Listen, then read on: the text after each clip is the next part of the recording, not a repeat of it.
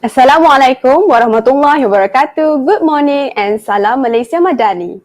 Ladies and gentlemen, distinguished guests and esteemed participants, I am deeply honored and privileged to extend a warm welcome to each of you as we gather for the International Undergraduate Conference IUCON 2024.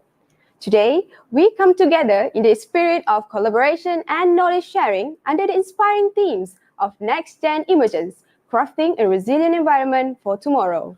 I am Siti Khadijah Mokhtar, a Bachelor of Quantity Surveying student from UiTM Seri Iskandar, will be your moderator for today. Distinguished guests, esteemed speakers, and valued participants, before we proceed with today's conference and the presentation from our dedicated lineup of speakers, it is only fitting that we seek blessing for our gathering. To begin this on a blessed note, I would like to invite Ustaz Ahmad Muaz to lead us in the recitations of Dua. May this conference be granted success and may we all benefit from the knowledge shared today. With that, I invite Ustaz Ahmad Muaz to recite the Dua. أعوذ بالله من الشيطان الرجيم بسم الله الرحمن الرحيم الحمد لله رب العالمين حمدا حامدين حمدا يوافي نعمه ويكافئ مزيده يا ربنا لك الحمد كما ينبغي لجلال وجهك وعظيم سلطانك اللهم صل على محمد طب القلوب ودوائها وعافية الأبدان وشفائها ونور الأبصار وضيائها وعلى آله وصحبه وبارك وسلم اللهم إنك تعلم أن هذه القلوب قد اجتمعت على محبتك والتقت على طاعتك وتوحدت على دعوتك وتعاهدت على نصرة شريعتك فوثق اللهم رابطتها وأدم ودها واهدها سبولها واملأها بنورك الذي لا يخبو واشرح صدورها بفيض الإيمان بك وجميل التوكل عليك وأهيها بمعرفتك وأمتها على الشهادة في سبيلك إنك نعم المولى ونعم النصير اللهم افتح لنا أبواب العلم اللهم افتح لنا أبواب الرزق اللهم افتح لنا أبواب المغفرة والسلامة اللهم افتح لنا أبواب الجنة اللهم اختم لنا بحسن الخاتمة ولا تختم علينا يا الله بسوء الخاتمة اللهم اجعل جمعنا هذا جمعا مرحوما وتفرقنا من بعده تفرقا معصوما ربنا آتنا في الدنيا حسنة وفي الآخرة حسنة وقنا عذاب النار وصلى الله على سيدنا محمد وعلى آله وصحبه وبارك وسلم والحمد لله رب العالمين Amin ya Rabbal Alamin. Thank you, Ustaz Ahmad Muaz, for the beautiful and heartfelt dua to bless our gathering today. May all our efforts and discussion be guided and fruitful, and may this conference bring lasting impact to our shared vision of crafting a resilient environment for tomorrow. Now, without further delay, let us proceed with the official introductions of the International Undergraduate Conference IUCON 2024. Once again, I am deeply honored to welcome all of you to this esteemed event where we will explore innovative ideas, cutting-edge technologies, and sustainable practices in the built environment. We have an exciting lineup of speakers and presentation ahead, and I am confident today will bring valuable insights and meaningful exchanges. Let us begin. As the moderator for this exceptional event, I am delighted to guide you through what promises to be stimulating and enlightening journey of exploration, reflections, and innovation. The discussions we will have over the course of this conference will address not only the challenges we face, but also the solutions and strategies that will help us shape a more sustainable and resilient tomorrow. The International Undergraduate Conference IUCON 2024 is proudly organized under the banner of the International Undergraduate Get Together 2024, hosted by the College of Built Environment, University Technology Mara, Perak Branch, This event is held in collaboration with esteemed partners from the academic and professional realms, uniting students, academic and industry experts. This year's conference will take place over 2 days from 26 September and 27 September 2024 and will feature a diverse range of insightful discussions, presentations, and knowledge sharing opportunities. In the world facing unprecedented challenges such as climate change, urbanizations, and technological disruptions, the need for resilience and sustainability has never been more urgent. This year's theme, Next Gen's Emergence, Crafting a Resilient Environment for Tomorrow, reflects a commitment to shaping a future where built environments are not only sustainable, but also adaptive and resilient to the challenges ahead. At the core of this conference lies the notion that our generation and the next generation must take the lead in addressing these global issues.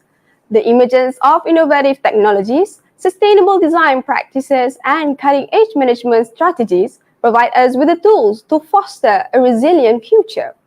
From construction management and sustainable engineering to urban planning and green architecture, this conference seeks to explore every facet of the built environment through the lens of resilience. This year's IUCON 2024 represents a collaborative effort across 5 key clusters: architecture, technology and urban design, construction management and surveying, facilities management and real estate, planning, landscape and resilient built environment, and also civil and sustainable engineering technology. Over the course of the conference, our esteemed speakers will share their knowledge and expertise, covering topics ranging from urban design and green building practices to advanced construction management techniques and sustainable technologies. Ladies and gentlemen, without further delay, let us proceed with the official opening of this momentous conference. Our session today will be complete without the opening remarks from the esteemed Rector of UiTM Perak Branch, Associate Professor Dr. Nur Hisham Ibrahim, who will now deliver the welcoming address. Assalamualaikum warahmatullahi wabarakatuh and good morning and warmest Malaysia Madani greetings. Alhamdulillah, let us extend our sincere gratitude to Allah subhanahu wa ta'ala for giving us the opportunity to be here for the International Undergraduate Conference, IUCON 2024. I would like to extend a heartfelt welcome to everyone attending this conference. This year, exciting theme, Next Gen Emergence, Crafting Resilient Environment for Tomorrow, sets the stage for an inspiring event. We are here to explore into the vital convergence of sustainability and digital transformation, focusing on innovative solutions and resilient practices that will shape our future. The theme underscores the importance of adapting to the rapidly evolving technological landscape while ensuring environmental sustainability. It highlights the role of young leaders and professionals in driving progress and fostering a resilient environment for future generations. In today's fast-paced world, the built environment industry is rapidly evolving thanks to the digital engagement of undergraduates who bring fresh perspective and innovative ideas. They are leveraging digital tools to drive global ingenuity, revolutionizing the way we approach construction projects. Ladies and gentlemen, distinguished guests, undergraduates are encouraged to harness the power of building information modeling, augmented reality, and artificial intelligence to create more efficient and sustainable construction processes. The digital engagement allows for real-time collaboration across the globe, breaking down geographical barriers and fostering a more interconnected industry. This connectivity is crucial for addressing complex challenges such as climate change and resource management, ensuring that solutions are both innovative and universal applicable. Moreover, social media platforms and digital forums provide undergraduates with unprecedented opportunities to share their insights and learn from global experts. By participating in online communities, they stay updated on the latest trends and technologies, continuously enhancing their skill and knowledge. This digital savvy generation is not only adapting to current technological landscape, but is also shaping the future of construction with their creative problem-solving abilities. The built environment professionals in the future are being shaped by today's undergraduates who are committed to pushing the boundaries of what is possible. Their digital engagement is a proof to the potential for global creativity as they lead the change towards a more sustainable and efficient building industry. By embracing these digital tools and platforms, undergraduates are paving the way for a brighter, more innovative future in construction. This event also offers a unique opportunity for academicians, industry practitioners, and participants to showcase their groundbreaking research. All accepted conference papers will have the chance to be indexed for publication, ensuring that the knowledge shared here reach a broader audience and leave a lasting impact in academia. This vibrant platform allows us to celebrate and elevate the pioneering work of both academic and industry professionals, enriching the global academic community. Let's seize this moment to ignite innovation and drive impactful change together. Before I end my speech, I would like to express my heartfelt gratitude to the organizer, Department of Built Environment Studies and Technology, through their tireless efforts and commitment in putting together this remarkable conference, IUCON 2024. May Allah subhanahu wa ta'ala bless their efforts and contribution, and may this contribution benefit all. Thank you, and I wish you all a successful conference.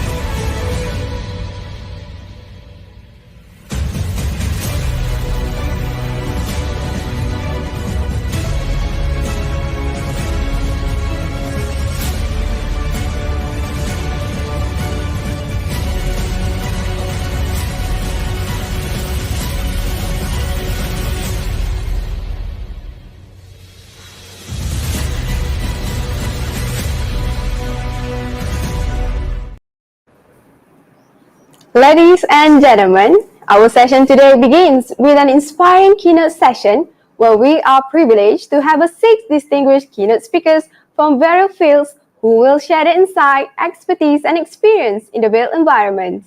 Hence, allow me to introduce our six esteemed keynote speakers for today, which are Professor Delik Hudala, Architect Salih Adrisakem, Surveyor Dr. Nur Shakila Romali, Puan Jana Bahar, Landscape Architect Dr. Zulkifli Haji Ayub, and Surveyor Dr. Shamila Yaakob.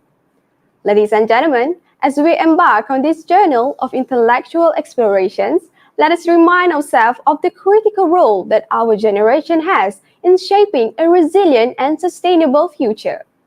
Today, we will not only discuss the challenges that lie ahead, but also learn about practical solutions and innovative approaches that can help us overcome these challenges. The insights shared by our esteemed speakers today will undoubtedly inspire new perspectives and solutions, particularly within the fields of architecture, construction, surveying, facilities management, urban planning, real estate, and civil engineering. Therefore, I encourage all of you to actively listen to the session, engage with the speakers, and contribute to the discussions. Let this be a space for not only learning, but also for collaborations and exchanges of ideas as we collectively strive to build a more resilient tomorrow. Ladies and gentlemen, without further ado, let us begin with the introductions of our first keynote speaker, Professor Delik Hudala. It is my pleasure to introduce Professor Delik Hudala, a distinguished scholar in the field of metropolitan planning and urban studies. Professor Delik is a professor at the School of Architecture, Planning and Policy Development at Institute Technology Bandung. With extensive experience in urban and regional planning, his work focuses on new town development, peri-urbanizations, and large-scale land and mega projects in Asia, particularly Indonesia. Professor Delik holds multiple degrees, including a PhD in spatial planning from the University of Groningen, and his research has significantly contributed to understanding the complexities of urban governance, suburbanization, and the socio-ecological aspect of city development. His scholarly articles have appeared in renowned international journals, and he has been the key speaker at various global conferences. Today, Professor Delik will be sharing his insight on the topic of socio-ecological fix and the sustainable green cities, an entrepreneurial approach to urban governance. His expertise in town and regional planning will provide us with valuable perspective on balancing social and ecological sustainability in urban environments. Good morning, everyone. In this occasion, I seek to scrutinize Nusantara, the new capital of Indonesia, as the outcome of the political legacy of the outgoing President Joko Widodo, or Jokowi, and his ruling coalition. I argue in this presentation that from a legacy perspective, the capital relocation is justifiable. The expected outcome of this political legacy can manifest in the full functionality of a modern capital city. Sustainability as a pillar of modern city is represented by the adoption of smart forest and sponge city concepts. I define political legacy as a form of public association with a politician or political entity, such as the president or his ruling coalition, that endures even after they leave office or retire. I imagine this public association is the long-term effect of the tangible or intangible policies that the politician initiates during her tenure. Mega projects such as new capital cities can leave lasting legacies since they are often not completed within a single term of democratically elected officials. Furthermore, they usually embody politician ambitions and long-term visions, including utopian ideas and principles that are sometimes too good to be true, detached from reality, or dislocated from the present contextual environment. Legacy is interpretative and argumentative to its supporters and audiences. The components of a legacy argument include cleavage, antecedent, outcome, and mechanism. And my current presentation is focused on the final component, which is the outcome.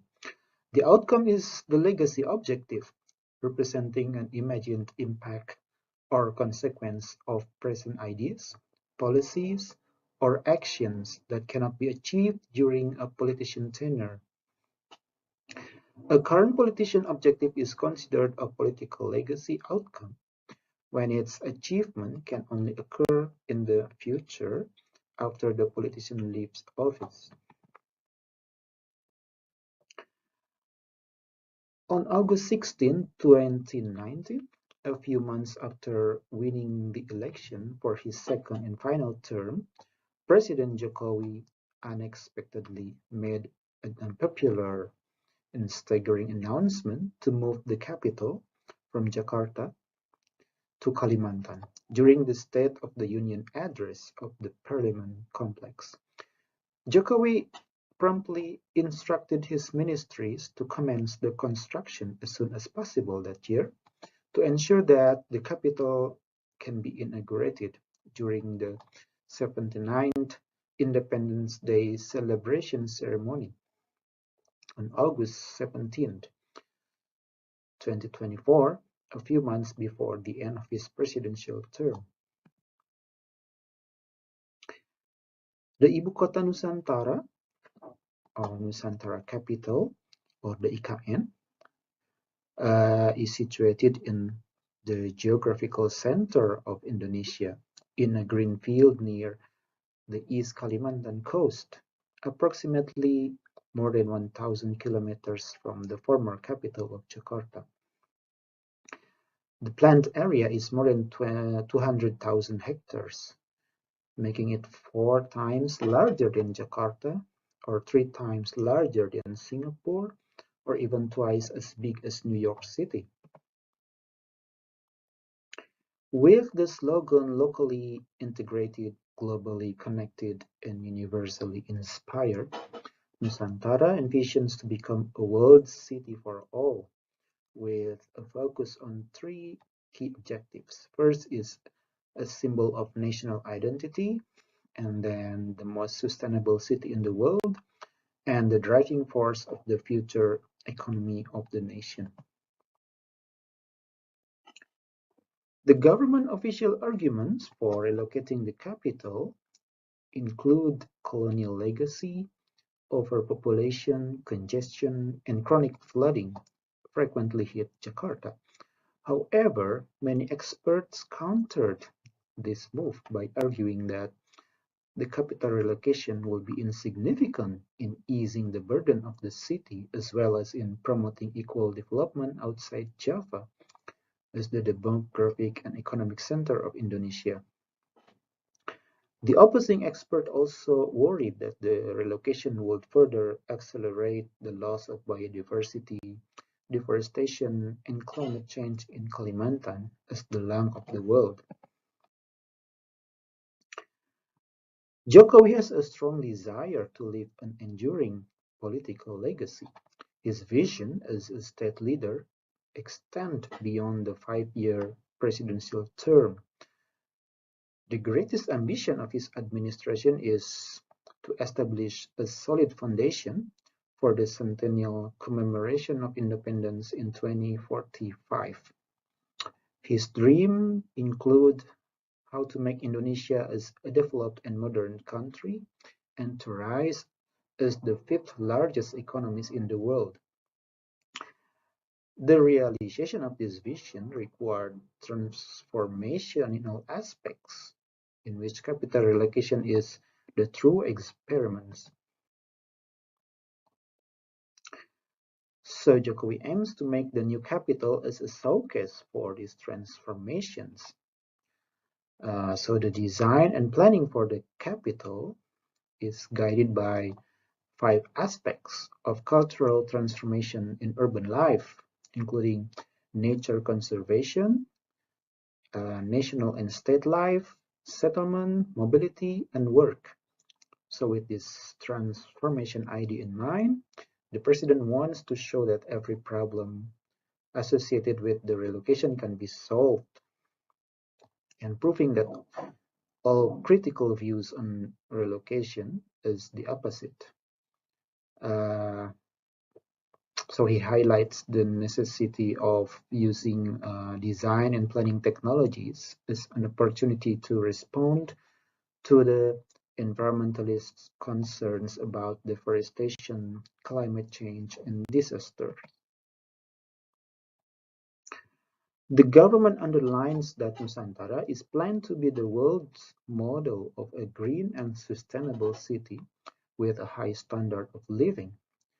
The master plan indicates that the capital will ensure the proper management of resources and provision of effective resources by efficient utilization of water and energy resources, implementation of sustainable waste treatment methods, and then integrations of multiple means of transports, and then the creation of healthy environments, and fostering a harmony between nature and the built environment. The government suggests 24 key performance indicators or KPIs to monitor the progress of achieving the ambition of making Nusantara as the world's forest and nature-based futuristic smart city. So for instance, the government committed to reforest 65% of the areas, also to promote active mobility through the 10-minute city concept implementation, so that every green and recreational space, public service, facilities, and transport node has to be reachable within a 10-minute walking distance or less than 300 meters. To reduce carbon emissions, there has to be renewable energy solutions, energy conservation, and net zero emissions priority. And then to enhance, to achieve circular and resilient economies, then urban and peri-urban agriculture is promoted. Also solid waste recycling and liquid waste treatment. The capital is also poised to become the 10th most livable cities, with a per capita income equivalent to the developed economies, with zero poverty and total digital connectivity. The master plan of the capital city highlights the endorsement of sustainable urban development principles by combining three concepts: forest city, sponge city, and smart city. The forest city concept is seen as a nature-based solution to address global environmental and societal challenges due to rapid urbanization and economic growth. So diversity is seen as critical in Nusantara to mitigate the impacts of climate change, to conserve biodiversity and enhance livability. In Nusantara, the forests are divided into two categories. The first categories are forests within cities, such as green corridors, thematic park, vertical gardens, green rooftops, and other green spaces, while the second categories are forests surrounding the city, such as tropical rainforests, secondary forests, mangroves, conservation forests, and other ecosystems near cities. The master plan also highlights that Nusantara applies the sponge city concepts aimed to restore and maintain the natural water cycle, also ensure that it's not affected by land cover and land use changes. Sponge city is capable of capturing, absorbing, storing, and reusing rainwater through blue and green infrastructure such as retention ponds, lakes, river, green spaces, parks, and green corridors. So it is expected that this concept will bring benefits in terms of water harvesting, decreased flood risks, enhanced water availability, also other benefits in terms of water purification, ecological preservation, resource efficiency, and other socioeconomic benefits to the community. There's another concept. Smart city is viewed as an approach that utilizes advancements in information and communication technology, big data management, and digital technologies as the backbone of infrastructure to enhance efficiency, innovations, inclusiveness, and resilience in the planning of the cities. Smart city initiatives in Nusantara is divided into 6 categories, including urban systems, safety and security, government services, environment and sustainability, transports, livability, and urban living. And the government would rely on cutting-edge technologies such as autonomous and flying vehicles, blockchains, artificial intelligence, and metaverse to address challenges like traffic jams, floods, pollutions, and inefficient bureaucracy. The capital city adopted a polycentric structure consisting of multiple urban centers and interconnected by a mass transport system. Every planning areas consists of a regional loop system that serve as a mobility corridor. There is also a mixed land use concept to accommodate complementarity and integrated function. The core area of the capital was designed by Sibarani Sofian, the founder of Urban Plus, a consultant in Jakarta. He named this concept as Nagara Rimbanusa, so consists of 3 words. First is Nagara or state, mean the capital city or seat of government, while Rimba or jungle suggests that the city is located in a forest, which is an historical characteristic of Kalimantan. The last word Nusa means islands, indicating that the city building is oriented toward the nautical environment. Also, the city is seen as a miniature of Indonesia's maritime geography. Eventually, the government expected the design to be oriented toward the environment, where conservation of nature is considered very important. And the urban structure should maintain the existing natural topology by adopting various slopes and maximizing natural landscape as regional green networks. In various interviews, Sofian asserted that his team derived significant portion of inspiration from nature in his design. Specifically, they use biomimicry technique, so to draw lessons from mechanism of layering, primarily in the tropical rainforest formations for the city building. So, for instance, the underlayer or the forest floor is the most active area where various types of interaction occur. And then the lower middle layer is the understory. It's interconnection between buildings. And then the upper middle layer is the green podium, where green space is established as the green canopies. And then the top of the building is solar panels to absorb heat, also to enable buildings generating their own energy. The top layer also, for instance, functions like leaves to collect rainwater and channel it down as an alternative source of water for the building. The urban designer of Nusantara in practice faced some challenges in implementing all these concepts, which is oriented toward nature, environment, and so forth.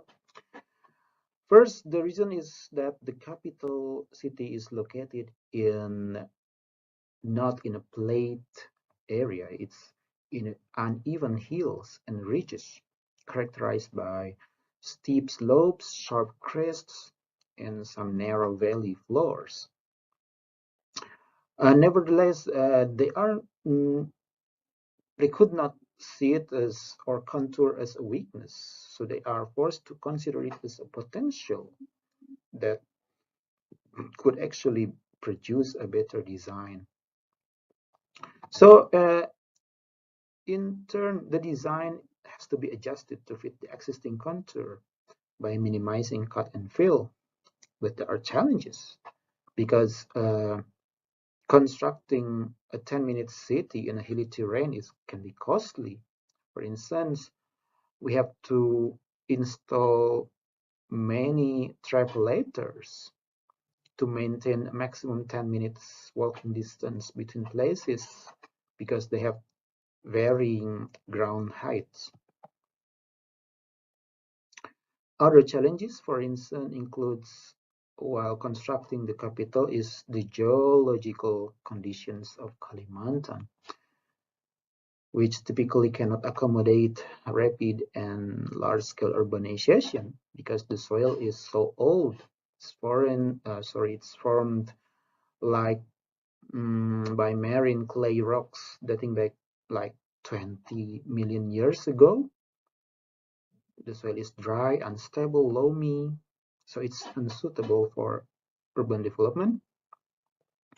Another challenge is it's difficult to find rocks and sands that can meet the material requirements for modern concrete building construction. However, from a capitalist perspective, these hilly terrains and unstable soils should not be perceived as a hindrance, but rather a fix, sociological fix or technological fix to capitalism, because the physical constraints can also play as a novel opportunities for technological investments. So actually, the more expensive we are using the technology, the more money we can invest, which is good for investor instead of being stuck. And then the government intention to build a sustainable and environmentally friendly city is not very consistent.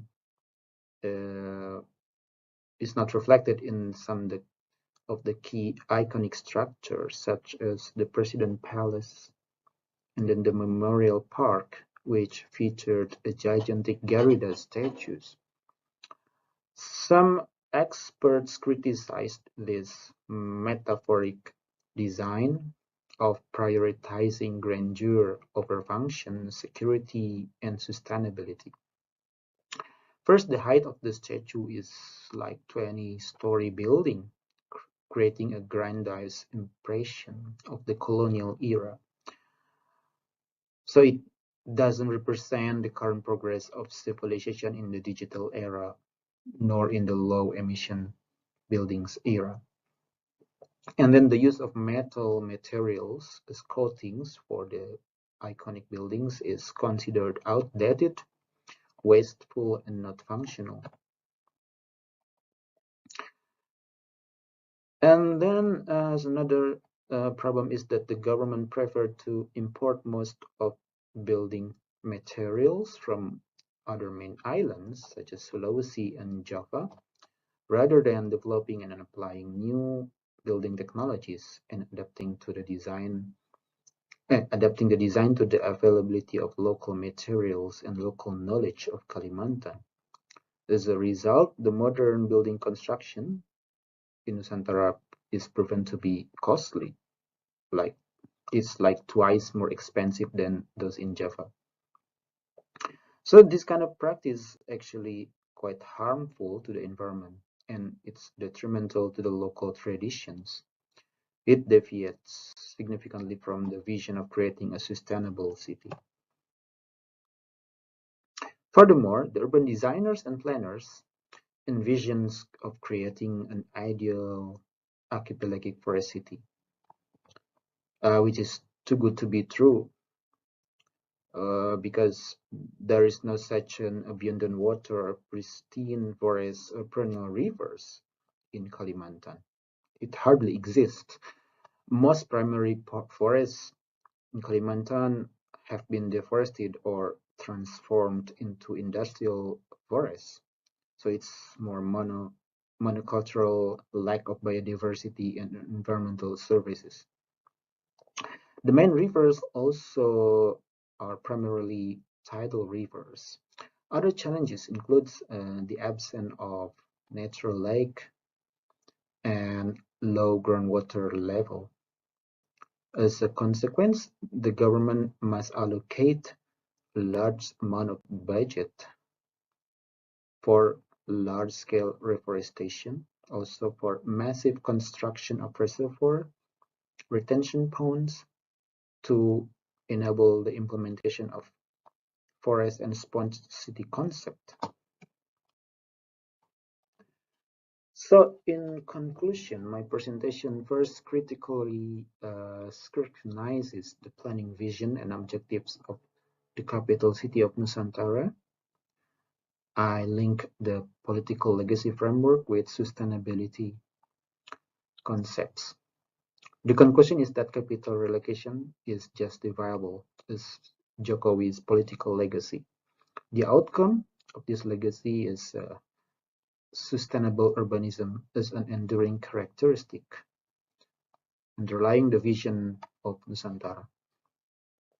So by building the world's first forest and nature-based smart city, capital city, so Jokowi and the government aims to demonstrate to the world that he is a visionary leader who spearheaded the nation's comprehensive modernization in times of global challenges with regards to environment and economic competitions.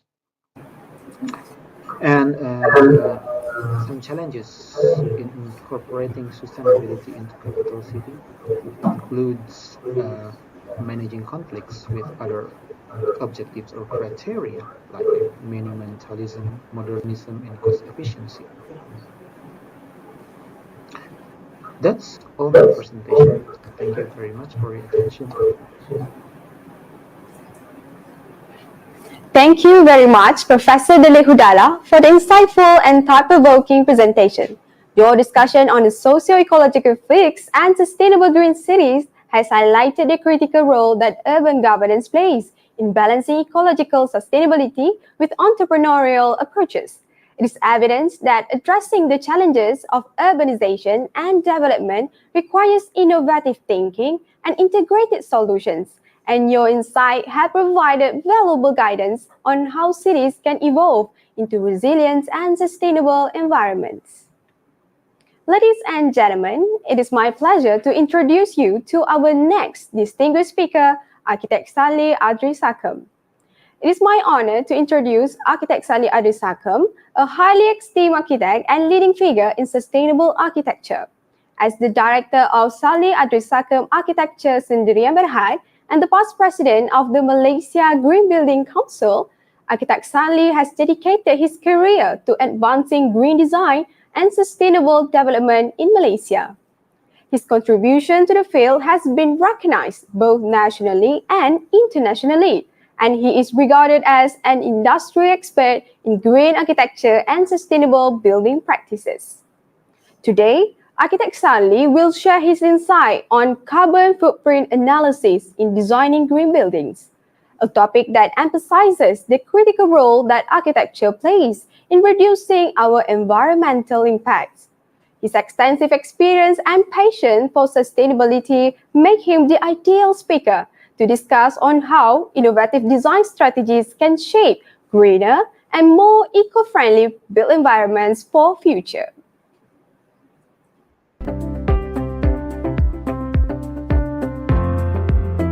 Assalamualaikum Assalamualaikum warahmatullahi wabarakatuh. And good greetings to everyone. I'm Architect Sali, and today I'm honored to present in the International Undergraduates Conference 2024 with the underlying theme of next-gen emergence, crafting a resilient environment for tomorrow.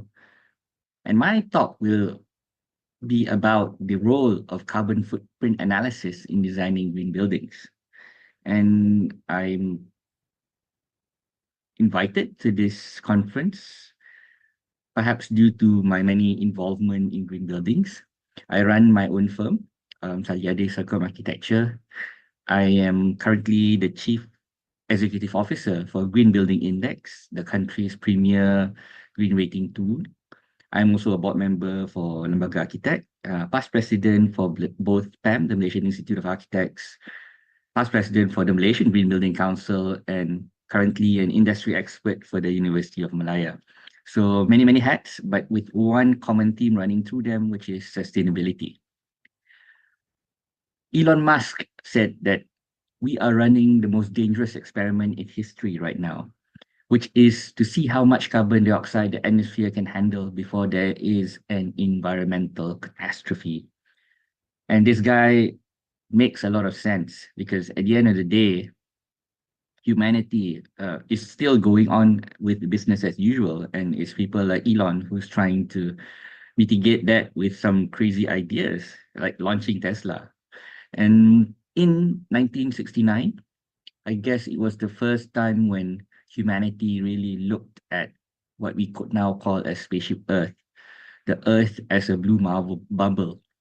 I mean, all of humanity actually lives on this blue marble, and that's where the idea of taking care of it becomes super, super important. It is a world crisis. I'm sure you know that climate change is a world crisis. And the United Nations Framework for Convention on Climate Change, the UNFCCC, is where the United Nations got together in the Paris Accords and in the Kyoto Agreements in 1997. And all this was just to ensure that our temperature does not increase by 1.5 degrees Celsius. Yeah. All this effort, all the efforts that you see around the world, all the efforts, all the accords, all the COP meetings, is just to stop our climate from changing by 1.5 degrees Celsius. It seems minuscule because you go to your aircon or you go to any thermostat, you increase 1, 2, 3 degrees, it's like nothing. But for the planet, it is very, very destructive. And the importance of the UNFCCC is that it maintains a registry of national determined contributions. National determined contributions is the World Register for Carbon. So everybody reports their carbon readings to this body. And of course, we did our reporting in 2023 in the UNFCCC COP28, yeah. And in our Malaysian context,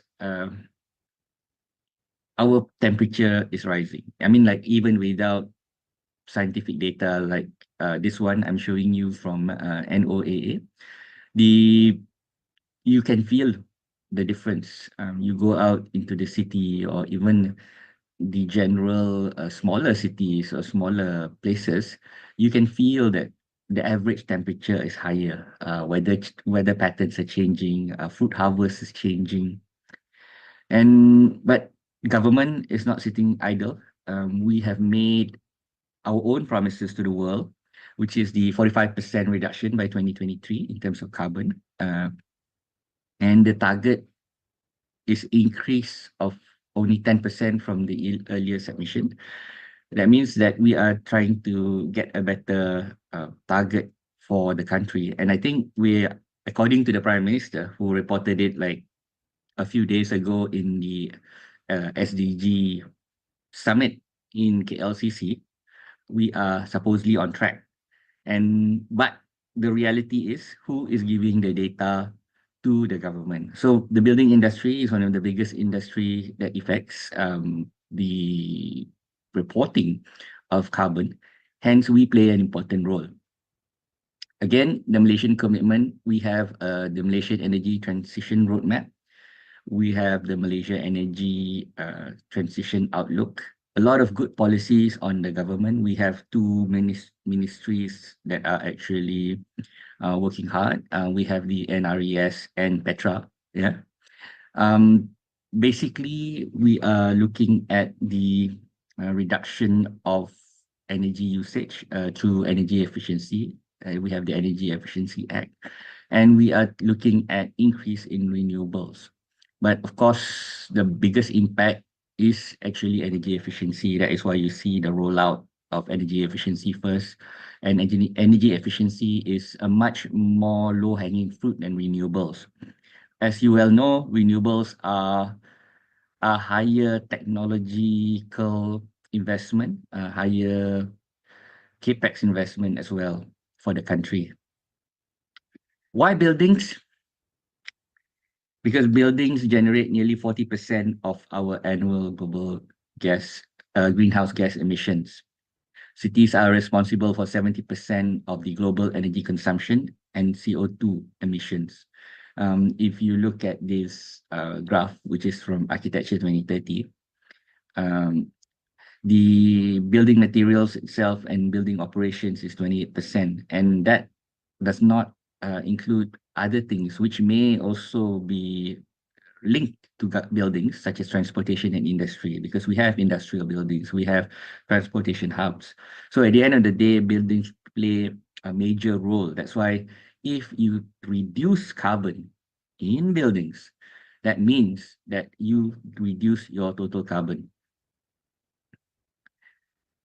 Why green buildings? Again, as I mentioned, a low-hanging fruit. These are some of the big breakdown from the World Green Building Council with regards to building consumption: 70% of freshwater consumption, 25% of wood harvest, 33% of CO2 emissions, 30 to 40% of energy use, and 40 to 50% of raw materials use. So it's a lot of resources. And why buildings and construction, again, is that when the data was taken in 2000, before 2020, we were reaching about 2.5 trillion feet of total built space in the world. And now we're reaching to 2025, which we are nearing 3 trillion square feet of built space around the world. How big is 3 trillion of buildings? It's a lot. Global building stock will double by 2060. We expect to add 2.4 trillion square feet, 230 billion meters square of new floor area to the global building stock.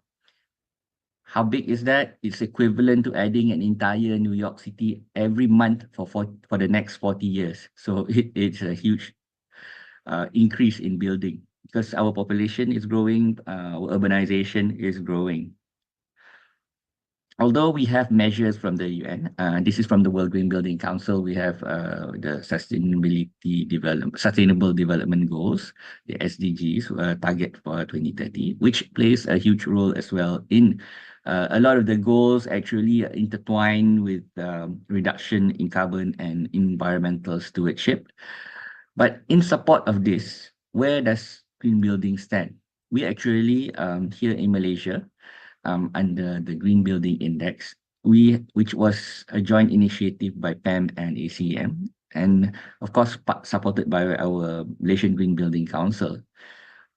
GBI is an internationally benchmarked green rating tool. It actually measures the sustainability performance of buildings. GBI has existed for 15 years, and this year, on the 9th of May 2024, GBI has celebrated its 15-year anniversary with 300 over million square feet of certified space. These are some of the GBI milestones, started in 2008. Of course, it started off with a residential tool and non-residential tool, two of the basic tools, but it also developed other tools like township, industrial tools. NREB means existing building in 2011, and of course, retail specialists for retail. And we also developed data centers in 2012, new construction, industrial in 2013, and so on and so forth. So we are consistently renewing the tools and increasing the relevancy of the tools with regard to building typologies. And to date, we have 18 unique tools, as you can see here. And these tools were not just developed on our own by GBI personnel or GBI volunteers, but it's industry developed with all the relevant stakeholders. For example, when we developed the industry new construction tool, we actually developed it with FMM, which is the Federation of Malaysian Manufacturers. If we are doing the retail, we do it with PPK Malaysia. When we did the township tool, it was with the Malaysian Institute of Planners. When we did the interior design tool, it was with the Malaysian Institute of Interior Designers. And the hospital tool is with the Ministry of Health as well as KPJ. So why all these collaborations? Because these are the stakeholders. Why we need more than one tool is very clear, because at the end of the day, buildings actually perform differently. If you have an office, it runs 9 to 5 with a certain set of parameters. People go to work, people go back. But of course, an office behaves so differently from a mall. A mall would have people starting at 10 and maybe going back very late, maybe at 11 or 10. So the cycle is different. The energy use is different. At the end of the day, how the building is used is different and the impact is different. So it cannot be sort of benchmarked with other offices. It needs to be benchmarked with other malls. Similarly, when you talk about hotels, you need to benchmark with other hotels, because hotels run very differently from other buildings. We have things like data center, which is an industrial building on its own. Data centers now, the in thing. There's a lot of investment coming, and we have had the tool, and we are renewing the tool actually to improve some of the performance matrix with regard to new technologies that are coming in and new performance benchmarks that are coming in. Things like trying to reduce water consumption by trying to promote liquid cooling. Traditional data centers use a lot of evaporative cooling, so meaning that you need to consume water all the time. But newer technologies rely on liquid cooling. That means it's a closed system where it's almost like a radiator type of thing in your car, where it's a closed system, right? You don't consume water, but it cools more efficiently. And with that, will improve the performance of the data centers with regard to consumption of water. And of course, we have other aspects of it. We engage with all types of data center manufacturers, equipment suppliers, consultants, experts in the field to produce this new revision. Yeah. But the point is that we have 18 different tools, and these tools are consistently upgraded. All these tools, though, are based on a very similar matrix of 6 criteria, which are energy efficiency, indoor environmental quality, material resources, innovation, water efficiency, sustainable site planning. And how do you see how carbon fits in all that? Well, I'll tell you how it is later. But at the end of the day, most of the green rating tools around the world are trying to put in an aspect of carbon into their measurement. For example, Greenmark in Singapore has already done the equivalent for their embodied carbon. And energy is easy. Energy, we are converting the electricity usage into our carbon running costs. Yeah, how much carbon you use can be backwards calculated from the energy that you use. So it's your TNB bills, basically. This year, we have, as I mentioned, received an honor that we have certified 300 million square feet of certified green buildings. And for a small country like us, it's a great achievement. The minister himself from KPKT, Yang Berhormat Tuan Ngah Koming, came down to actually celebrate with us and officiate this big event. But what does that mean in terms of overall performance is that as of August this year, 2024, 707 projects were certified. 1,319 projects applied. What is the difference? Applied means they just filled in the form, they're going to start a project. Certified means that it's already certified. 317 million worth of building space has been certified, equivalent to 29.5 million square meters. And what, in terms of carbon equivalent, this means to the country is that every year 1.8 million 32,000 tons of carbon equivalent per annum is stopped from being released into the atmosphere. So the impact of just by doing green buildings has a tremendous impact upon the carbon release to the atmosphere. Yeah, 1.8 million, and as we increase, it's going to be 1.9 by next year. So the GBI breakdown of registered projects, we see here that, again, as I mentioned, 700 projects that have been certified. Applied is 1,319, registered is 1,236, and the provisional certification is 425. Final planning certification. Okay, for planning means that it's the township two. All the others are buildings. We do also have townships. As I mentioned before, townships mean that it's an area, a township area, a neighborhood, yeah, where you submit your master plan to see how compatible it is with our sustainability index. And of course, if you look at the last column, that's something that we are very proud of, the RVA, because our green building index certification only lasts for 3 years because we need to maintain the performance and make sure that the building is still performing as per promise after 3 years. So it only lasts 3 years. RVA means that it's a renewal verification assessment. So when it's renewed, that means it's already after 3 years or 6 years or 9 years that they are renewing, and we are either continuing the performance or improving the performance, which is a great news for Malaysia. At the end of the day, all this data, don't you have to worry.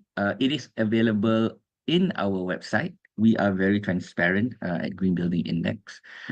All this data are published monthly, and for all people to actually look, for building owners, for academicians, for students who wants to know the performance of buildings. And for the registry, here we have the performance of the buildings in accordance to the type of certification. So if you look at platinum, that's the highest certification, meaning that it gets out of 186 points. We have also gold, which is 76 to 85 points. We have silver, which is 66 to 75 points. And if you score certified, which is meaning 50 above, that is certified.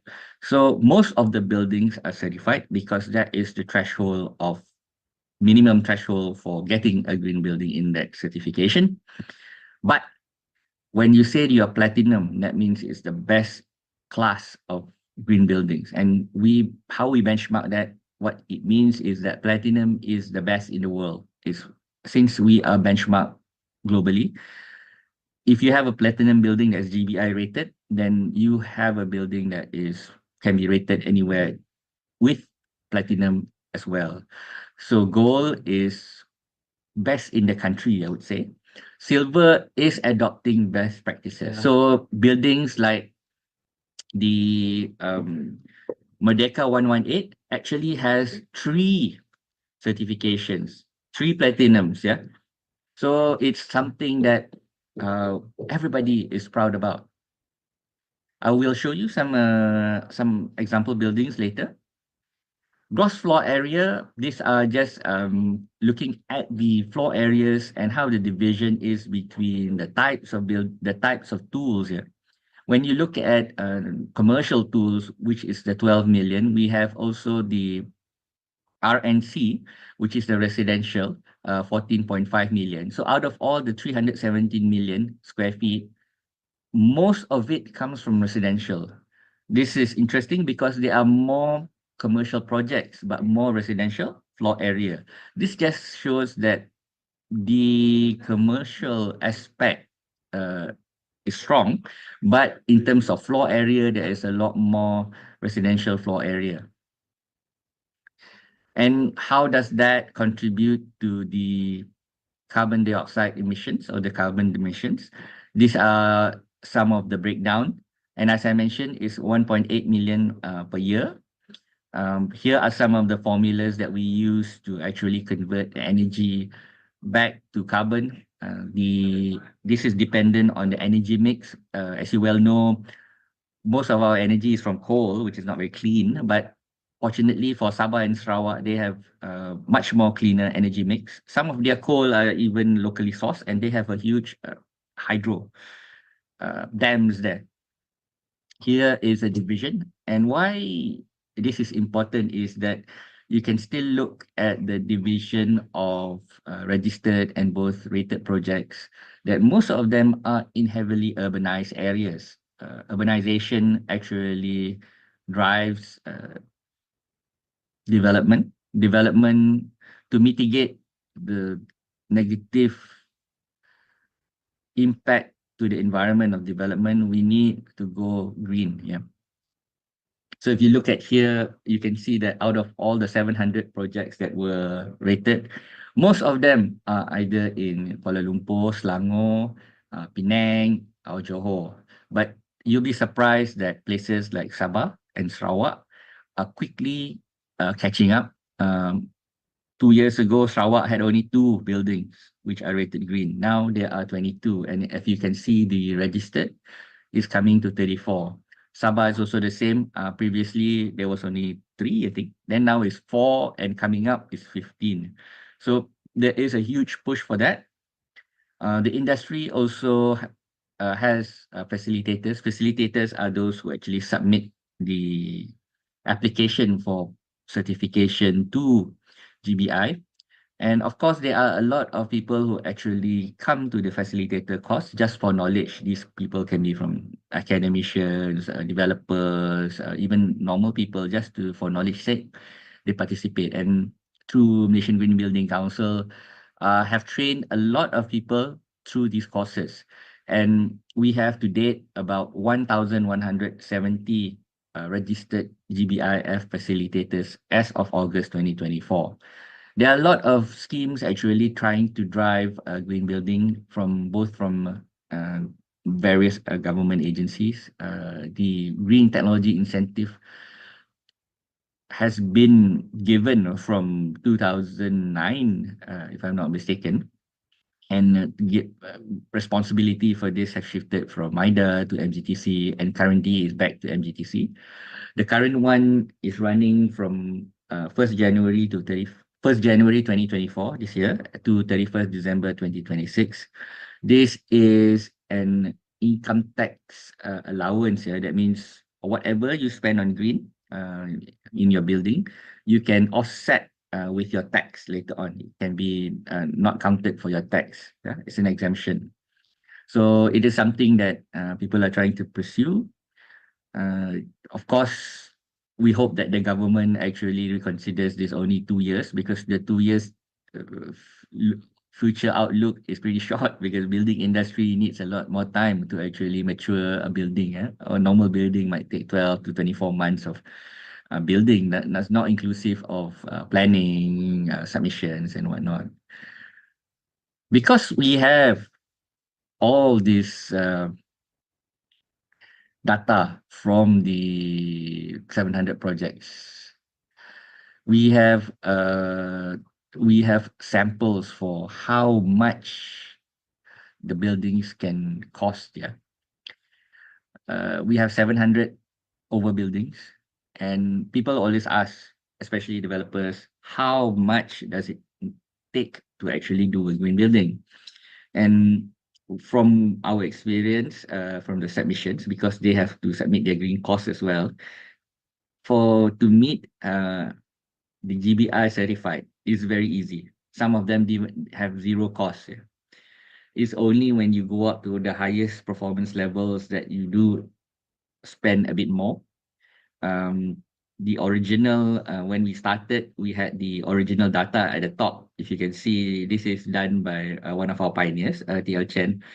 You can see that the GBI certified is from 1 to 5%.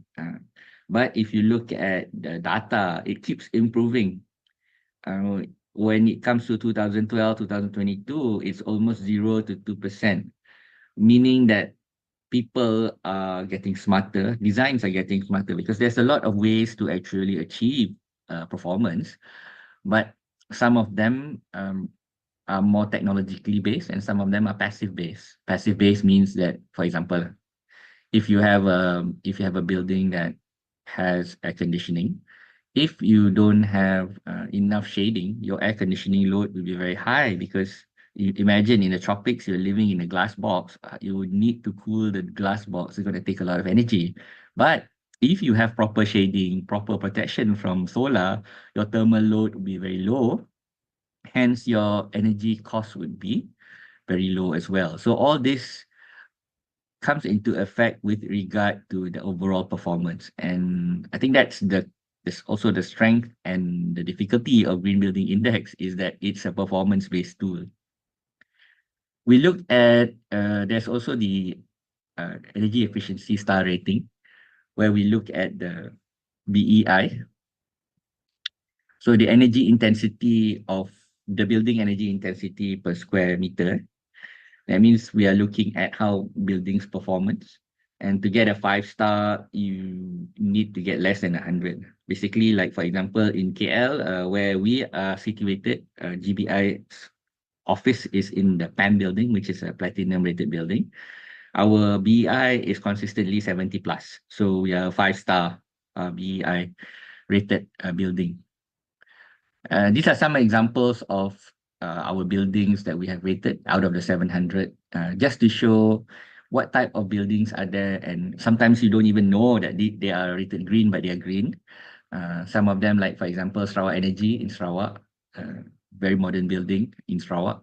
We have our Prime Minister's office, which is using the existing building tool and refurbish to perform at platinum level.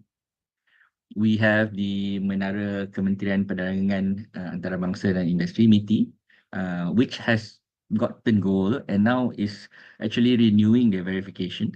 We have the Hershey's factory, yeah. We also have a hospital like Hospital Cyberjaya, which is going for CVA. That means the project is completed and they want to validate their performance. And of course, big landmarks like our Exchange 106. We have our government buildings. This is in Putrajaya by Kenyang, just completed. The BI is very good, 7689. We also have our interiors tools, which here is an example, is the EU Delegation Malaysia office, which got a silver. And Merdeka 118, of course, as I mentioned, it has a triple platinum from 3 rating agencies. And for us, it's of course a platinum. We have a Platinum University in Sarawak, UTS, Pet Gold for Petronas Twin Towers.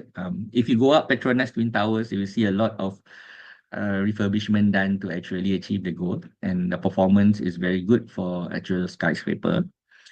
Tun Razak Exchange, of course, they were envisioned to be very sustainable from early onset. So they set the master plan to be actually platinum as a township. We have tools, as I mentioned, very, it fits all kinds of building typologies. One of it is heritage building. So the Penang Town Hall is certified under the NREB historical, yeah. We have buildings like this Sushi International School, which is rated silver. We have, of course, residences. We have refurbished hotel like the Equatorial, which is actually both rated under an office and a tower, yeah, and a hotel. So office, you can see that the difference in BEI when you talk about hotel and office is different. Office is easier to get lower BI because they are only using the energy from 9 to 5. But a hotel is much more higher because the energy intensity per square meter is being used 24 hours technically. People come in and out, people use facilities at odd hours, the air conditioning is always on, energy is always used. But what has all this got to do with carbon? Actually, it's because the construction industry that I've shown you, the most of the buildings, most of them are newly built. Yeah, out of the 7%. New construction and newly built actually in our building stock overall. This is taken from the old KL draft structure plan, which they studied about new construction and existing stock. Regularly, new construction yearly is only like 15%. The rest is all existing stock. Most of our buildings are existing stock. And that is gonna be very, very common because of course the existing buildings will be more. And our worry at Green Building Index, at the Malaysian Green Building Council, and as architects, as people who develop the country, we find that we need to tackle the existing building. Hence, why if you look at our tool, this is some data from when we started Malaysian Carbon Score. At that moment, in 2021, we found that only 5% of the GBI certifications were from existing buildings. So it's a very small, minute amount. Yeah. Also, there is a great divide between economies. We find that a lot of the people that can actually afford green rating is more affluent, and there is a whole segment of our society that actually needs something that is more affordable and simpler. Yeah, this is a, I don't know if you have seen this very telling photo from Kampung Baru to KLCC. If you know the elevated highway, it actually divides all those skyscrapers to and Kampung Baru. And in sustainability, we also need equity. It means everybody is supposed to participate in sustainability if possible. And behavioral changes and awareness is part of it. If we want to accelerate, we need to have a methodology to do so. Yeah. Inequities continue to grow. The wealthiest 10% take 50%, 52% of the global income. The poorest earn 8.5% of the global income. You know, there's a big gap there. And we know that it's going to get even more because at the end of the day, urban migration is happening very rapidly.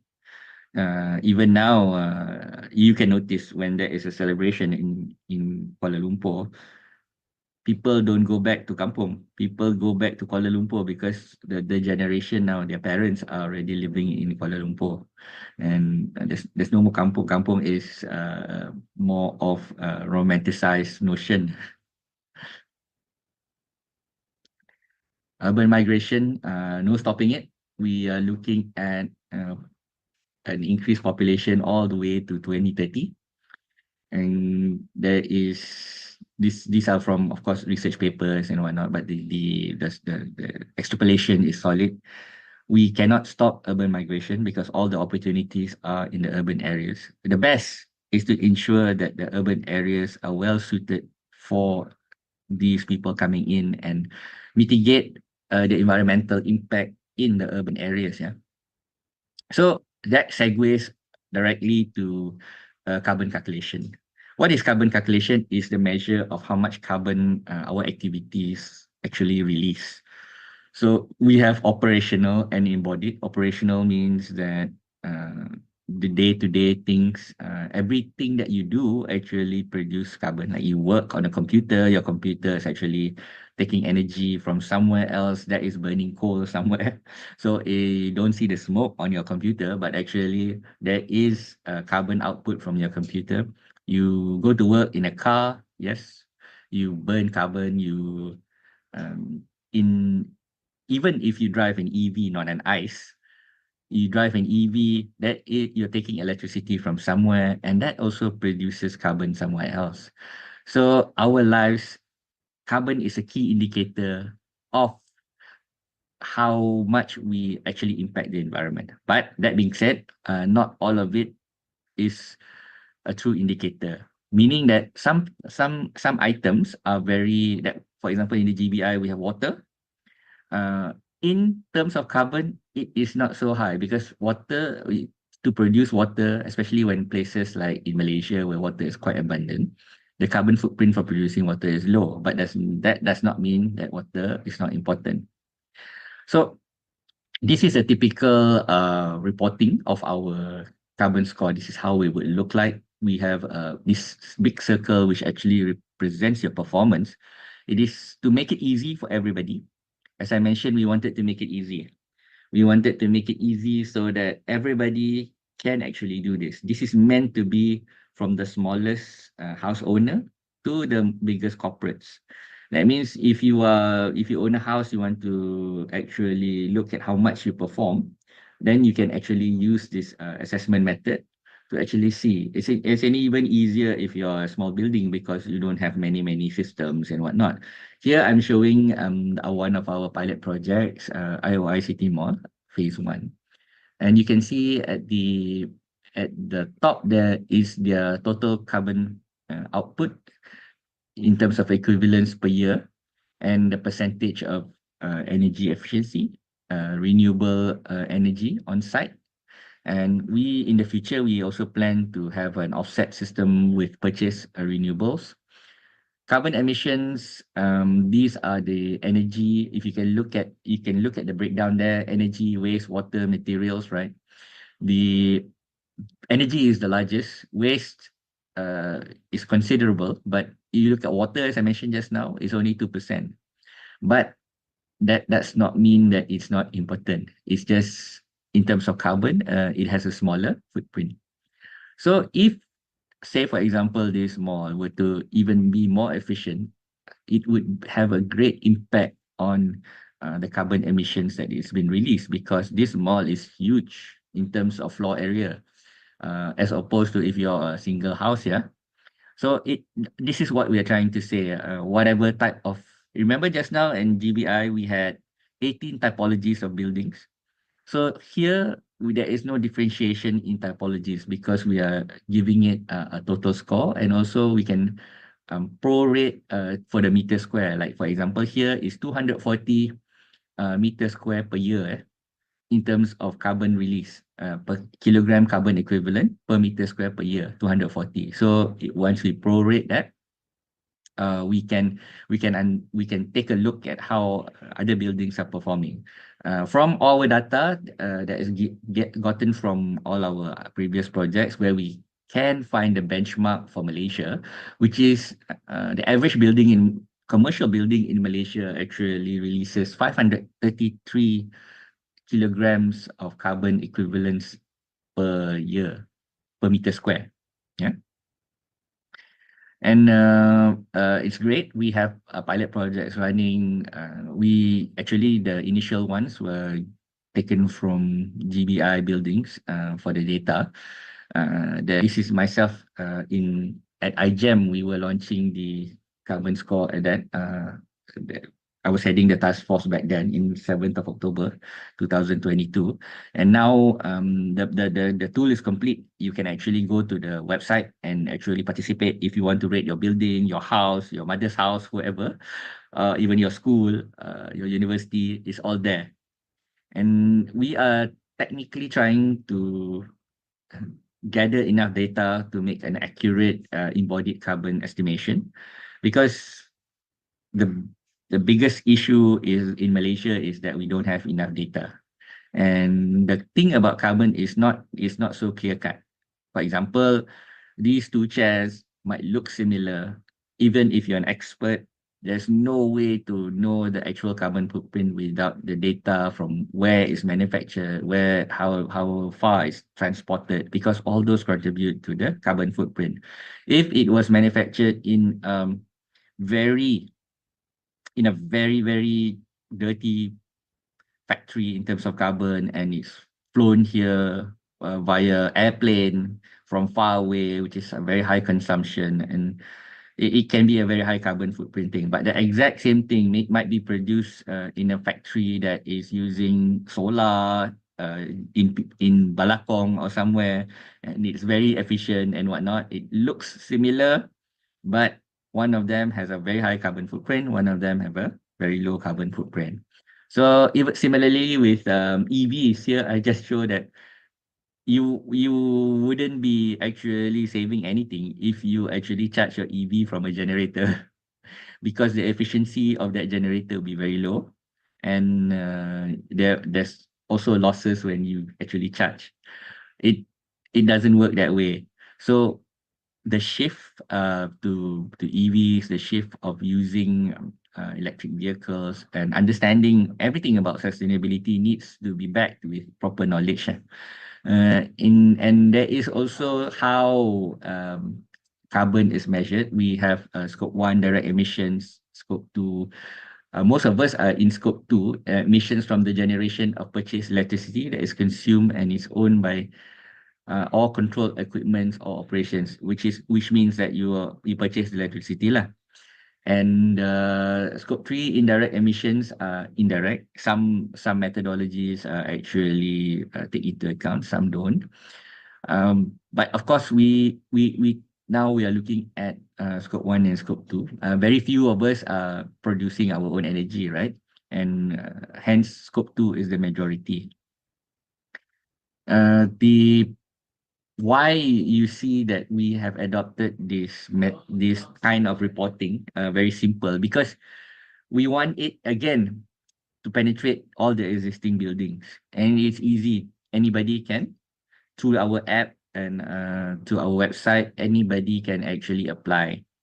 It's very similar to when you go to a restaurant, you have the category of cleanliness, or if you buy an air conditioning, you have the 5-star rating for most efficient aircon or TV or refrigerator. So as an indicator, our circle is a very good indicator of performance.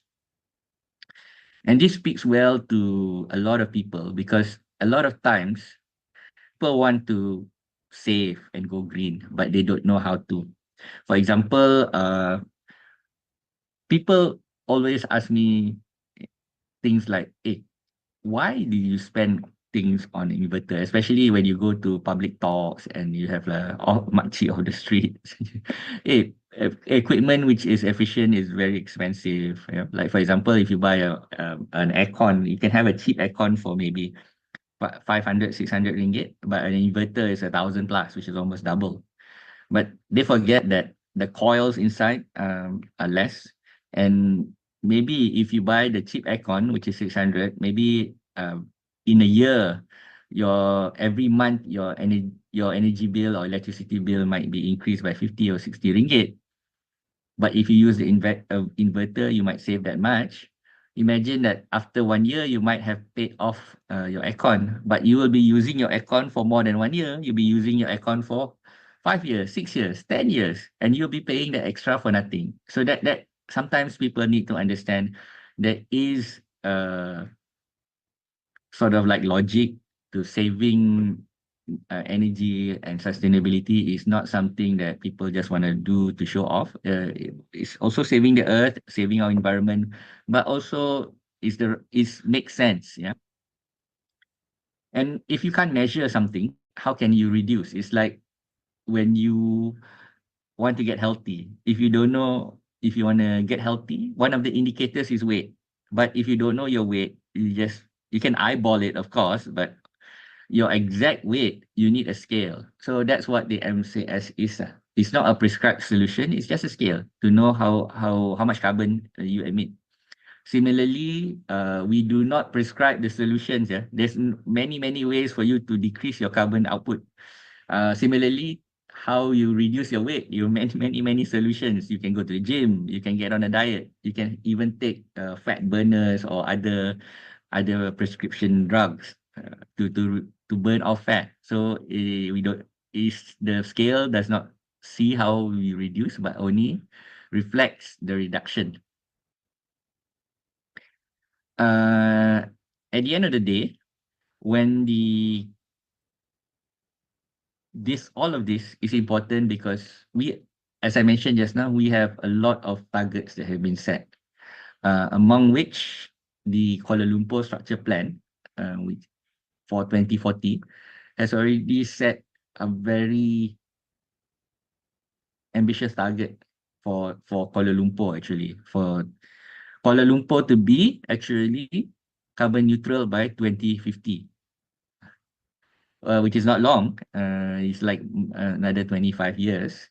Power generation sector and energy efficiency across all sectors to contribute 70% reduction of CO2. So 70% is is a huge number. So from 100% we need to reduce 70 to achieve this. So GBI certification for all new development as part of the development control plan in PTKL 2040. So most of the areas in DBKL will be GBI certified, at least certified level. The green building rule, all new construction above 4,000 meters square to be at least gold certified. 4,000 meters square means that it's big. Big places, as I mentioned before, like the mall, big impact. So the authorities will be looking closely at that.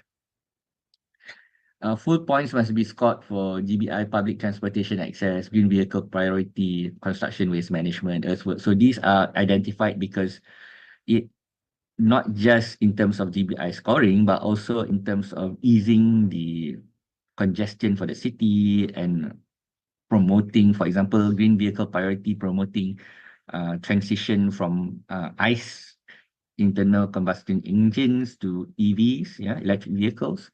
So all these policies, the DBKL plan or KL's Kuala Lumpur structure plan is pushing very strongly. The other parts of the green building rule is also all the cooling plants will also need to be environmentally friendly. GBI Platinum certified building, highest green certification. The plot ratio can be increased by 5%. So any building that achieves GBI Platinum can be increased in terms of the plot ratio by 5%. But they also need to, of course, prove it in the CVA and of course RVA. Here is a breakdown of private transportation and public transportation mix. This is another very tough thing to do because we are shifting from private vehicles to public transport. So the idea is by 2040, 70% of us will be using public transport and only 30% private vehicles, as opposed to now 80% of us are using private vehicles and only 20% using transport. That also means that the government really needs to increase the overall public access of public transport. Some areas in KL, as you well know, are still not very accessible via public transport. So it needs to increase 211 kilometer of length in terms of rail lines equivalents. And we need 128 new transit station in Kuala Lumpur by 2040. So if you're in the business of building transit stations, I guess that's good for you. And it's not just us here. Everywhere around the world, people are advancing towards net zero. Measurement tools are everywhere. And why there needs to be different measurement tools is because that everywhere there are different standards and different data points. For example, if you produce a table here in Malaysia, the electricity that is used is not the same as electricity that is used in Denmark, for example, which may be much cleaner. So the impact is different. That's why we cannot simply import foreign carbon data to adopt as our own or current standards as our own. So even at Green Building Index now, we want to put a carbon component in, but we're still waiting for embodied data from Malaysian Carbon Score or other sources that are local to actually put into GBI rather than we take. There's a lot of foreign data, but that is foreign data. It might not be relevant to us. So how does carbon score work? It is actually reporting by the individual or the company, but it can be used in many ways. As I mentioned just now, individual home developers who want to show that they are carbon neutral, financial institutions, public authorities, resident associations even, they might want to say that, okay, as a resident association, we need to reduce, yeah, because some of the condos and whatnot, some of the public facilities run 24 hours, and that is very, very difficult for them to measure. And perhaps by having carbon measurement, it helps show an indicator of performance. Of course, building owners and facility managers, that is a tool for them. And as I mentioned just now, it works on a whole life carbon thinking. That means it's out of building, which is the embodied carbon, running of the building, and also at the end of the life, dismantling of the building if possible. We have set in Malaysia, because we are a fairly young country, our life cycle of a building, we set it at maybe around 50 years. Yeah, because like our leasehold, we say 99 years lease, but due to us being a very young country, a lot of it is untested yet. So hopefully, these 50 years will be tested one day when push comes to shove. How it works, this is a simple pathway to reducing operational carbon. Energy efficiency, as you can see, plays a huge role, and that's why the government has pushed for the Energy Efficiency Act. On-site renewable, if possible. In Malaysia, that means mostly solar, but we do have some small hydro, we do have some small wind turbines and whatnot. Off-site renewable energy, this comes from buying renewable energy from off-site places like large solar farms or biogas generators and whatnot. So that this is a way to actually reduce operational carbon. And if you look from the previous certificate I showed you, operational carbon actually represents the bulk of it, because embodied, you only purchase or build the building once, but operational, you can be like, if you're 50 years, you're operational for 50 years. A lot of it, why I highlight that there's many aspects to carbon scoring basically, but I think one of the most effective is that it is a gateway to cost savings. And a lot of times, this resonates very well with building owners, people off the street, and that if you do a carbon score, then you can find ways to actually reduce cost of running, which is very advantageous. If you look at just now the IOI mall, the electricity bills are in the millions. If you can reduce 10%, 20%, it's a lot. These are some of, for more technical inclined among you, the CO2 factors and baselines. We follow the GHG protocols. We of course use the UNFCCC carbon factors, grid emission factor. We have localized baselines. That means we are using local standards for a lot of the things, like our MS1525. We have the MS2680, and data from statistics department, from SW Corp, CIDB, yeah, and UNDP. So all this data is collated for us. We are not using foreign data. So in fact, we have real projects now, but this is the first pilot project, yeah. And I showed you Menara IOI just now. At the end of the day, I just want to show what it looks like if zero performance and full performance. Yeah, this is for example, zero performance. You can take up, you can measure, but you actually have no, as opposed to the the baseline, say the baseline for normal building is 338, you are actually more than the baseline. That means you're not doing well, but doesn't mean that it's not good for you to measure your carbon, because as I mentioned, if you're not healthy, you also need to, it's more important for you to measure, to know where you are so that you can improve. Yeah, this is the IOI City Mall just now. And this is the Malaysian Pavilion Expo 2020, that in our last 2020 Expo. This one is a zero carbon building. So at the end of the day, it's 100%. So just to show how it would look like from something that is not performing to something that is fully performing. Yeah. Here's a close-up of that. If you notice just now, the building that is not performing, the total is 378 and the benchmark is 338. That means it goes beyond the normal benchmark. Yeah. And if you notice, there is a QR code here. At the end of the day, the idea is if you scan this QR code, you can be brought into a page where you can actually see the data for your building. That's in the future lah, though.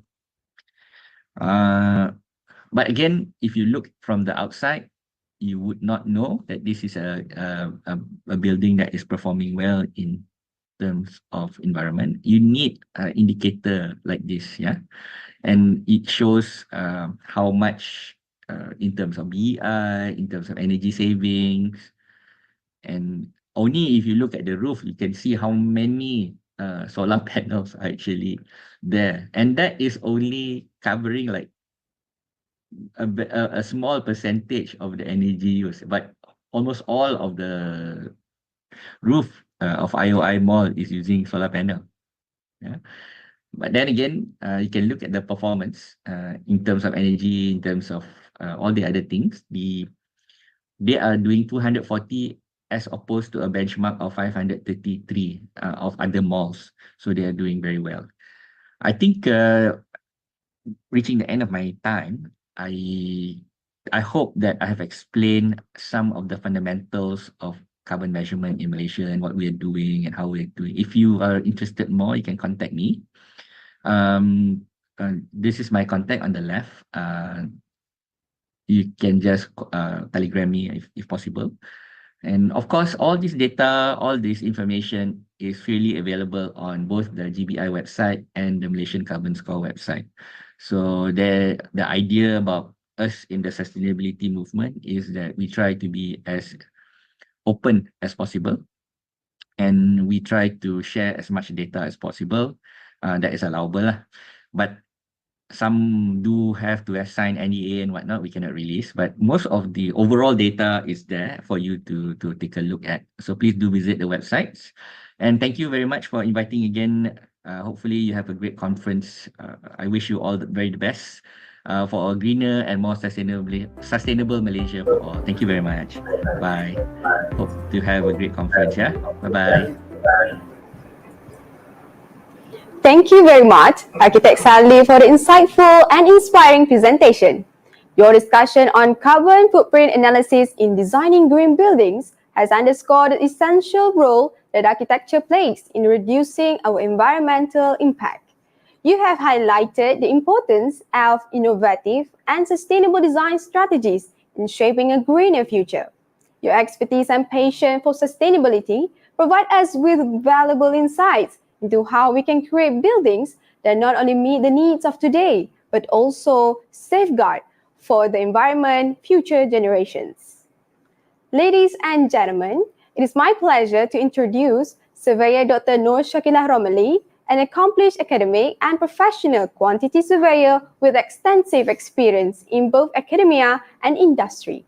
Currently serving as the head of program at the Faculty of Civil Engineering and Technology, University Malaysia Perlis, Dr. Nur Shakilah is also a professional quantity surveyor registered with the Board of Quantity Surveyor Malaysia and is actively involved in QS division under the Royal Institutions of Surveyors Malaysia. Her expertise spans across quantity surveying, construction project management, and unmanned aerial systems, where she has made significant contributions to advancing the built environment.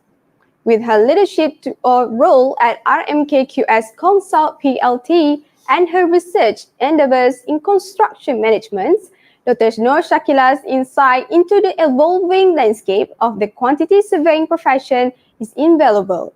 Today, she will be sharing her keynote on quantity surveyor profession in digitalization adoption towards crafting a resilient environment, where she will explore how technological advancements are helping us craft a more resilient built environment in the perspective of quantity surveyors.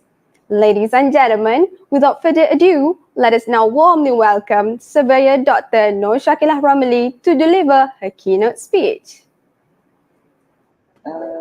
Everyone.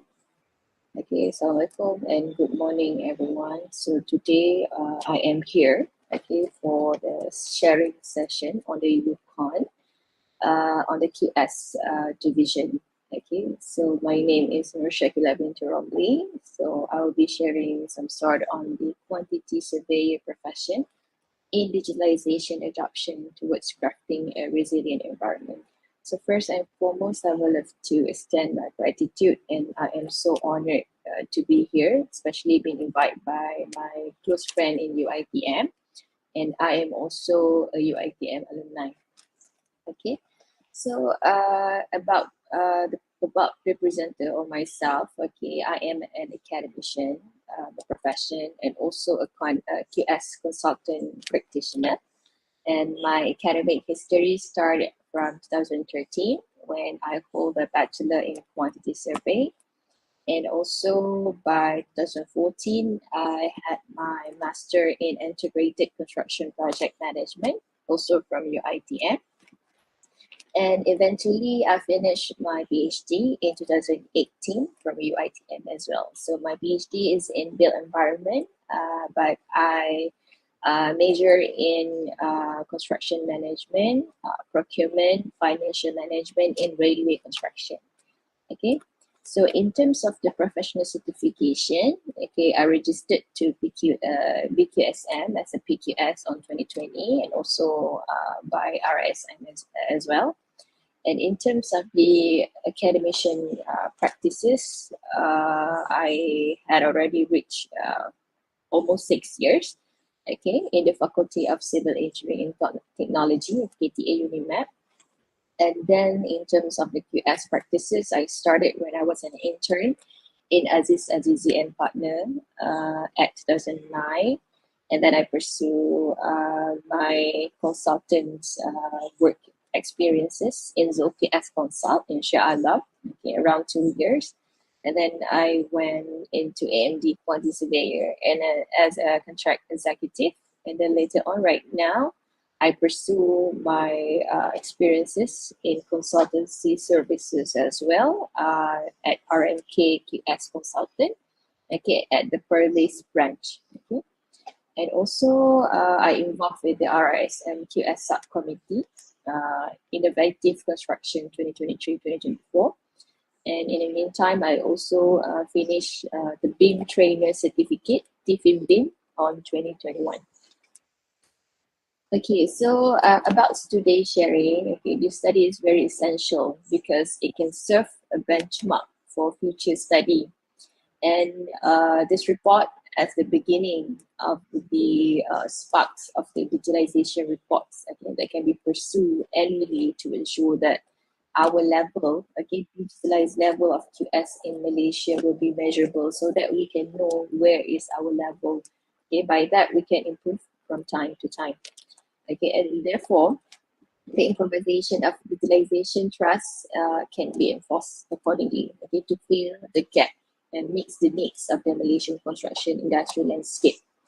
And the most important is the key finding for this page, okay, comprise the adoption level, okay, practice and phase, and then we investigate the barriers, okay, among the QS profession, why we cannot enforce the digitalization agenda in our practices, okay? Because in the end of the day, we want to craft a resilience environment. And this is basically the body of the presentation. So it will starting with the introduction and it will be ending with way forward.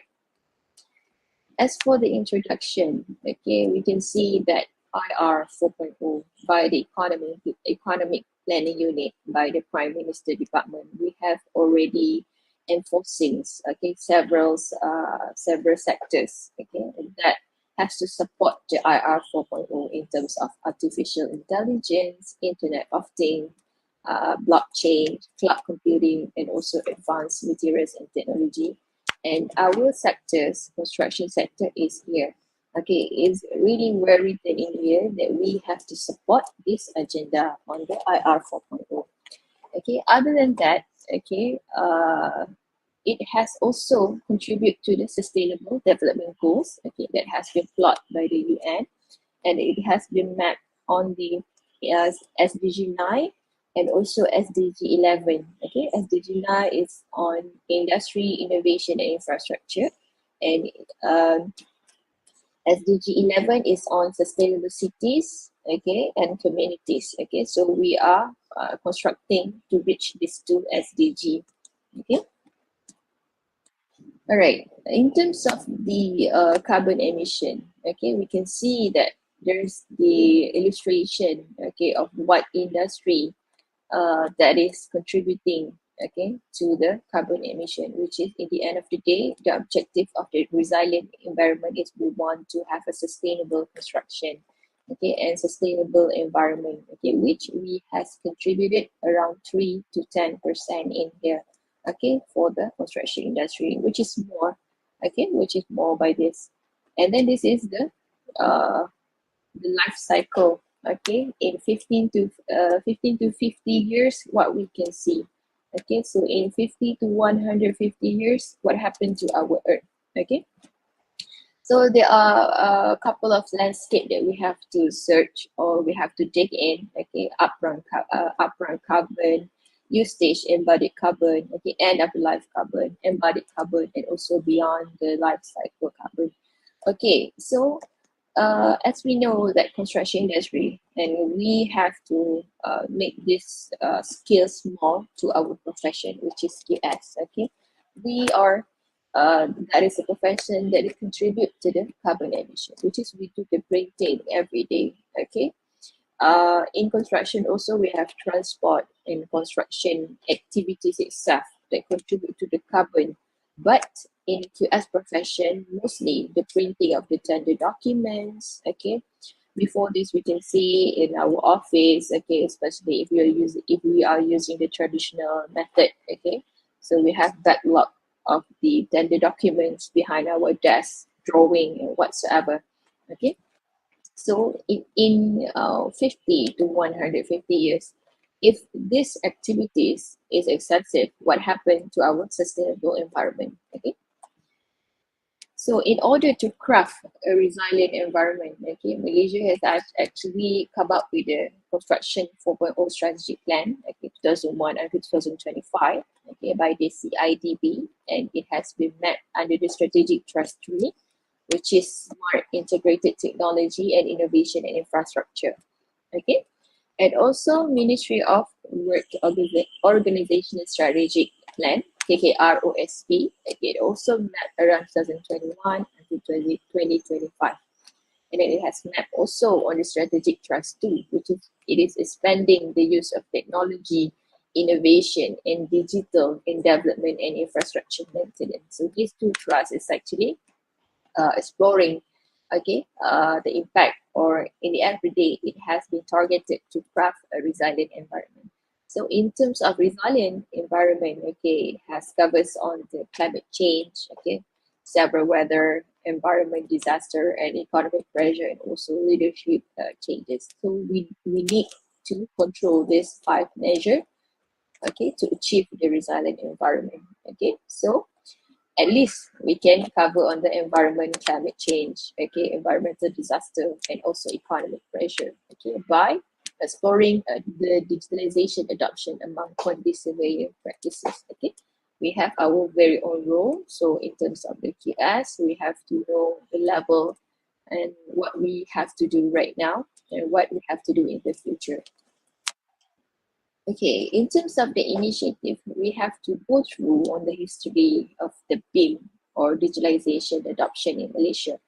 Okay, the PWD agenda is actually on BEAM around 2007. Okay, and then the first BEAM conferences is around 2009. Okay, where the agenda of the digitalization has been mandating or has been proposed in here. And then we have the first BEAM project, which is National Cancer Institute Putrajaya, with the cost of 693 million ringgit. Okay, the construction phase is around 2010 and 2013.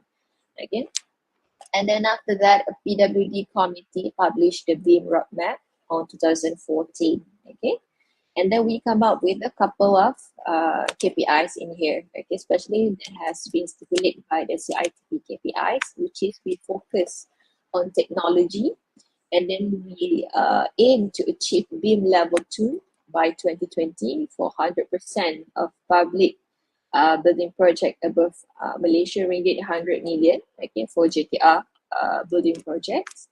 And another KPI is 70% of private and public building project, okay, above 10 million to adopt BEAM by January 2021.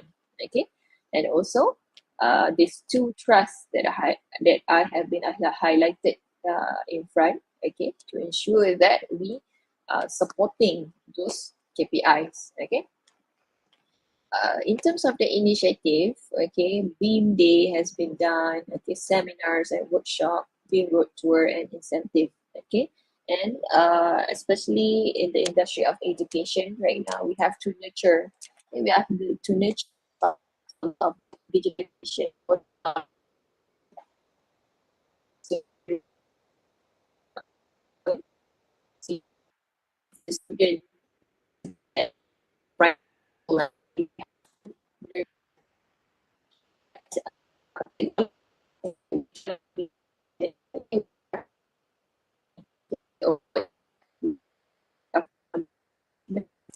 Till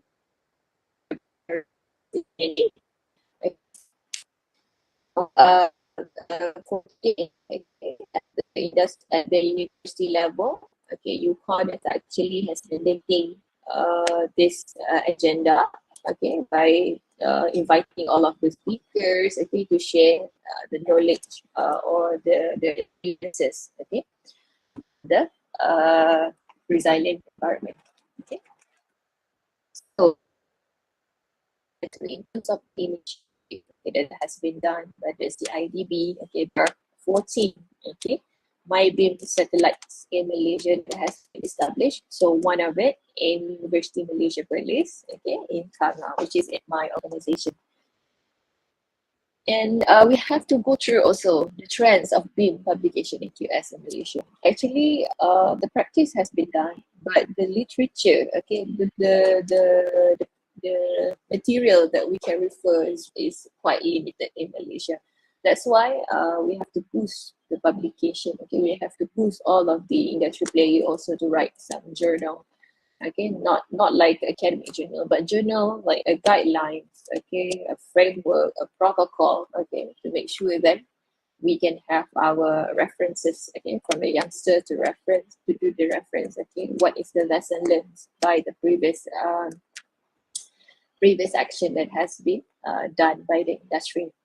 Okay, so in terms of the trends, okay, we have to know that the adoption, okay, the level of adoption, okay, and then what is the phase, okay, the phase of the BEAM has been done, okay, and then what is the blockage, okay, and then it comes up with the awareness. This is currently the trend, okay. They will investigate who is the stakeholder, okay, in the QS section or QS division that commonly use BEAM. So the practice has been majority has been by the consultant.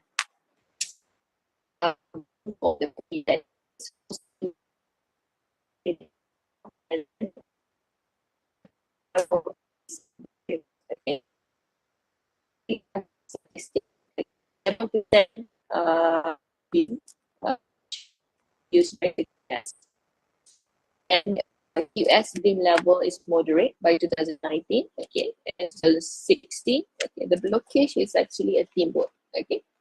But we can see that if this study actually align with the previous study that has been done by the previous researcher, okay. So my paper or my report is actually has been done by blasting it to the RISM online survey. Okay, so we blast through the email, okay, towards the RISM database, and we got this couple of answer and response. So we give around 1 month for all of the respondents, okay, to share their thoughts, okay, and knowledge about the survey that we're about to ask them. Okay, so we got a good response rate, okay, and then the response rate is actually from the level of the manager, okay, senior manager and director and above lah, okay, mostly from them. And then the age of the participant is around 28 until 49 years old, okay, and they are the member of RISM around 77%. And mostly also the one who answer the questionnaire is consultant. So consultant participate more in this survey. And then in terms of the adoption, we can see that the statistic here is saying like 71.1%, okay, and no adoption is around 28.9%, okay, meaning to say that from the level that has been stated by the scholar on 2019, okay, right now 2024, okay, it is increasing, okay, from moderate until I think that we got B in here, B plus, okay, the score in here we got B plus, okay, almost high, okay. So in terms of the adoption, okay, in state participation, we can see that the central region has scored around 64.5%. Okay, so we can see that the southern region is around 10%, Sabah Sarawak is 14.5%, okay, eastern region scored the least, okay, around 2.2%. Okay, and then northern region is 8.9, which is it has the statistic has been contribute more by the Penang area. Okay, because Penang is actually a growing industry area. Okay, that they have the big consultant company in there. Okay, so the activity is quite improving in the north. Okay. All right, so we also do the survey, okay, on what is their project location for the past 5 years. Okay, so mostly the location of the project is in the central, okay, in Selangor and also in Wilayah Persekutuan. Okay, and then the least project location for past 5 years in Kelantan, okay, for 10%, and Perlis is around 3.3%. And also we can see in here the project sector that do the adoption, okay, on the BIM or on the digitalization adoption. Okay, we can see that the public score around 20%, okay, private is around 43.3%, and booths is around 36.7%. Okay, we can see here the improving figure on the private sector is using BIM right now is at a very good level. And then we can see also the relationship, okay, the adoption based on the states. Okay, we can see that, okay, no doubt for the Wilayah Persekutuan and Selangor, okay, it is the highest adoption based on the states. But the worrying state is actually Kelantan and also Kedah, okay, because only one adoption, okay.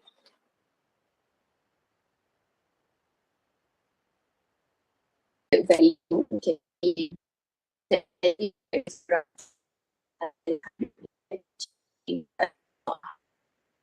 high value project, but it's not low project. Okay, they are using BIM, okay, or any digitalization tools. Okay, so around 10 million until 100 million. Okay, so this is actually the most, okay, the tools, okay, digitalization tools that has been used in the organization.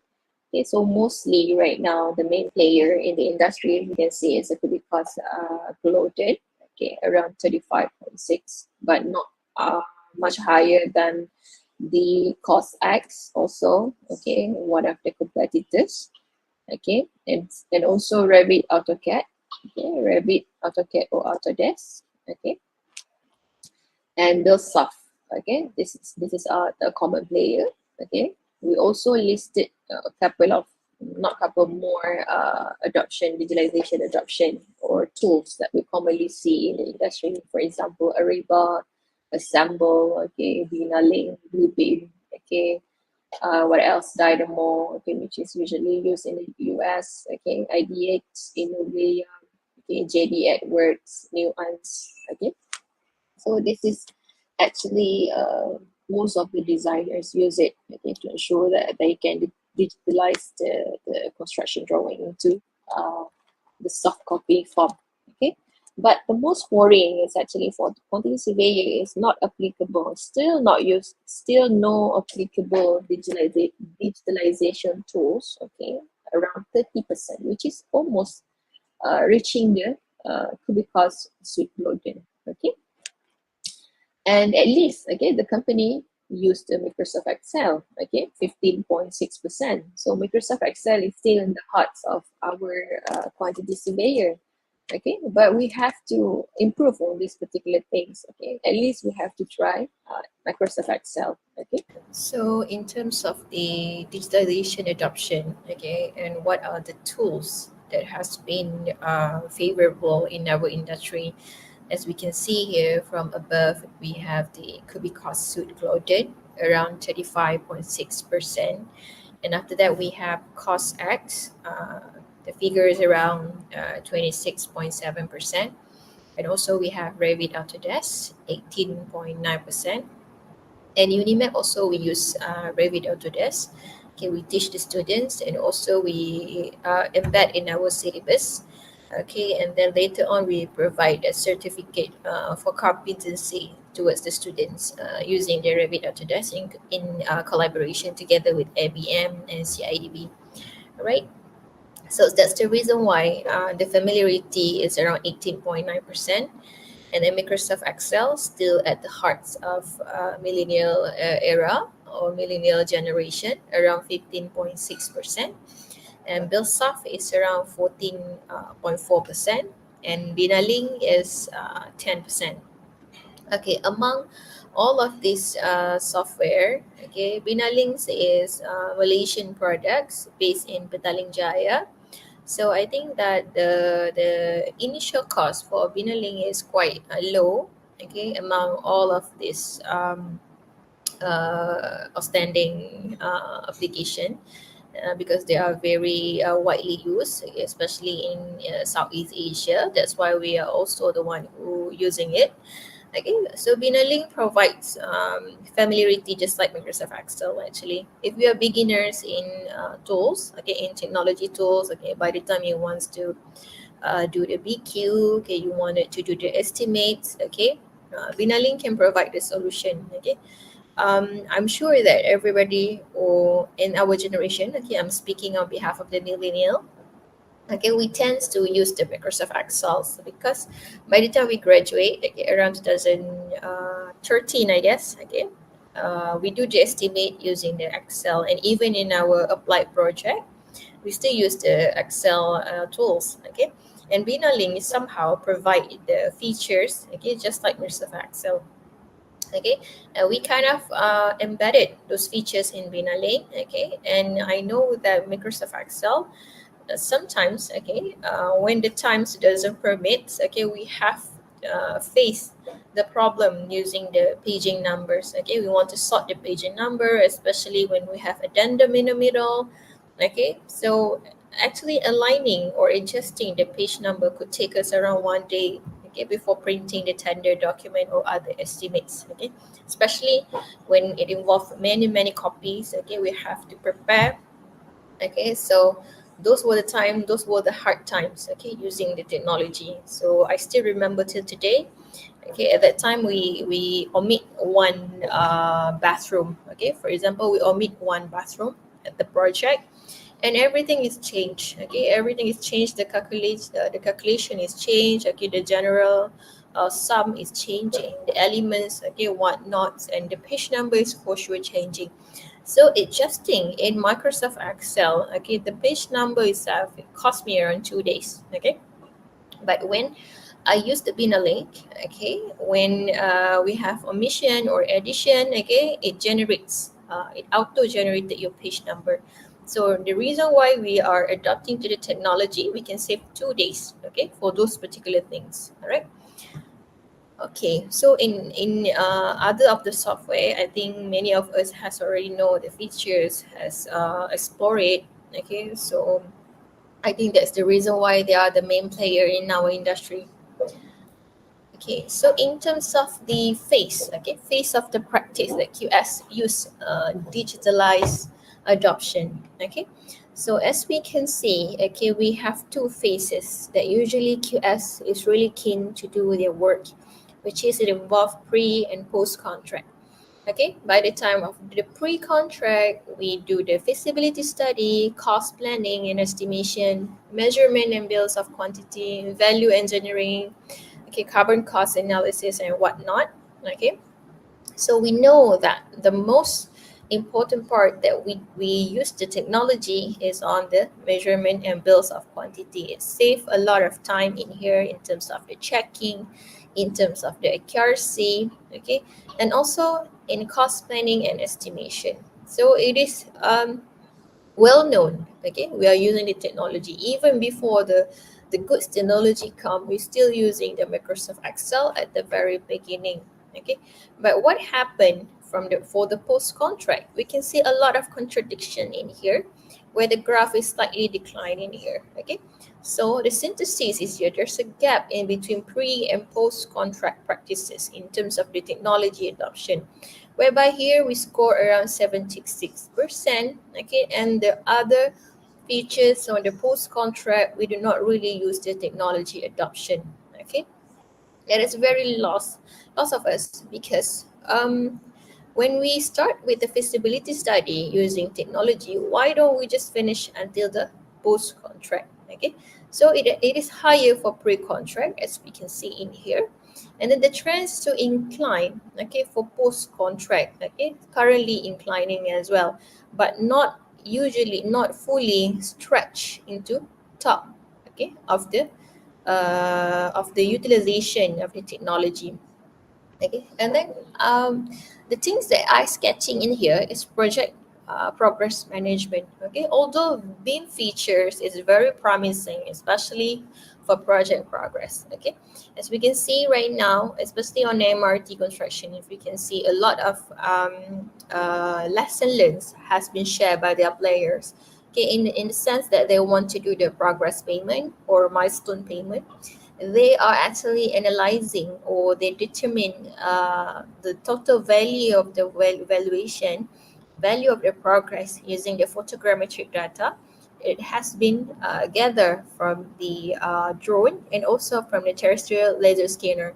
So that's the reason why, okay, we need to go, we need to stretch this feature, okay, this pre and post contract, we need to holistically do it with the technology, okay. And if we can see on the waste management and sustainability is the lowest score in here. Okay, so the reason why we need to focus on waste management and sustainability, because we have all of the materials data in here, manpower in here, okay, how much the things that we use it, how much the material that we use it for the construction activities. But in the end of the day, we need to embed the technology in the waste management and sustainability to ensure that we use the full stretch of our investment. Okay, because investment in technology is quite handful of money. Actually, it's not a cheap investment.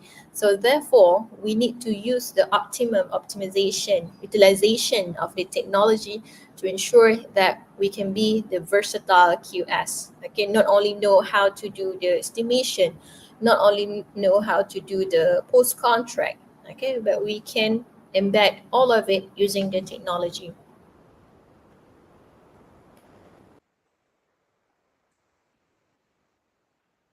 All right. So in terms of the barriers, okay, we can see the top three up there. Okay, it is about cost of licensing and maintenance. Okay, and also cost of recruit new people, development and training, and cost of hardware and infrastructure.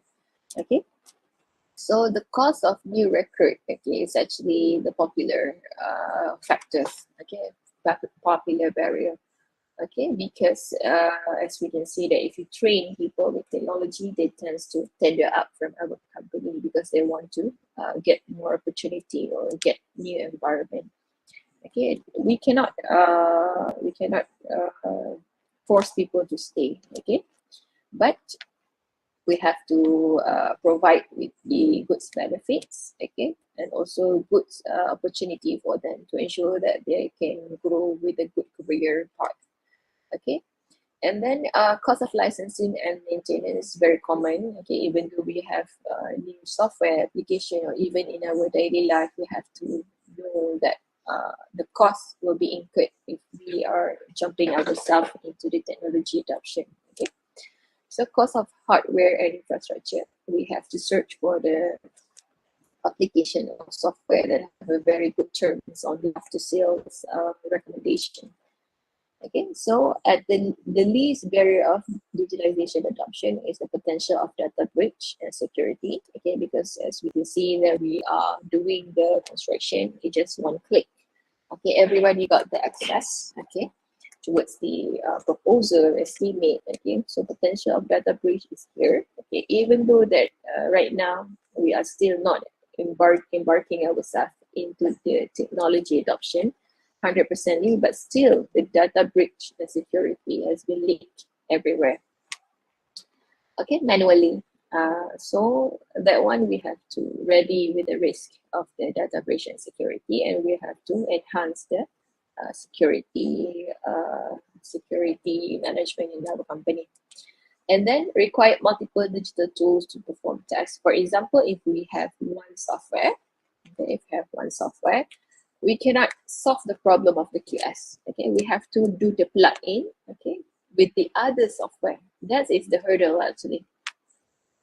Okay, by the end of the day, our work, okay, still not going to be convenient. Okay, so we have to do manual eventually. So this is the barriers that we have to see, or we have to explore to ensure that quantity surveyor did not give up on using technology.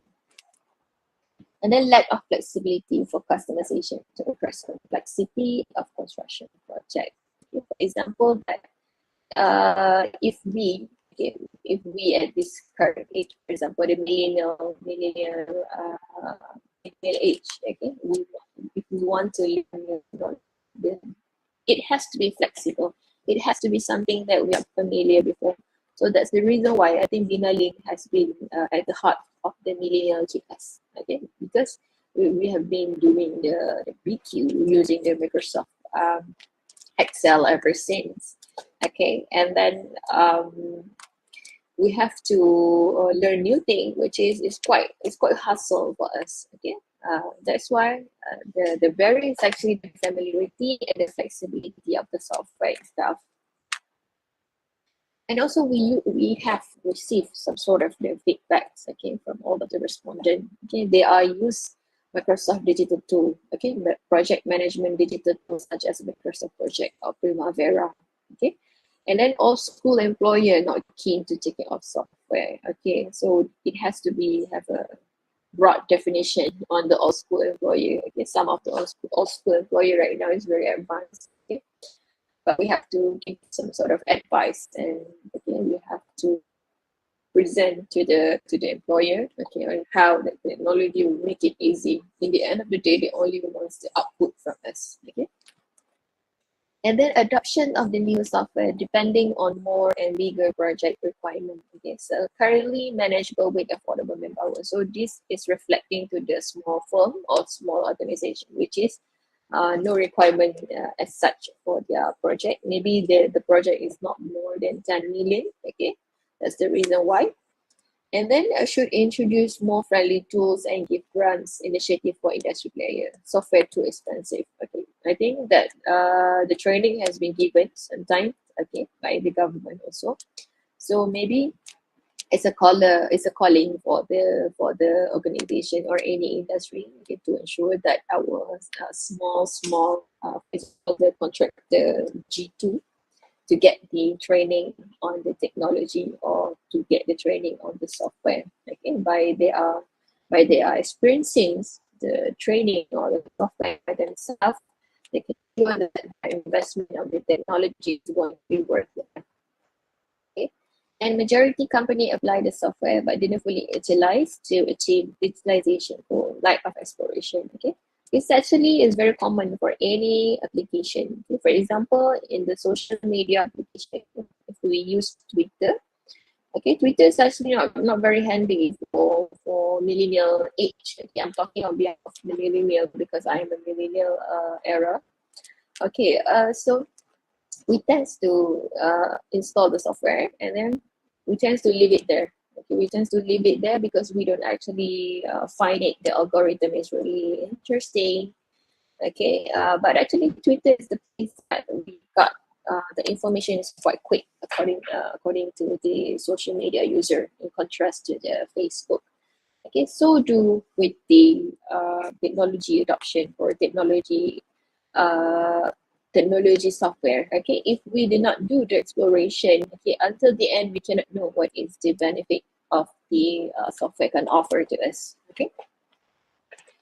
And in general, okay, we can say that being trends, okay, so we can go backwards on the CIDB BIM 2021 reports. Okay, we can see that Malaysia recorded adoption rate around 50%, 55%, which is QS 2% at that time, okay, 2019. But it has increased around 7% on 2025, okay, 2021, sorry. And then it is being among the lowest profession that engage with the BIM. Okay, so we have to look back to the nature of our profession. We're not designer, such as architect or engineer, civil engineer or M&E, but somehow we have to know how the apps or how the technology works, and we can just do the estimation and take off by using the 2D or the 3D drawing that has been given to us. Okay. So as we study the trend, okay, if the growth remain 2.5% every year, so QS BIM adoption will reach around 17% in 2025. Okay, it has been predicted. Okay, and then 71.1% QS in Malaysia adopt BIM practice. Okay, and it has been increased from 2019. Okay, 55%. And after the roadmap by the PWD 2014, okay, so it introduced around 10 years gap. Okay, it increased around 71.1% from 55%, which is a very gradual increase. And then phase of the adoption, okay, this is according to the RICS reports at 2023. Okay, quantity of an estimation is around 70%. Okay, health, safety, and well-being is around 2.2%. Handover and commissioning, including provisioning on digital twins, is around 30%. Okay, production and fabrication, supply and purchasing management is around 12.2%. And then live carbon emission is around 11.7%. It inclined on the carbon analysis. So in Malaysia practice, as we can see, the pre-contract is the utmost phase of the adoption, okay, while post-contract is developed upon time. Okay, so we are way lower than the RISS digitalization reports. Okay, so in a sense, we have technology on this particular spectrum. Okay, on the health safety, on the handover, on the production and fabrication, and also on the calculation of the life cycle carbon emission. Okay, and in terms of the barriers and blocker, okay, cost of the technology, okay, CIDB BIM reports in 2021 is similar with the QS practice blocker, which is cost of maintain the technology and software, and also cost of recruits and training new people. Okay, so it is can be said as stagnant blockers, and we have to do something to overcome the barriers and blockers. So in this study also, the integration with software and teamwork ranked at 7 and 13, meaning to say from 2016, okay, we have improved, okay, in terms of the integration of the software and teamwork, where the barrier ranked at 7 and 13, because it's like the barrier that has been affected. Okay, we are currently moving forward towards the best adoption of the digitalization tools among the QS profession. So in terms, there are a few suggestions on the overcoming the blockers. Okay, governmental being aids or incentive or training for industrial players. Okay, and they're using digitalization to drive horizontal. So it has to be across discipline, consultant, contractor, client, supplier, and also vertical across the project and asset phases, and longitudinal across the project and assets. So we have to have this kind of knowledge. Okay, not necessarily consultants have to be familiar with this. We have to have all of the stakeholders to together participate in mandating the BIM in our construction industry. And also promoting the whole life, whole asset, and whole industry thinking. We have to think that this is not only at the pre-contract, it has to be at the end of the handover. Okay, adopting and adapting digital technologies, exposure, disregard age and gender.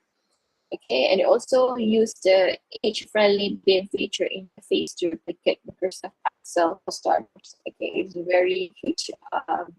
To ensure that it doesn't discriminate in terms of the age. Okay, technology doesn't discriminate in terms of age, so we have to have some sort of familiar features, okay, that we can use it. And also for starter, okay, it is really recommended for all of the players to invest for the economic software first. That can we know that our ROI will be improved when we invest for those technology adoption. Okay, other than that, the recommendation that has been suggested is a financial planning constraint. Okay, at least we set aside 30 to 40K for technology investment. And at least we can have the tax deduction when we invest with the technology. Okay, double tax deduction will be better. Okay, same like if we are embarking our company into the R&D, we can also get the tax deduction. Okay, training and development is very important. Okay, because training is on the on-job training can increase the productivity and also can make the industry and academic driven program, which is we can know that what would be the information or the syllabus that we can improve in terms of the academic sides, and what will be industry hurdles or what will be industry expectation, okay, in order for us to produce or to nurture the student that by their expectation. Okay, and also to set the integration production, set the ownership, okay, and legalize the documentation to ensure we can have our best protocols. Okay, if we are working into the big data or the technology, what will be the best damage control? So we have to put the ownership and legalize all documentation, and then harness the partnership and innovation collaboration. And also in terms of the technical capability and solution, we have to do the forensic assessment on every cases. Okay, we have to cross and take the lesson learned so that we know how to navigate our next project. Okay, and then do the integration from Revit, Autodesk, because of cost access. So we have to, maybe one day we don't have to need the plug-in anymore. We have the Autodesk and covers all of the features on the Cubicos and CosX. And the working culture and mindset shift. So we have the leadership and champion mindset. Okay, in our organization, it's really the best to have the one champion or leadership that we can refer to. Okay, if we have any difficulties or problems in terms of handling the technology. And then we have to develop the competency standards, okay, to ensure that QF not anymore on papers. Okay, we are geared up same as the other profession, okay, to enforce or to mandating the technology adoption toward the resilience environment. Okay, other than that, we have do some simple survey, okay, during the live session. Okay, so the obligation of the use of BIM, they say that BIM is not currently a requirement in our project, so 6%. And then BIM is essentially mandatory, okay, to be set up by the project owner, okay, but not obligatory. Recommended for its benefit is around 66%. So we can see that it is really good if we are supporting this 66%, okay. All right, as the way forward, okay, in the way to mandating the BIM project adoption, we need to needs to redefine the project nature. Okay. Either way, we will never use this BIM or any other digitization adoption, okay, because we need to see the project nature, okay, types of development, residential, mixed use, etc. So right now, we're only focusing on the high-rise building, usually use the BIM software. Okay, but we need to boost for another project. Okay, infrastructure. Okay, we need to increase the LOD if we can. Okay, to ensure that our manpower will be equipped with those technology. Okay, and also we need to know the size and scope of the project to ensure that if our investment is going to worthwhile. Okay. And then if they have a special amenities or features, and then the timeline and budget as well. And also we need to redefine the potential project financing resources. Okay, so like previous respondent says that without the budget, without the proper grants or whatsoever, we cannot go forward for the technology, because we have to identify where or who is the potential project financing sources. Okay, and also lastly, it is to explore on the supplementary contract forms to handle the big data issue. Okay, for any construction project, we have standard form of contract, we have PWD, PAM, and also FIDIC. But in terms of BIM, if we want to attract more participation, attract more interest toward this agenda, we have to come up with the protocols or supplementary contractual form, okay, to ensure that all of us know the benefit, we know the risk, and we also know that it is worthwhile to invest into the technology adoption. All right. So I think that's the end of my presentation. So I thank you all for lending your ears. Okay, I hope that this sharing your experiences will help us to be a better quantity surveyor. Okay, to be better in our profession. Okay, to create or to do the construction towards a sustainable environment. So at the end of the day, we can get the resilient environment. Can also be the best builders, okay, who build towards the nation, but we're not neglecting the impacts of the environment. So with that, I thank you to organizer for inviting me today, and we shall see each other again next time. Thank you. Assalamualaikum. Thank you very much, Surveyor Dr. Nur Shakilah Romali, for the insightful and engaging presentation. Your speech has elucidated how digitalization is transforming the quantity surveying profession, highlighting its pivotal role in shaping a resilient and sustainable built environment. Your in-depth exploration on the technological impact on the industry has provided us with valuable perspective on how innovations like building information modeling, BIM, and other digital tools are reshaping the future of construction. It was a thought-provoking discussion that demonstrated the powerful synergy between technology and the evolutions of the built environment. Ladies and gentlemen, esteemed participants and guests, we have now reached the conclusion of our morning session for IUCON 2024. We will take a short lunch break and will reconvene for the afternoon session at 2:30 p.m. sharp. In the afternoon, we will be continuing with presentations from our remaining 3 distinguished speakers who will further enrich our discussions. Please ensure to return for the afternoon session as we dive deeper into topics related to urban design, green urbanism, and building performance in the built environment. See you all again in 2:30 p.m. Experiential learning in a green environment at Sri Iskandar merupakan titik mula perjuangan UiTM Cawangan Perak sebagai sebuah universiti lestari menjelang tahun 2025. Usaha lebih sedekat ini telah memberikan manfaat kepada warga kampus, komuniti setempat serta alam sekitar khasnya.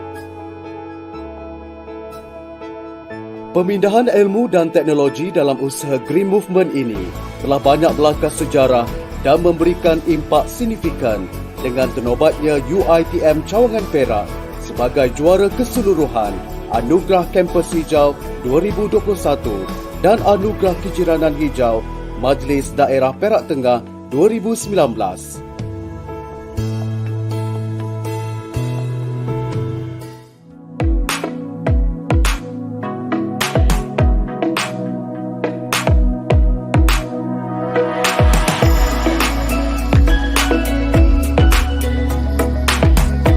Selamat datang ke UiTM Cawangan Perak. Jom nikmati kampus kami.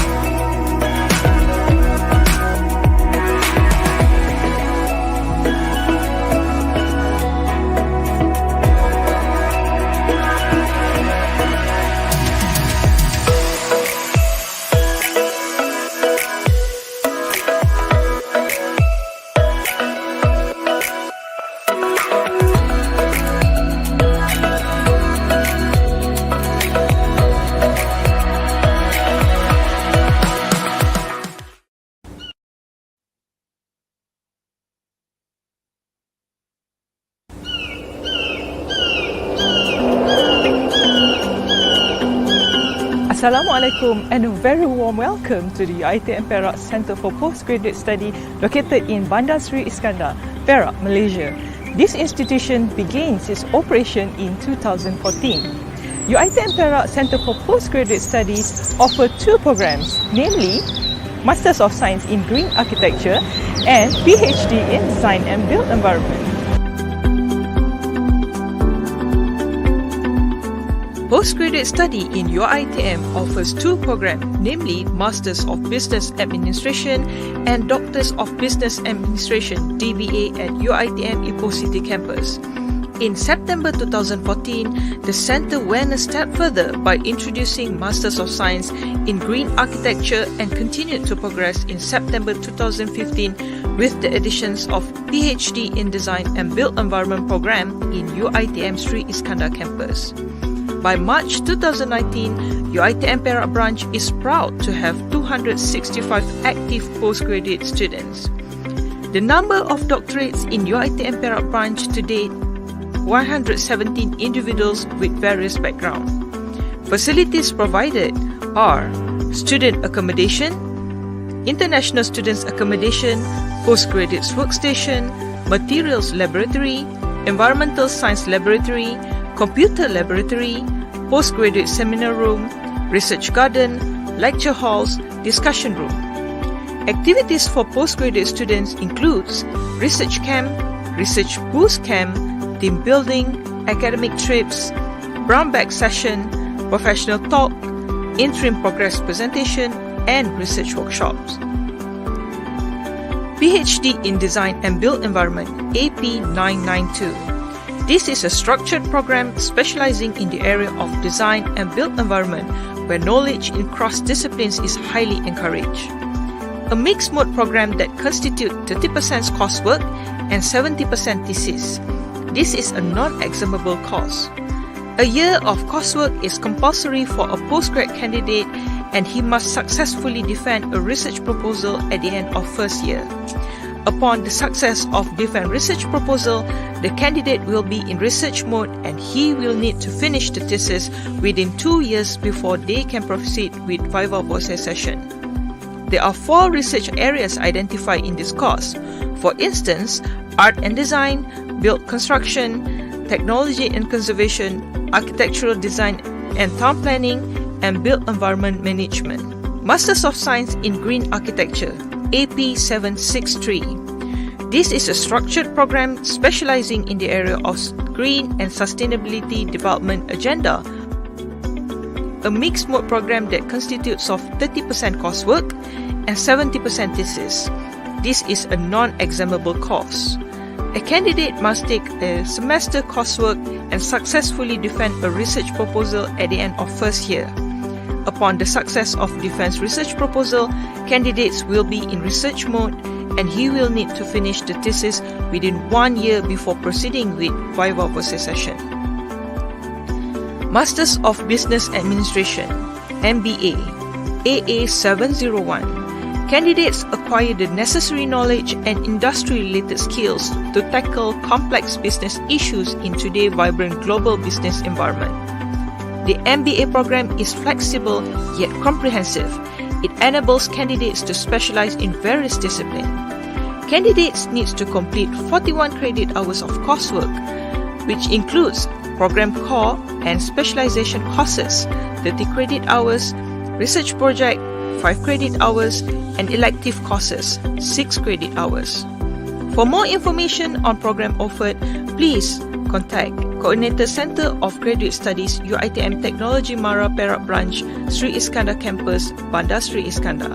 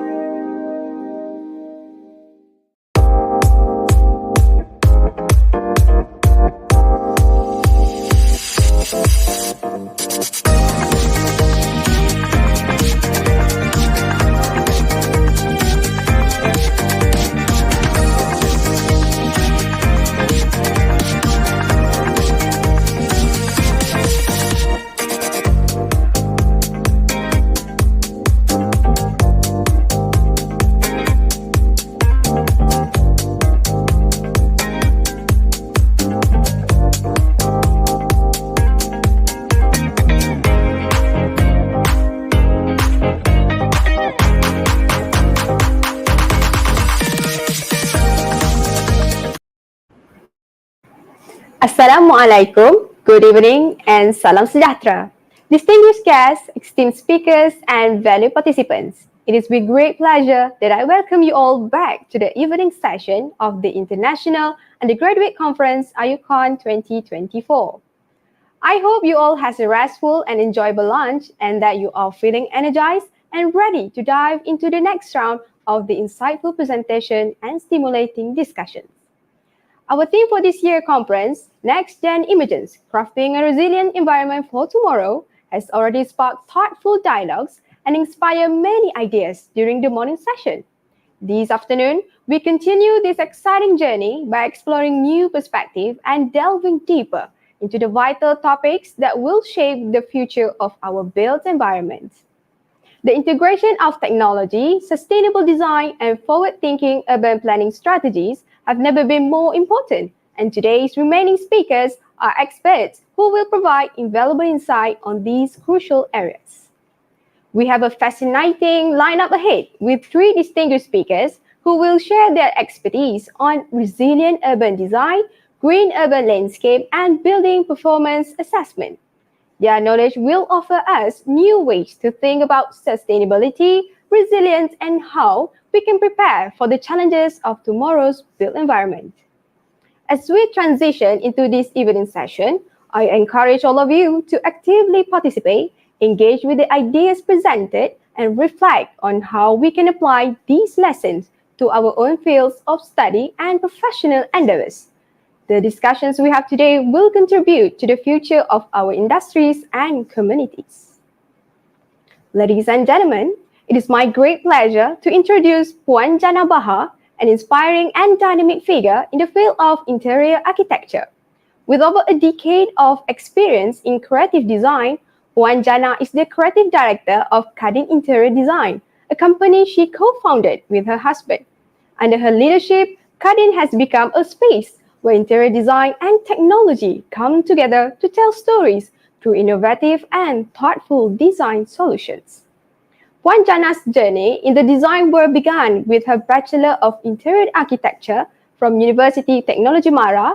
Her passion for entrepreneurship led her to pursue the Graduate Entrepreneur Development certification, which further honed her business acumen.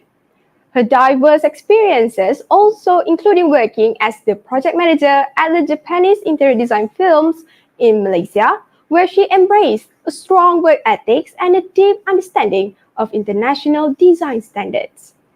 Beyond her work in design, Puan Jana is also a well-known TV host, having appeared on shows like Extra Warna, the Impiana Digital Platform, and Deco Budget on Unified TV, where she shares her expertise and love for interior design with the broader audience. Today, Puan Jana will be delivering her keynote entitled Start From Within, Be Well, where she will explore the connection between interior spaces and personal well-being. Her expertise in creating spaces that promote comfort, wellness, and creativity will provide us with a unique perspective on how design can positively influence our lives. Assalamualaikum. Thank you so much to the moderator for introducing me. I'm Jana Baha, your next speaker for today. And thank you also for having me in International Undergraduate Conference 2024 today. Okay, before I want to introduce myself, I think it's better for me to greet to our honorable and respected Rector, UiTM Perak Branch, Professor Madya, Dr. Nur Hisham Ibrahim, to our beloved Ketua Jabatan Professor Madya Technologist Dr. Nur Hafiza Abdul Rahman, and again to our beautiful moderator Puan Rozana Saleh, and also not to forget to the awesome lineup speakers for today, Professor Dr. Delik Hudala, Architect Sali Adri Sarkom, Surveyor Dr. Nur Shakila Romeli, Landscape Architect Dr. Zulkefli Haji Ayub, and also Surveyor Dr. Shamila Yaakob. And also not to forget to all the audience participants, industry participants, and all the students out there. It's such an honor to be here today. I hope you are doing well and in a ping of health. So I think before we get started, it's better for me to introduce myself briefly. I'm Jana Baha, the principal designer for Cardin Creative. I am also a TV host. I've been appeared in several TV stations such as Astro Warna, TV9 and TV7, Impiana TV, and also to our latest collaboration in channel 118 Unified TV by Telekom Malaysia. The program name is actually Deco Budget. The show name is Deco Budget.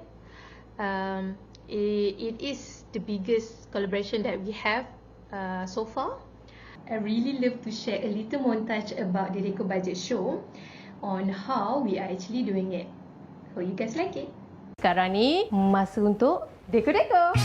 Semua yang cari saya, semua tak cukup bajet. Boleh ambil gambar juga. Kalau dia pandai lukis, dia nak lukis apa?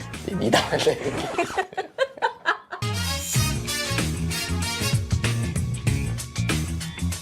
Jana punya make use of everything yang dia ada tu A+. Thank you. Thank you. Jangan lupa saksikan saya, Jana Baha, dalam Deco Budget musim terbaru di saluran 118 Inspirasi. So that it is, the little montage from the Deco Budget Season 3. Such a cheeky and fun Jana Baha there, I would say. Masa untuk deko-deko. That is one of my trademark for the show actually. But you know what? Let's stop the cringe here because I want to share some quick information. Deco-deco or decoration, or we would call it also as an interior styling, is actually one of the last process throughout the whole interior designing process. I must say it only takes around 10 to 15% for the whole process itself. But it is one of the profitable business, I would say. I cannot deny that. But that's not the point for today because we have an important topic to discuss for crafting a resilient environment for a brighter and more sustainable tomorrow. I am so happy for this topic because I think it's an amazing topic to discuss together. I hope we can share our thoughts and experience that can benefit to others. So as a designer that always designing interior, I do believe that interior and also exterior do have the same important and equal role. For example, our physical health. Our physical health is actually the reflection how well you are inside, how healthy you are inside, right? So I think the best hypothesis that I can think of right now is the better you are inside, the greater you are outside, right? So for today, I am so happy to elaborate more about my topic. I name it as Start From Within, Be Well. So this topic is about the relationship between how designing something that can affect our total well-being and also wellness. Generally, this topic explore how prioritizing wellness and sustainability can shape a better future for the next generation. So basically, I will discuss briefly about this topic into two industries. The first one is interior design industry and the second one is in entertainment industry. Before that, I think I want to explain briefly what I mean about Start From Within. So Start From Within is actually emphasize the importance of wellness and also sustainability in both areas, interior design and also entertainment industry. I mean by prioritizing well-being and eco-friendly practices from inside out, I believe that we can create a better spaces and also better contents that not only enhance creativity and productivity, but also positively impact our life and also our environment. But before that, do we really know who is the next generation is? What the meaning of next generation? So that's why here I am sharing an image, the general sequence of the generation and also their birth year range, so that we have a clear vision and also understanding on who are we referring to. So the first one is the silent generation. Are they dangerous? No, they are not, okay? So their birth year range between 1928 to 1945. So this generation, also known as the traditionalists, so they grew up during World War II and the early years of the Cold War. Meanwhile, the second is baby boomers. The year range is between 1946 to 1964. They are born after World War II during a time of economic growth and increasing birth rate, hence the boom. So that's why we call this a boomers, right? So the third one is Generation X. So the year range is between 1965 to 1980. Sometimes this generation called the latchkey generation. So Gen X grew up with increasing divorce rates and a rise in dual income families. So the number 4 is millennial, or we call it also Generation Y. So the birth year range around 1981 to 1996. So as I said earlier, it also known as a Generation Y. So millennials came of age during the rise of the internet and witnessed the transition into the digital age. So number 5 is Generation Z. The birth year range is between 1997 to 2012. So the first true digital native, Gen Z, has grown up with smartphones, social media and on-demand entertainment. So the last one is the latest generation, which we call it as a Generation Alpha. So the Generation Alpha, born during 2013 to 2020-25. So the children of millennial Generation Alpha is growing up in the highly connected world with advanced technology and artificial intelligence playing a significant role in their life. So these year ranges can vary slightly depending on different sources, but these give a general idea of each generation timeline. So I believe we are referring next generation here between Generation Z and also Generation Alpha. So that are the general sequence of the generation and their birth year range. From the sequence, we can understand that Generation Y and maybe some from the Generation X, we really have to take these responsibilities seriously. We have to step up our games, enhance our knowledge, sharing more infos and awareness, and maybe lead the best examples so that we can give and create a better world and also better environment to the Generation Z and also Generation Alpha. I believe these are the next generation that we are referring to. So now let's focus on the key point for today. One of the biggest reasons why I chose to elaborate more on this topic is because of due to the constant health issue in our society, mental and physical, that happen globally. So as you can see here, here are some of the key statistics and the insight based on the WHO reports. The data is divided into two. The first one is mental health data and the second one is physical health data. So for the mental health data ni, I just put 2 points. The first one is from the global burden and the number 2 is impact of COVID-19.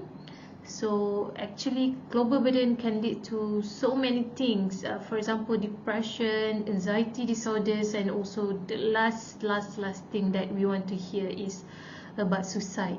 You can see here approximately 703,000 people die by suicide every year, which is leading cause of death among 15 to 29 years old.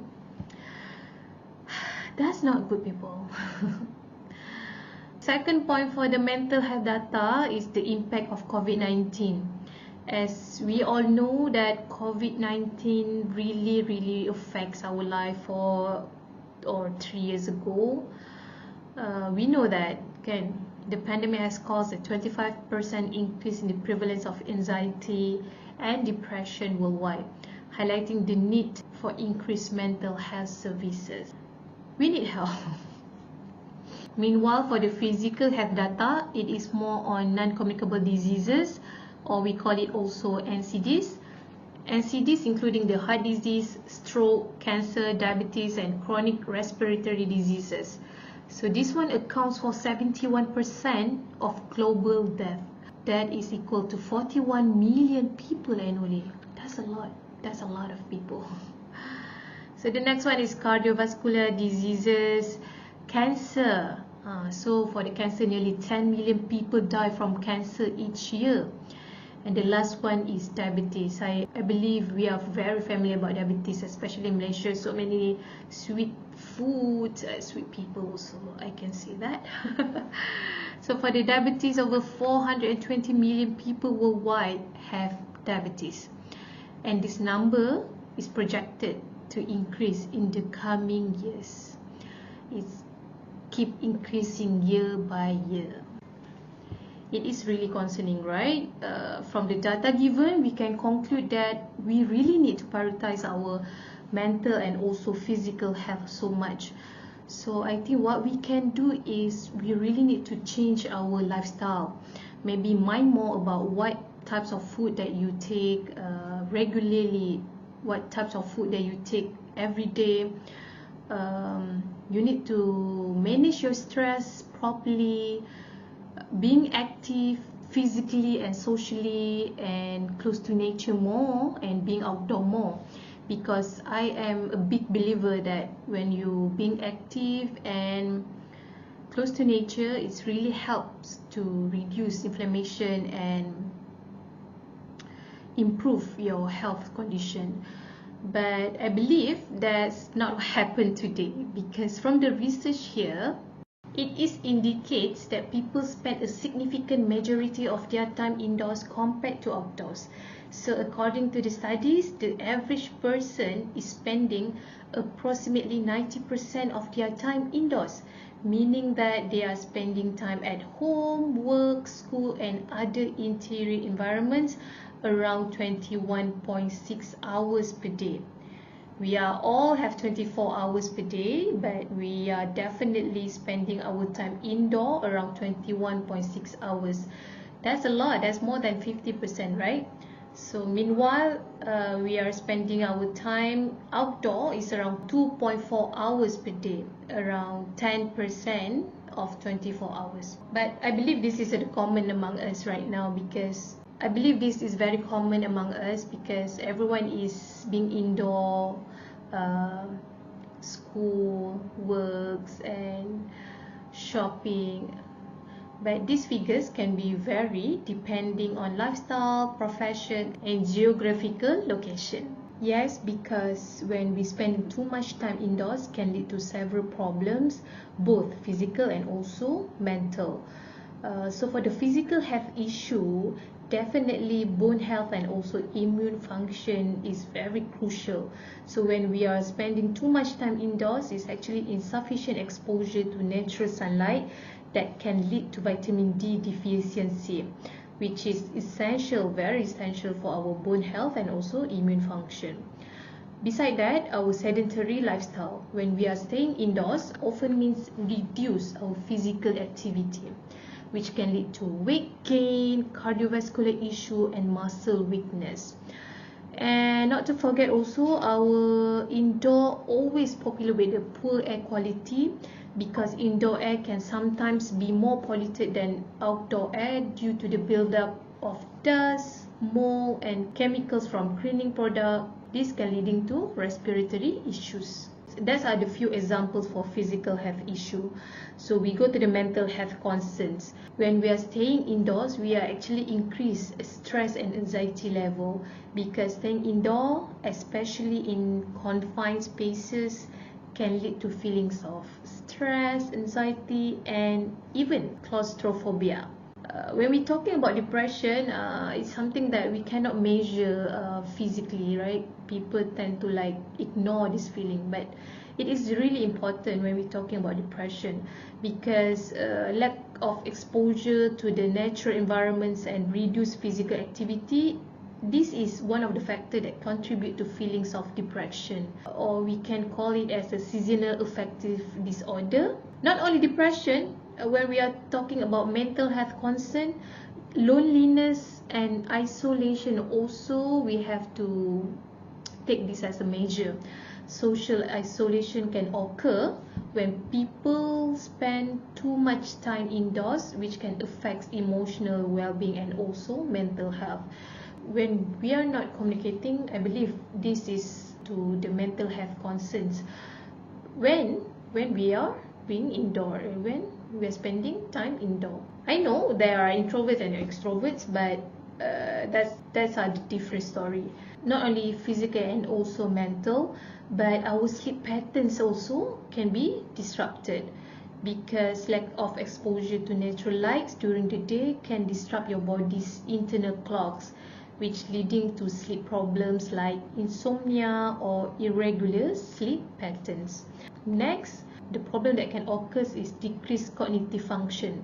When we spend more time indoor, we are actually decrease our cognitive function, which can lead to reducing creativity and also productivity.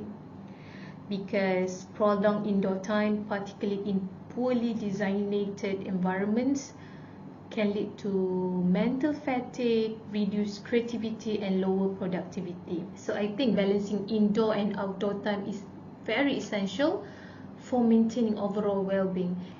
So that are some of the general issues that can be occurred. It is undeniable that every person will spending a lot of time indoor, right? We cannot change that. But how we manage and control our indoors quality is the big question here. I think definitely by creating and focusing on the natural foundational design elements can influence how we live, works and consume our content in media. For both industries, this means how we using sustainable design approach and elements in creating environment that are healthy, sustainable and can give positive vibe in both industries, interior design industry and also entertainment industry. To design sustainably in interior design and also entertainment industry, the focus should be on minimizing environmental impact and promoting resource efficiency. But the question now is how are we going to manage this? How are we going to solve this? So here are some of the key solutions. So for the first one, we can use of eco-friendly material. For example, materials like recycled wood, bamboo and low VOC, or we call it also volatile organic compounds, paints for interior design. But for the entertainment industry, we also can use eco-friendly materials too, especially for set designers. Can use sustainable materials such as reusable props and biodegradable sets. So number two, what we can do is energy efficiency. So for the interior design, we can incorporate energy saving technologies such as LED lighting and also energy efficient appliances. But for the entertainment production, by reducing the use of diesel generator and option for renewable energy sources like solar panels. So for number three, we also can waste reduction. This one can implement a circular design process where materials are reused, repurposed or recycled. For instance, in interior design, old furniture. Like old furniture, we can buy from thrift shop, kan? So old furniture can be refurbished instead of discarded. So that's one of the good point that we can, I believe, especially when I doing Deco Budget show, most of the item I am actually use the old furniture and implement with the new item that I bought for them. Okay, for waste reduction in entertainment, costumes and set pieces can be rented or repurposed for different production. No more waste. Waste is very wasting. We should not doing it again and again, especially when we want to save our world, right? I think points number 3 is the easiest way that we can do now. Not only today, but now. Number 4, also one of my favorite point for today, which is biophilic design. Biophilic design is actually integrate natural elements like plants, natural light and water features to improve well-being and reduce the need of and reduce the need for artificial cooling and lighting. Biofield design is one of the best approach that we can do, especially when we are staying indoor. Biofield design is actually a great design approach that we can do to our interior and also entertainment, because as I said, we are actually lack of time spending outside. So in order for us to bring outside to inside, I think biofield design is the good example that we can follow. So next point is local sourcing. This one also, I think one of the way that we can do now, because when we sourcing materials and product locally, we actually can reduce the carbon footprint associated with transportation. In interior design, this can be mean using locally produced furniture or materials. So we can start use local sourcing from today. Meanwhile, in the entertainment industry, sourcing costumes, props, and set materials from local vendors can minimize transportation emissions. So when we talk about local sourcing, it's more towards transportation. So we actually reducing our cost for transportation and like import and export tu kan. Okay, for the next one is number 6. We call it as LCA or life cycle assessment. We can conduct an LCA to evaluate the environmental impact of materials and products throughout their entire life cycle. For example, from extraction to disposal. So this can help in making informed choices that prioritize long-term sustainability. Prioritize more towards sustainability lah. Number 7 is about water conservation. So in interior design, we actually use water saving fixtures such as low floor taps and toilets. So for entertainment industry, can also play a role in educating audience on sustainability by incorporating eco-friendly themes into content. So that's why I said entertainment industry, especially nowadays, our era is all about technology, media. So I really believe that entertainment and media have a bigger role to spreading awareness and also the best content. Last but not least, number 9, smart technology. We cannot run from the technology, so definitely we have to use smart home system in interior design to optimize energy use. When we use smart home system, we can automate lighting and heating system and so many more. Meanwhile, in entertainment, virtual production technologies can reduce the need for physical resources, allowing for more efficient and eco-friendly workflows. So the last one is sustainable certification. I believe that we always ignore about certification, but today's onward, we really need to certify in everything. So pursue certification like LEED, which Leadership in Energy and Environmental Design for buildings and production. It really helps to make sure that we are actually doing it right, and also by achieving this certification demonstrates a commitment. So we are talking about commitment right now. It's actually commitment to sustainability and can set a standard for others in the industry.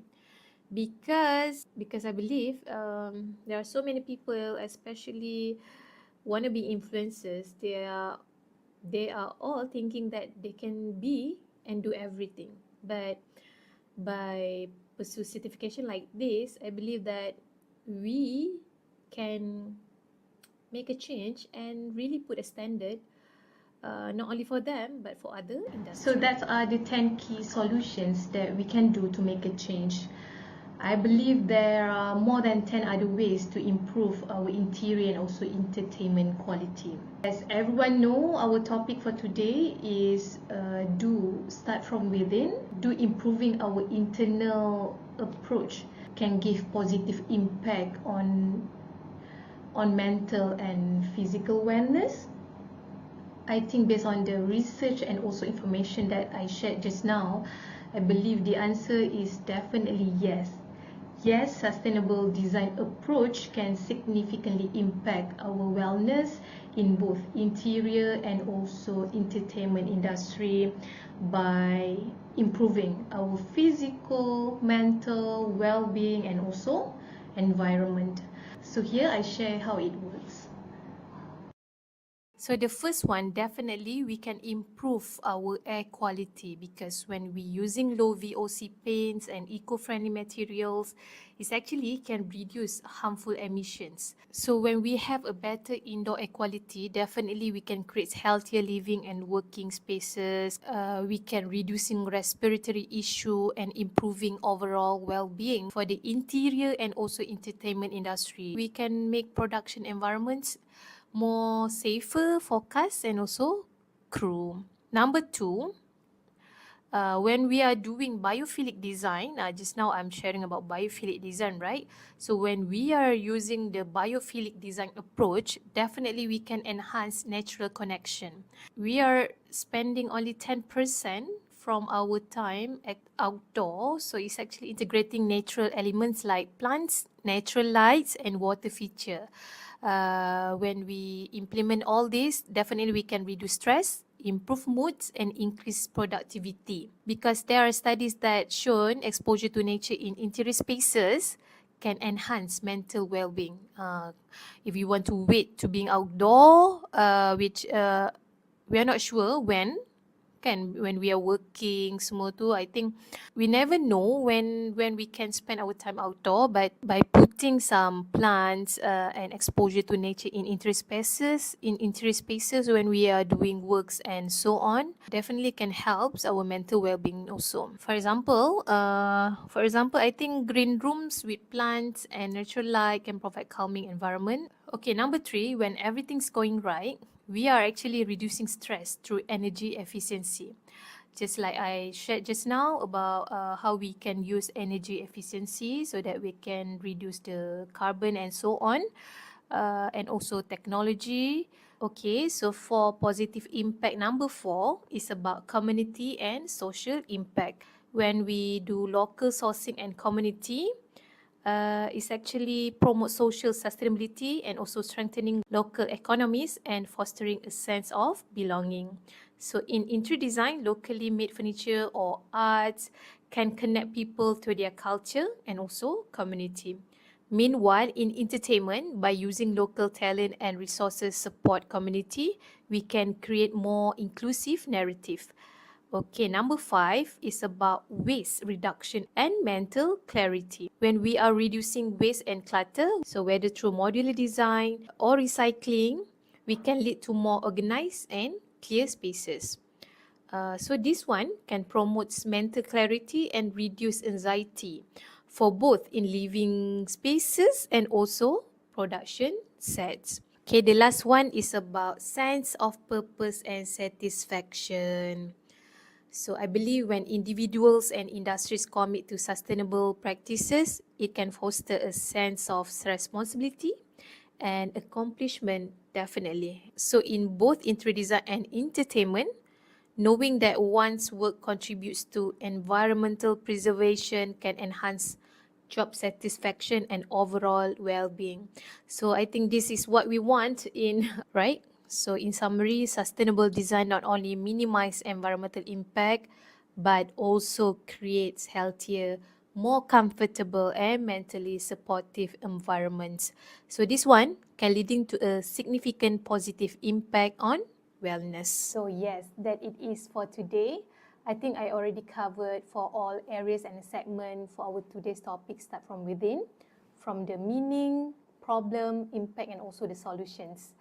Very insightful topics to share to everyone today, Alhamdulillah. But before I want to end my sharing for today, just a little reminder to all of us that the next generation is actually watching, learning, and also preparing themselves to take these reins.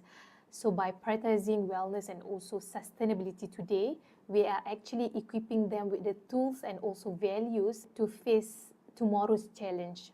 This approach not only benefits individuals and also environment, but also strengthens the industries themselves, ensuring they remain relevant and also impactful in the future. In conclusion, by starting from within for both interior design and also entertainment industry, can craft environments and content that nurture resilience, creativity, and also well-being. Not only that, we also can setting the stage for more sustainable and thriving tomorrow.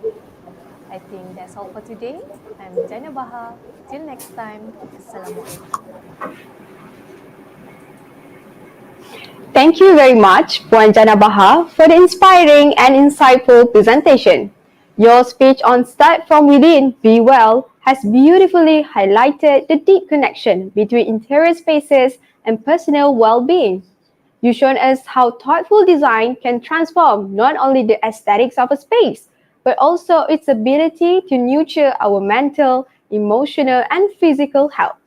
It was a truly thought-provoking exploration of how interior architecture can shape environments that promote wellness, creativity, and balance in our everyday lives. Ladies and gentlemen, it is my pleasure to introduce landscape architect Dr. Zulkifli Ayub, a distinguished landscape architect and academic who currently serves as a senior lecturer and program coordinator for the Bachelor of Landscape Architecture at University Technology Mara, Perak branch. Dr. Zulkifli holds a PhD in architecture from the University of Nottingham, UK, and has over 20 years of professional experience in landscape architecture, urban design, and sustainability. Throughout his career, Dr. Zulkifli has been actively involved in both academic and professional circles, serving as a corporate member and past chairman of the Institute of Landscape Architects Malaysia Northern Chapter.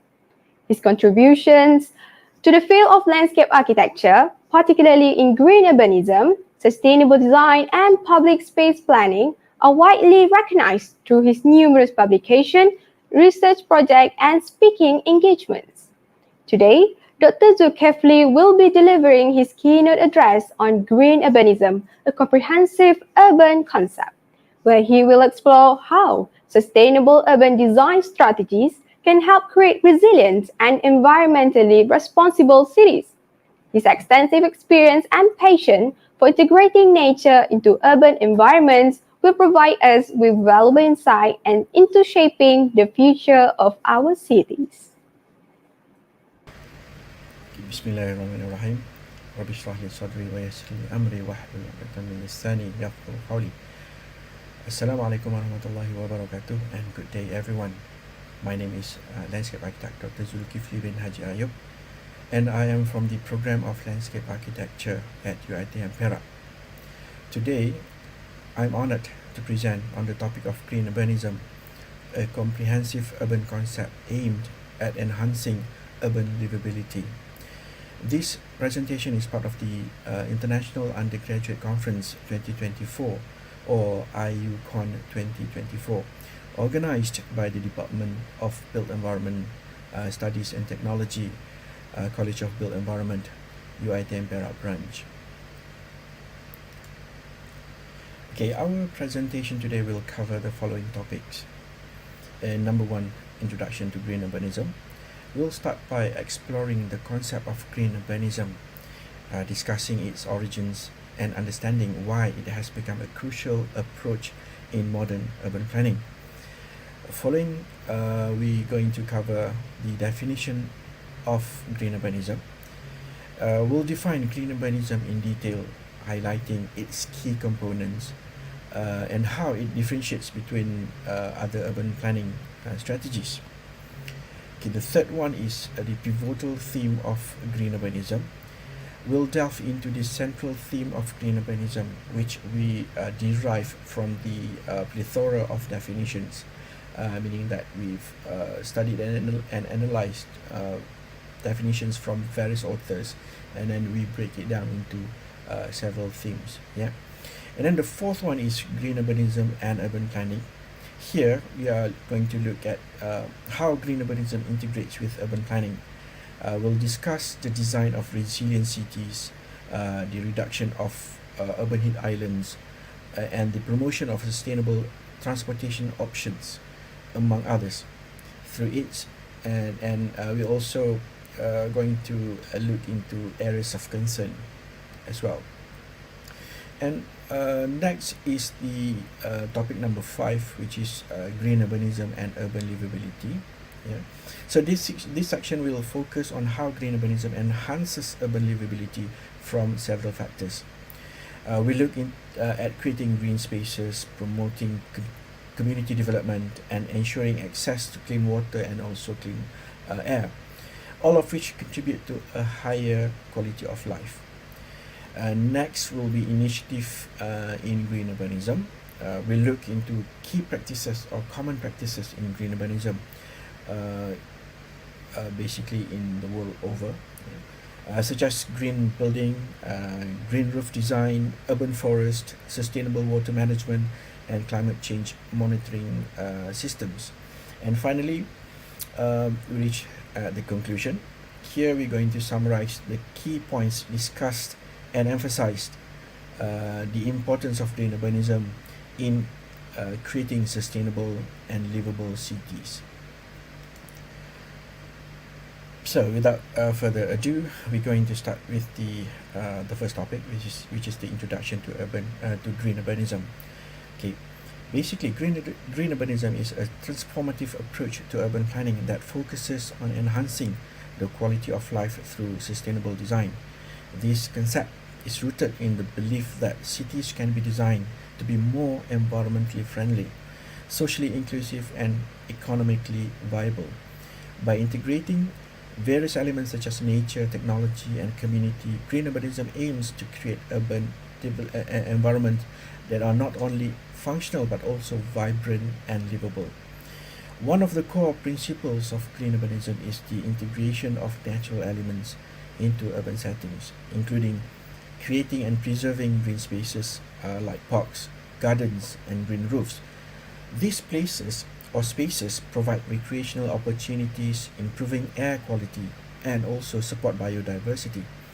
Additionally, green urbanism leverages modern technology to promote sustainability, utilizing renewable energy sources such as solar and wind power, smart grids, and energy-efficient building materials to reduce the carbon footprint of cities and promote energy independence. Another key component of green urbanism is the active involvement of the community in the planning and development process. By engaging residents, planners can ensure that the urban development meets the needs and preferences of its inhabitants, fostering a sense of ownership and responsibility, showing the sense of belonging to the people. Yeah. Green urbanism also prioritizes the development of eco-friendly infrastructure, including sustainable transportation options like cycling paths, pedestrian-friendly streets, and efficient public transit system. Furthermore, it involves implementing waste management systems that promote recycling and composting. Ultimately, the goal of green urbanism is to enhance the quality of life for city dwellers by creating urban environments that are green, clean, and connected. This approach ensures access to clean air and clean water, reduces noise pollution, and increases opportunities for physical activity and social interaction, thereby building urban environments that enhance the quality of life for everyone.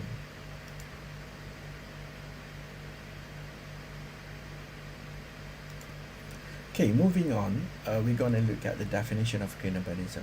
What is actually green urbanism? Green urbanism has surfaced persistently in newspapers, conferences, and electronic and social media, and has become common parlance. The definitions of green urbanism diverges between authors and professionals' practices in the field. Hence, it has a wide range of definitions and meanings. The two most popular definitions of green urbanism were coined by Beatley and Lehman.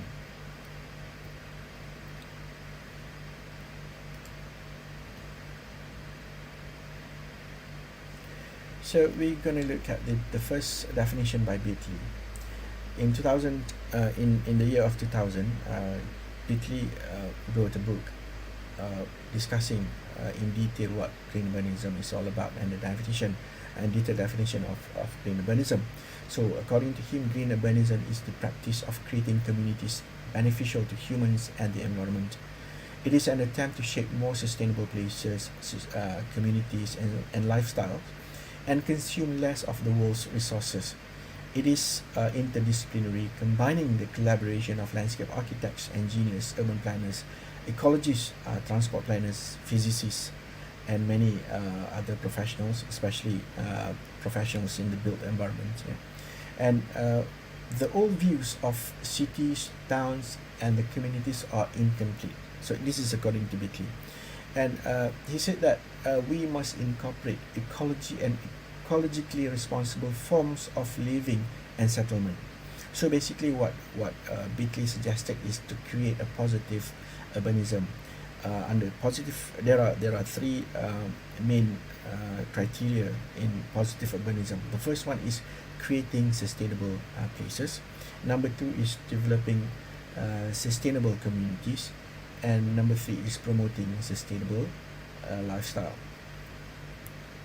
So based on the idea of green urbanism coined by Bitley, sustainable cities that are resilient and respond to nature and represent and are being represented based on the following images. So this is what the idea thrown by Bitley. The city must be resilient. It must also have small ecological footprint. Must be very healthy, intergenerational, meaning that from younger generations to the older generations. And then it must be livable, distinctive, and affordable. It has the quality of biodiverse and also using the biophilics characters and values. And at the same time, renewable energies and solar cities must be implemented using technology and whatnot. And it also is a zero waste circular metabolism, commitments to transit green and natural, compact and walkable, and also provide local sustainable food. So these are the characters of green urbanism according to Bitley. So moving on, we move to the definition by Lehman. In 2010, Lehman, another proponent of a strong proponent of green urbanism ideology, he came up with the 15 principles of green urbanism. Which, according to him, green urbanism is a holistic. It's about holistic principles. So green urbanism, according to Lehman, is a conceptual model for zero emission and zero waste urban design, which arose in 1990s. Basically, the idea arose in 1990s, promoting compact, energy efficient urban development, seeking to transform and re-engineer existing city districts and regenerate the post-industrial city center. Also, a holistic concept of urban system that exists and change through growing or sink without negatively impacting the ecosystem. It is a particular form of urbanism that is concerned with a healthy balance between the city and its surrounding hinterland. It underpins practical action in order to shape the urban environment sustainably. So cities must also can and must become the most environmentally friendly model for inhabiting our earth. It is more important than ever to reconceptualize existing cities and their system of infrastructure to be compact, mixed-use, and polycentric cities.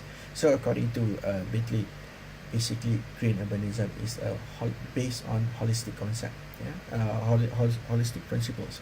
Okay, under holistic principles, there are four criteria that he often stressed in his talk. So the first one is energy and materials. Second one is water and biodiversity. The third one is urban planning and transport. And the fourth one is socio-cultural.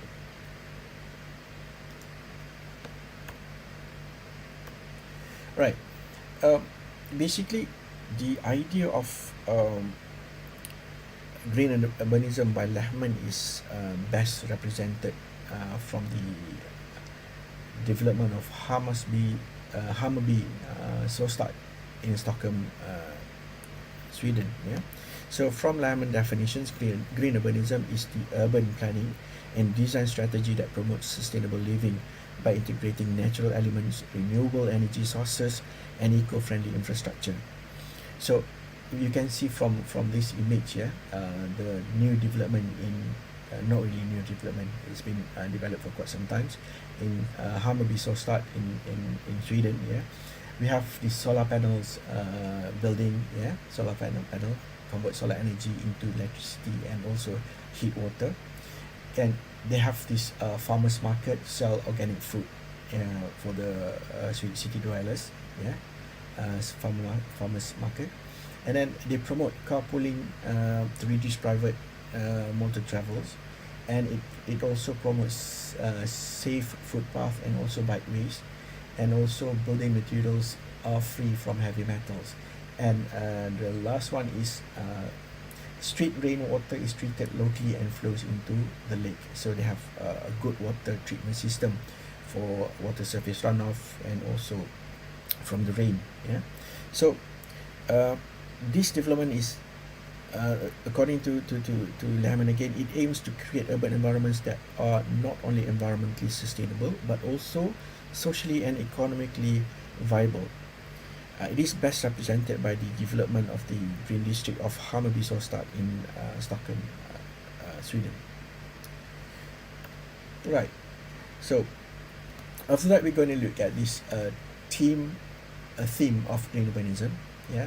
So from the detailed analysis and studies of all the terminologies, all the definitions by various authors and also researchers in the field of green urbanism, we managed to come up with 4 pivotal themes related to green urbanism. The first one is nature.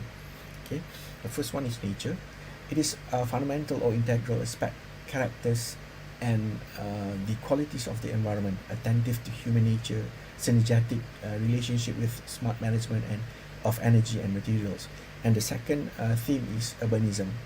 So the imprint and consequences of the built environment's economic, geographic, political, and physical development. And the third theme is livability, factors benefiting the community's quality of life, including built and natural environments, accessibility and connectivity, economic prosperity, social stability and equity, educational opportunity, entertainment and recreational possibilities.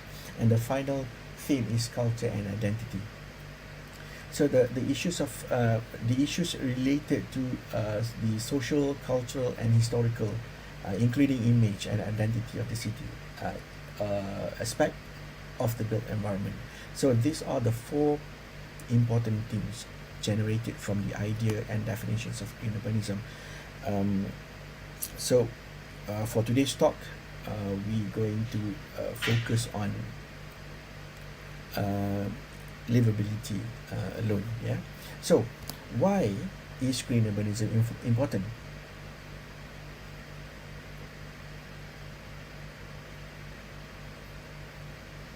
Okay, because green urbanism emphasizes sustainability, environmental responsibility, and the integration of natural system within urban environments. Key elements of green urbanism include 7 areas of concern. So the first one is sustainability and environmental responsibility.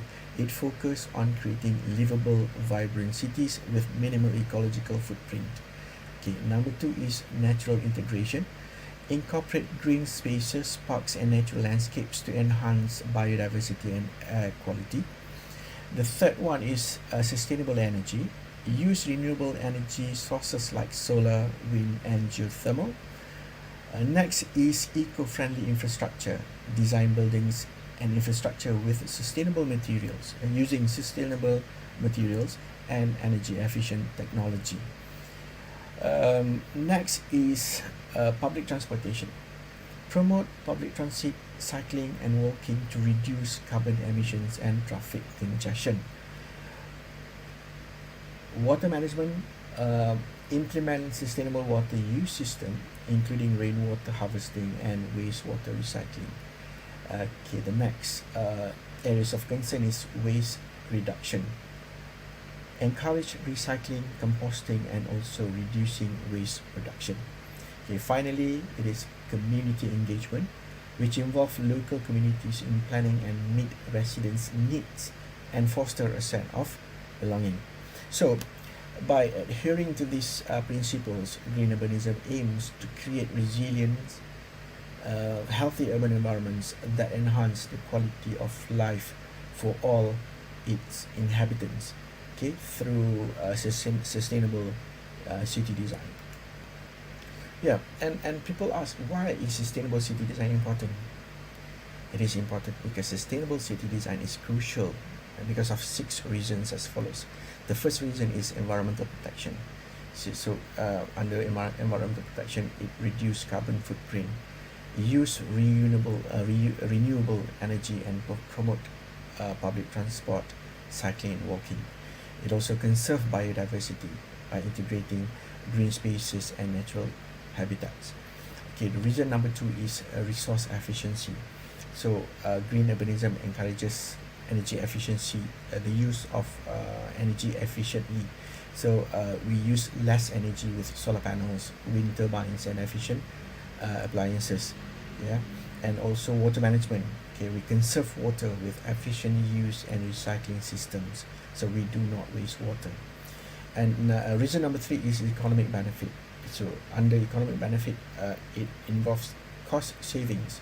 Yeah, so we can reduce utility bills and maintenance costs with the use of energy efficiently in all of our buildings, and we also create jobs in green industries. So by developing and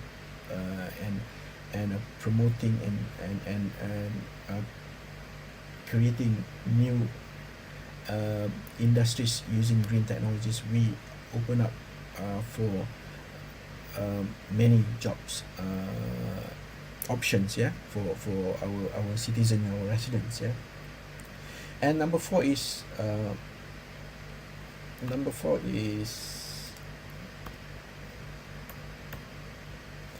improve quality of life. Yeah, so it gives health benefit. For example, reduce pollution and increase green spaces for better air quality, and also social well-being. Yeah? It promotes community and engagement and inclusivity. Okay, reason number 5 is resilient to climate change. So all over the world, people keep on talking about the climate change, and then it is negatively impacting the whole planet, the whole world. Yeah, so by adapting green urbanism ideology and concept, we should be able to overcome this issue. Yeah, so it's adaptation and mitigation, implementing strategies like flood management and also heat resistant infrastructure. Okay, reason number 6 is long-term sustainability. Yeah, it is future proofing, ensure cities remain livable and vibrant for future generations. Yeah, so in summary, sustainable city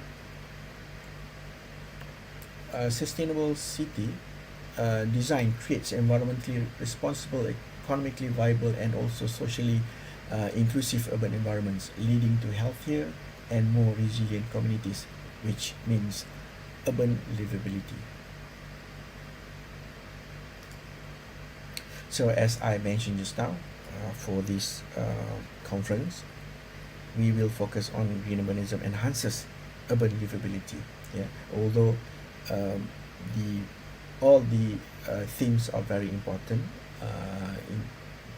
to create a better environment, especially in urban areas, but due to the time given, we can only focus on urban livability for now.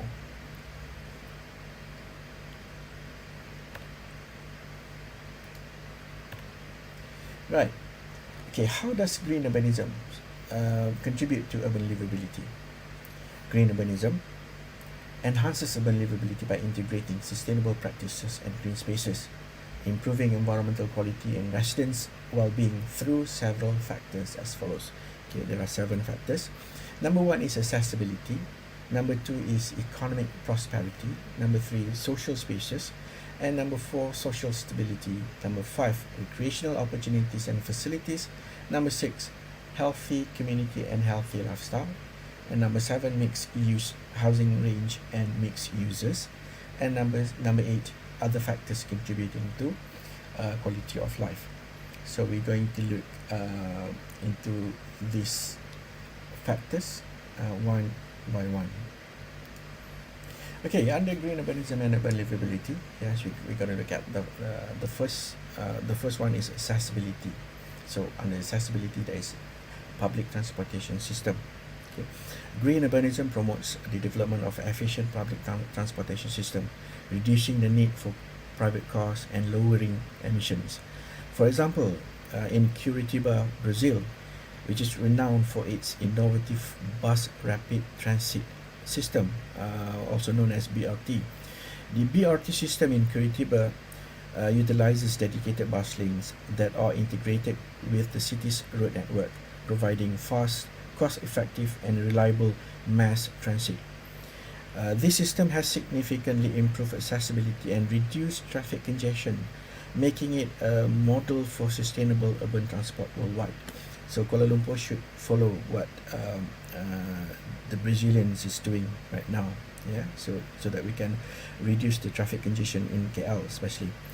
Similarly, cities like Zurich, Hong Kong and Singapore are celebrated for their highly efficient public transit networks, yeah, greatly enhancing urban livability.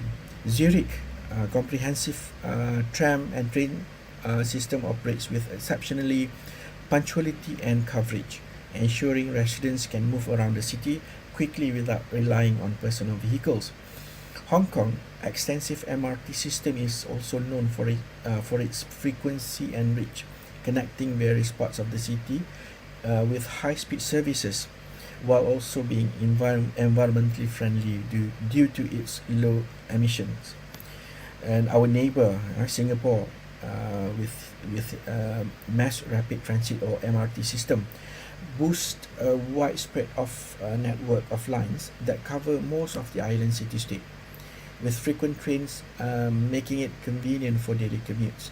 These efficient public transportation systems reduce traffic congestion on roads, lower pollution levels by cutting down on vehicle emissions, promote sustainable urban growth patterns through reduce reliance on private cars, enhance accessibility within cities, and make them more walkable, thus improving the overall quality of life for its residents. So if you look at the images on the right, yeah, the first one is on-road public tram in Zurich, Switzerland, which is very cost effective, which is not really cost effective, which is very environmentally friendly. Yeah, so we reduce using electricity as the for the source of energy. Yeah, and then next one is Ang Mo Kio cyclist lane in Singapore. Okay. If Singapore can create or design and facilitate a very good cyclist lane and also a good pedestrian network, why can't we, Malaysia, do the same? Okay, and the third image is the bus rapid transit in Curitiba, Brazil. So this bus covered extensively throughout the city and it saved a lot on the environment. Okay, the next one is walkability and bikeability. Right, cities like Copenhagen and Portland have successfully persuaded their residents to walk and cycle through a combination of strategic infrastructure investments, supporting policies and cultural factors. So in Copenhagen, for example, the extensive network of over 400 kilometers of dedicated bike lanes ensures that cycling is safe and convenient. The city's urban design prioritizes cyclists and pedestrians, creating an environment where sustainable transport is the norm. Similarly, Amsterdam boasts around 500 kilometers of bike lanes, supported by flat terrains and compact city layout, making cycling an effective mode of transport. With its 600 kilometers of bike lanes, Portland has also invested in bike sharing programs and ample bike parking, making cycling a practical choice for daily commutes. So these cities have implemented policies prioritizing sustainable transport, such as car-free zones and high parking fees, discouraging car use and promoting walking and cycling. Additionally, culture also plays a significant role in Copenhagen and Amsterdam. Cycling is deeply ingrained in the local culture. Portland, on the other hand, has a vibrant cycling community supported by events and advocacy groups. So we can do this in Malaysia as well. Okay, some people say that because Malaysia is very hot and humid, the temperature and the air is humid, yeah. But so is Singapore. If they can do it, so can we, yeah. So it's a matter of whether we want to do it or not, yeah. So the emphasis on walking and cycling in these cities significantly improves livability, reduce traffic congestion and vehicle emission, lead to a cleaner and healthier environment. Pedestrian-friendly areas and extensive bike lanes create more vibrant and accessible public spaces, enhancing the overall quality of life. The promotion of physical activity through walking and cycling contributes to better public health, reducing healthcare costs and fostering more active populations. These factors combined make cities like Copenhagen, Amsterdam and Portland highly livable, with a strong focus on sustainability and quality of life. By prioritizing active transportation, these cities not only improve the daily lives of their residents, but also set a benchmark for urban planning and sustainable living. Okay, so the image you can see at the bottom here is Old Town Copenhagen, Denmark, where you can see many people walking in the city center. This is the high street of Copenhagen, Old Town. And the next one is the walkable city of Sydney in Australia. And Sydney also very popular with its walkable town. Yeah. All right. Next, we're going to look at the economic prosperity. Yeah, point number 2. First one is green job. Yeah, the transition to developing green urbanism cities create jobs in renewable energy, sustainable construction, and also urban agriculture. For instance, Germany's investment in renewable energy has created hundreds of thousands of jobs. And also Melbourne in Australia and Hammarby in Sweden have proven to be able to create a green urbanism city that offers huge populations and job opportunities. Okay, and following is the attractive businesses. Yeah, sustainable cities attract businesses that value environmental responsibility. For example, Singapore's green building initiative have made it a hub for eco-friendly businesses. For example, we can look at the Marina Bay Financial Centre, or MBFC. Is a green certified building that houses many multinational corporations. MBFCs incorporates numerous sustainable features such as energy efficient lighting, water saving fixtures, and a high performance facade that reduces heat gain. These features lower operational costs and create healthier working environment, making it an attractive location for businesses committed to sustainability. The presence of multinational corporations in MBFC boosts the local economy, create jobs opportunity, and foster a culture of environmental responsibility, thereby enhancing urban livability. Okay, similarly, in One Central Park in Sydney, it is a prime example of how sustainable design can attract eco-conscious residents and businesses. The residential and commercial complex features vertical gardens that improve air quality and provide natural insulation, a central thermal plant that efficiently manages heating and cooling, and a water recycling system that reduces water consumption.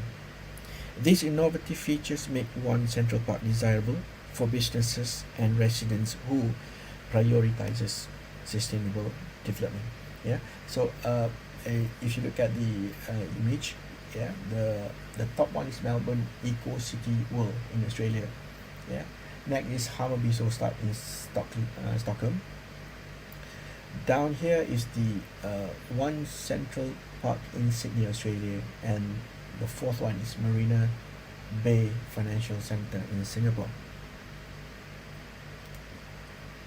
Okay, for item number 3, we're going to look at social spaces. Okay, the first one is public plazas and markets. Social spaces like public plazas and markets encourages community interactions. Okay, Barcelona, for example, Barcelona Superblock initiative reclaims street space for public use, creating vibrant social hubs. One notable example is Barcelona Superblock initiative. This project reclaims street space for public use, transforming intersection into vibrant social hubs. Superblocks have revitalized neighborhood by reducing car traffic and creating pedestrian-friendly areas, making them more livable and community-oriented. Okay, so if you look at the image on the right, so the first one is the diagram showing the superblocks in Barcelona. So the green. Okay, the first diagram is, if you look at the red spots, those are the intersection. Okay, and next to it is the green circles. You can see that green circle is representing the initiative area where they transform the intersection into community spaces, communal spaces, and social spaces and gathering center. So as you can see from the far right image, you can see the transformation from a normal road, they change it into a very green and a community encouraging spaces, community interaction space. Right. Another example is New York City's Times Square. Once dominated by traffic, it has been transformed into a pedestrian plaza, attracting millions of visitors annually. This space now hosts events, performances, and markets, encouraging social interactions and community engagement. Okay, if you look at the middle image here, New York City Times Square in USA. So during daytime, there are quite heavy traffic, especially used by people who commute to and from work. But at night, it is even more compact, where people congregate there for fun, for entertainment, for food and whatnot. As you can see, this space is surrounded by giant monitor and screens. So this is where they launch, the artists launch their new album, new singles and whatnot. And our very own Yuna, the artist Yuna also launched her, if I'm not mistaken, one of her single here in the Times Square. Okay, next is a cultural event.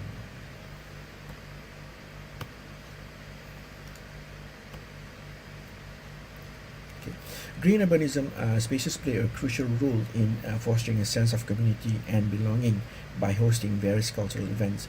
In London Hyde Park, for example, the annual British Summertime Festival is a prime example, bringing together music lovers from all over the city and from all over the world, I could say.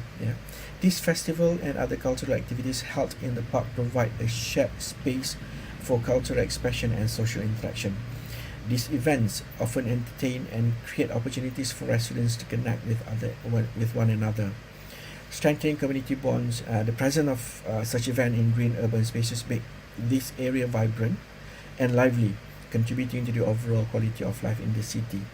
As far as I can remember, my first visit to Hyde Park in London back in 1994, they already have this summer festival in 1994, and it's still going on until today.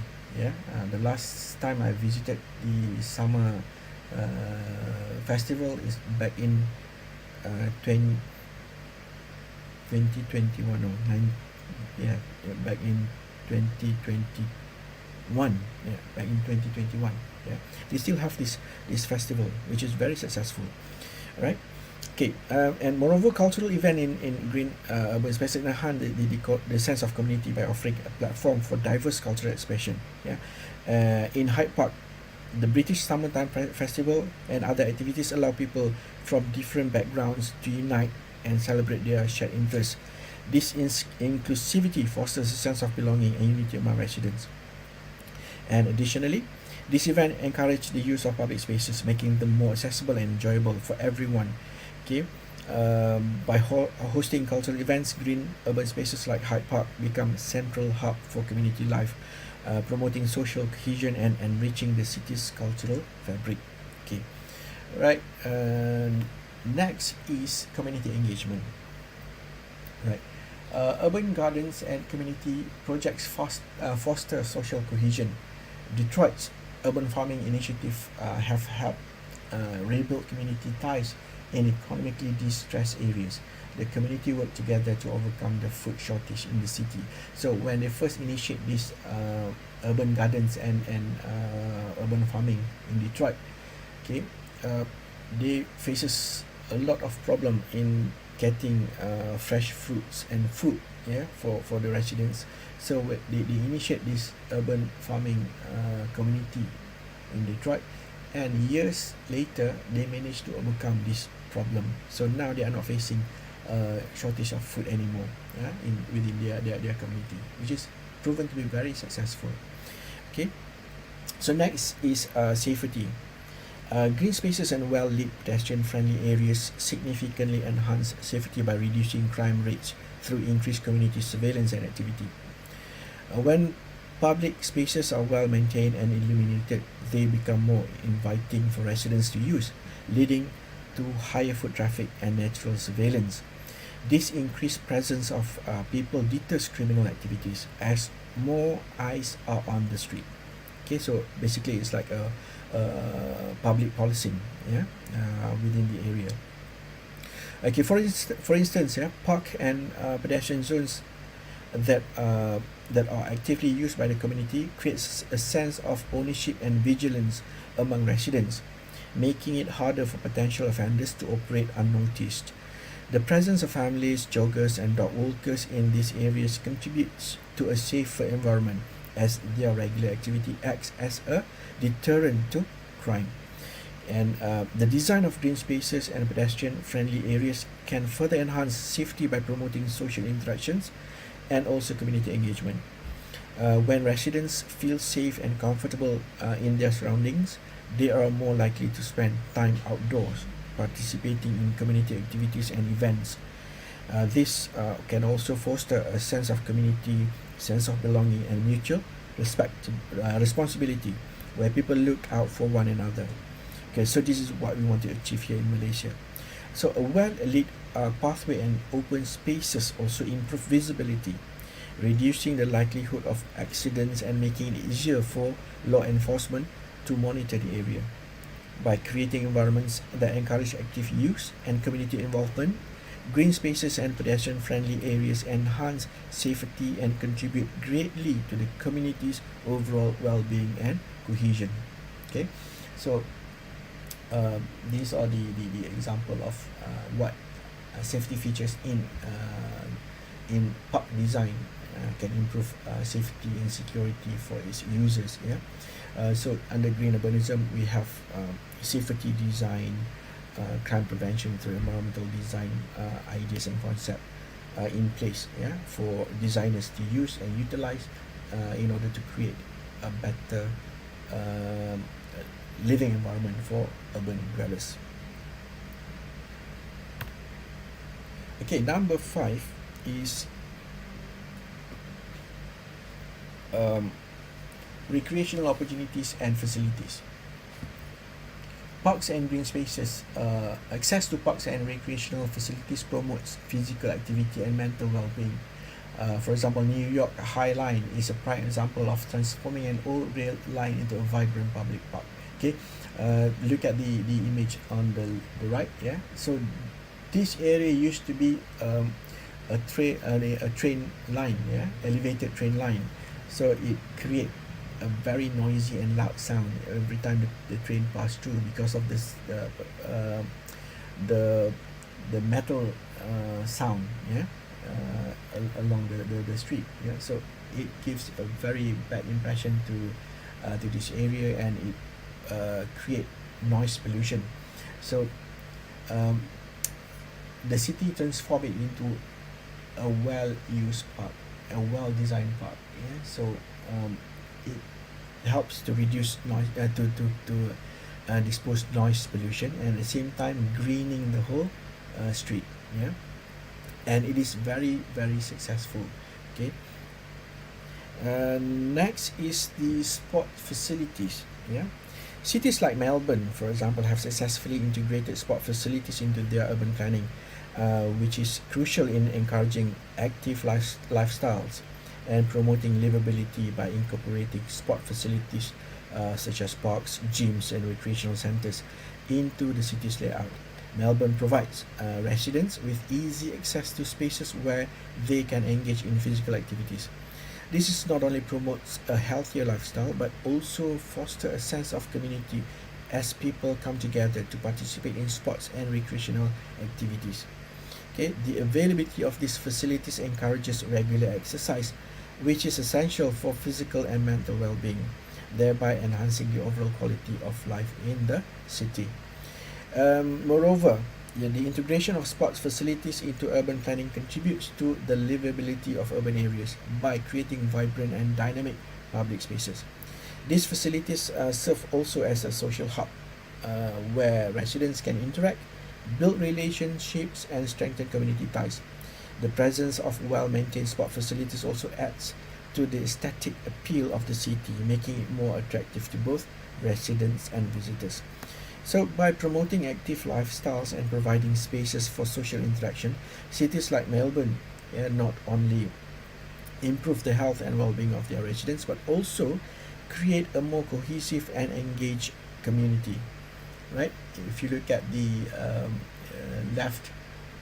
bottom left image, this is the integration of sport facilities in urban planning in Melbourne, Australia. You can see the massive area which is covered by greeneries and sporting facilities. It definitely encouraged the community to carry their life and perform all these exercises for a healthy living. So this holistic approach to urban planning ensures that the city remains a desirable place to live, to work, and also to play. Moving on, we're going to look at the number 6, healthy community and healthy lifestyle. Okay, first one is healthy eating. Access to nutritious food is essential for a healthy lifestyle. Urban agriculture and farmers markets can provide fresh, locally grown produce. The urban farming movement is a great example, transforming vacant lots into productive urban farms that supply fresh produce to local residents. So we also have these activities here in Malaysia, but it's not widely supported. Normally done in small scale and patches, not really extensive like the one happening in abroad. So we also have this community farming in Malaysia, like the one that I know in Kuala Lumpur. They have small patches of land, vacant land, assisted by Dewan Bandaraya Kuala Lumpur, and they developed it into urban farming plot, which is quite successful. Although it's small scale, but it is quite successful. We hope that it should grow into a bigger scale and expand throughout Malaysia. And the middle images here, you can see Detroit Eastern Market is one of the great example in US. It's very extensive, very well managed, and very systematic. Okay, and then we look at the access to fresh food. Urban agriculture and farmers market provide access to fresh, locally grown food, promoting healthier diets. A notable example is Detroit urban farming movement, which has transformed vacant lots into productive urban farms. These farms supply fresh produce to local residents who live in a food desert with limited access to healthy food options. Okay, local farmers markets like locally we have farmers market and Pasar Pagi and Pasar Minggu and Tamu in Sabah and Sarawak also contributed greatly to Malaysian fresh food sources and healthy diets. However, all local farmers market are in need of proper planning proper organization and improve in terms of its hygiene and also its cleanliness. Yeah, if we can do that, inshallah, ours will be good as well. Okay, we're going to look at the item number 6, which is healthy community and healthy lifestyle still. Yeah, so the first one is physical activity. Encouraging regular physical activities is crucial. Yeah, communities can support these by providing accessible recreational facilities, organizing fitness classes, and promoting active transportation like walking and cycling. For example, Copenhagen is renowned for its extensive cycling infrastructure, making it easy and safe for residents to bike to work, to school, or leisure activities. Right. So following is the mental health. Yeah, mental health is as important as physical health. The communities can promote mental wellness by providing resources like counseling services, support groups, and stress relief activities.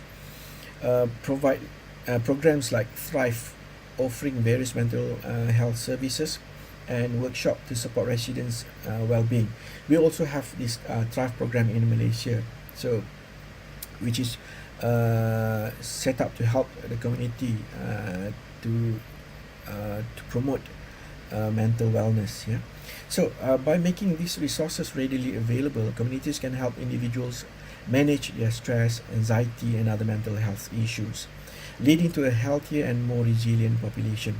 Counseling services provide professional support for those in need, while support groups offer a sense of belonging and understanding among peers facing similar challenges. Stress relief activities like recreational programs help individuals unwind and maintain a balanced lifestyle. Promoting mental wellness significantly enhances urban livability. When residents have access to mental health resources, they are better equipped to handle the pressure of urban life, leading to a more positive and productive community. Mental wellness initiatives foster a supportive environment where individuals feel cared for and valued, strengthening community bonds and social cohesion. So, and additionally, a focus on mental health can reduce the stigma associated with seeking help, encouraging more people to take advantage of available resources. So, by prioritizing mental wellness, cities can create a more inclusive and compassionate atmosphere, ultimately improving all residents' overall quality of life. So, this is what we are trying to achieve. Okay, item number 7 is mixed use, house range, and mixed uses. Okay, diverse housing options, mixed use developments provide various housing options that cater to different incomes level, promoting social diversity and inclusivity. For example, in Vancouver, mixed use neighborhood combine residential, commercial, and recreational spaces, offering affordable housing units to luxury apartments. Yeah, so from affordable units to luxury apartments. This diversity helps create vibrant, inclusive communities where people from different background, social status can live and interact. The development concept focuses on respectfully considering the varying geography and surrounding context along Scots Road to establish neighborhood that fit within their unique settings. Yeah, so as you can see, this is the walkable mixed-use neighborhood focus of Task Force vision for Scott Road in Vancouver. Another example is the Tiong Bahru in Singapore. This is a historic neighborhood that has been revitalized into a mixed-use area with residential, commercial, and recreational spaces. It offers a variety of housing options from public housing to private apartments, fostering a very diverse community. So if you look at the images here on the right, yeah, this is Tiong Bahru mixed-use development, which is quite nice and with very good greenery and ambience. Yeah, it's quite beautiful neighborhood.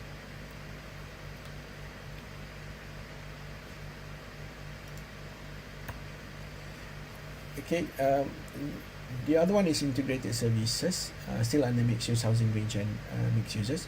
Integrated services, mixed-use development combine residential, commercial and recreational spaces, reducing the need for long commutes and enhancing convenience.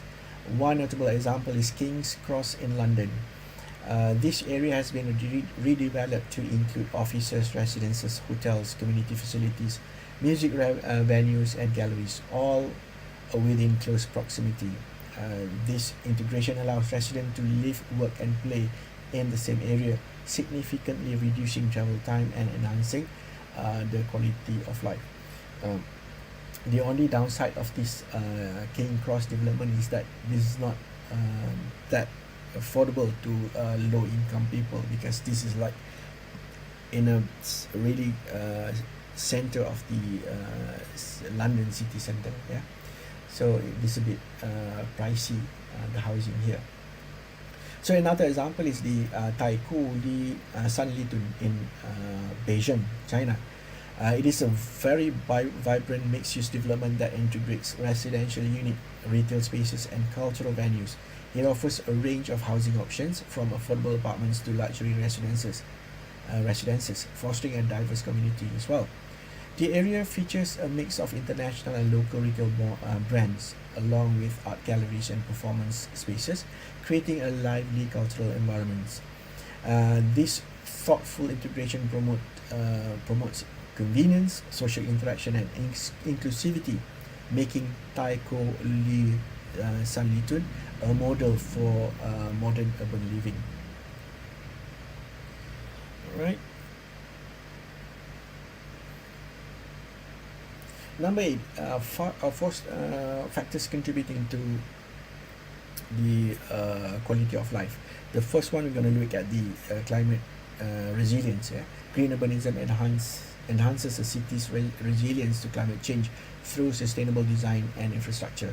For example, in Water Square, Benthemplein in Rotterdam, Netherlands, has implemented Water Plaza, which is very, very interesting. The design is very interesting. That serve dual purposes. Yeah, these plazas manage stormwater during heavy rains, reducing the risk of flooding and providing recreational spaces for the community. So, as we all know that Netherlands is the leader in managing their water resources, their recycling system and whatnot. So they are very good with managing water recycling and water management. So if you look at the image on the right, yeah, the Water Square Benthemplein holds a twofold strategy. It is public space and at the same time storm water storage combined in one space. Yeah, so if during heavy rains, yeah, or flooding, so it can hold quite a lot of water here, and when it's dry, it can be a open space for community to use. Another example is Rosario, Argentina. In Argentina, the city has developed an urban and peri-urban agriculture program that helps manage flooding and heat events. This initiative also addresses food insecurity and unemployment by utilizing vacant land for agriculture. So basically what Rosario, Argentina addresses is first, they managed to solve the issue of flooding, and number two, they managed to solve the issue of food supply, because their vision is like they really make full use of the vacant land surrounding the city center. Yeah, so it sort of create a green belt that help prevent flooding and also producing food for the residents. Yeah. Okay. Biodiversity. Next is biodiversity. Urban green spaces support local wildlife and promote biodiversity, creating a more balanced ecosystem. Living seawalls in Sydney, for example, which is in Australia, is a very good example. This project combines ecological and engineering know-how to bring marine life back to urban coastlines. The seawalls are designed to mimic natural habitats and support marine biodiversity. So in living seawalls, it enhance marine biodiversity by designing seawalls that mimic natural habitats. Yeah. So as you can see from the images on the right. Okay. And now we're going to look at the 6.0 initiatives in green urbanism. Okay, the first one is we have many initiatives that we have practiced all over the world under green urbanism umbrella, but the three top one is, the first one is green roof. Okay, so green roof enhance urban livability by offering environmental, economic and social benefits. They mitigate the urban heat island effect, improve air quality and enhance biodiversity. Economically, they extend the lifespan of roofing materials, increase property values and also attract businesses. In terms of social, yeah, they provide aesthetic and recreational spaces for people to use, improving mental well-being and also community engagement. Integrating green roofs into urban planning promotes sustainability and resilience to climate change, enhancing the overall quality of life for its residents. Okay, the second one is number 2 is urban forest. Okay, urban forests enhance urban livability by acting as the city's green lung. They mitigate the urban heat island effects, improve air quality, manage stormwater runoff, and enhance biodiversity. And also, it helps in terms of flooding as well. Socially, they provide spaces for recreation and relaxation, improving mental and physical well-being. And economically, they increase property values, attract businesses, and reduce healthcare costs. Integrating urban forests into city planning creates sustainable, resilient, and livable environment, which really benefit the residents' quality of life. And the third one is the sustainable water management, which enhances urban livability by addressing environmental, social, and economic challenges.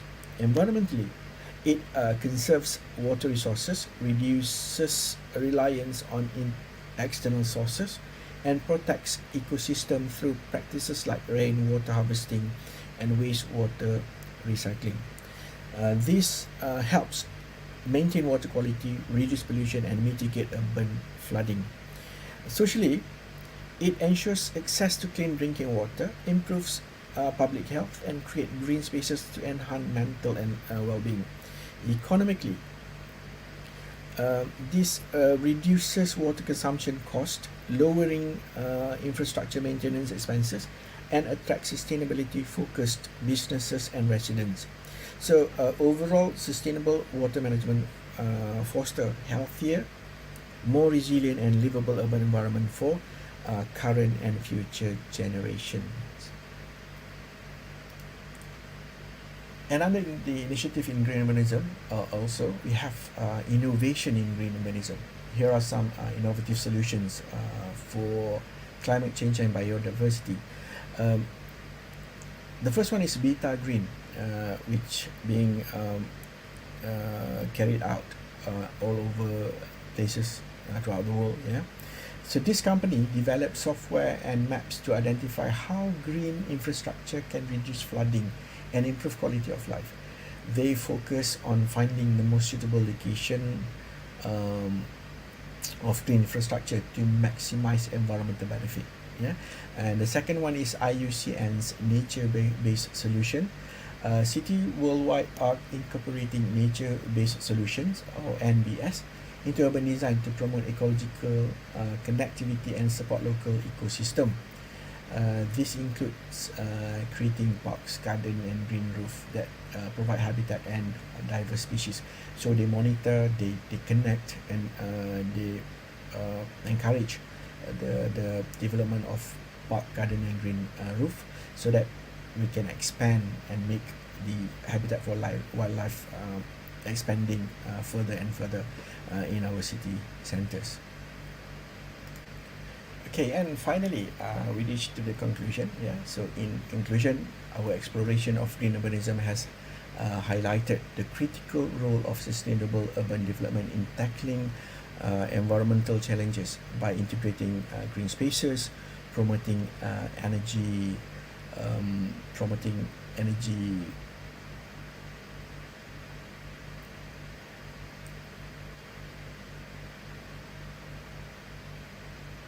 efficiency, promoting energy efficiency and prioritizing sustainable transportation, we can create urban environment that are both livable and resilient.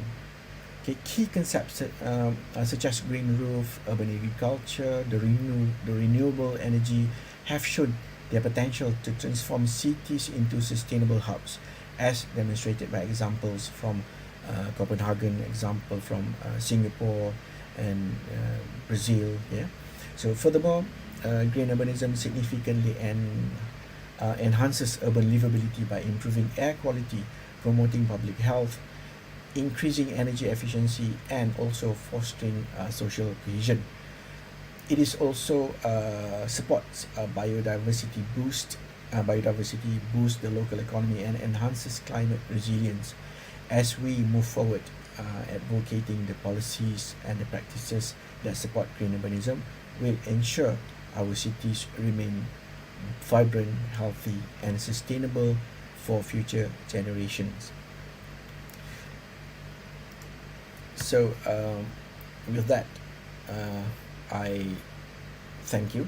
I end my presentation with.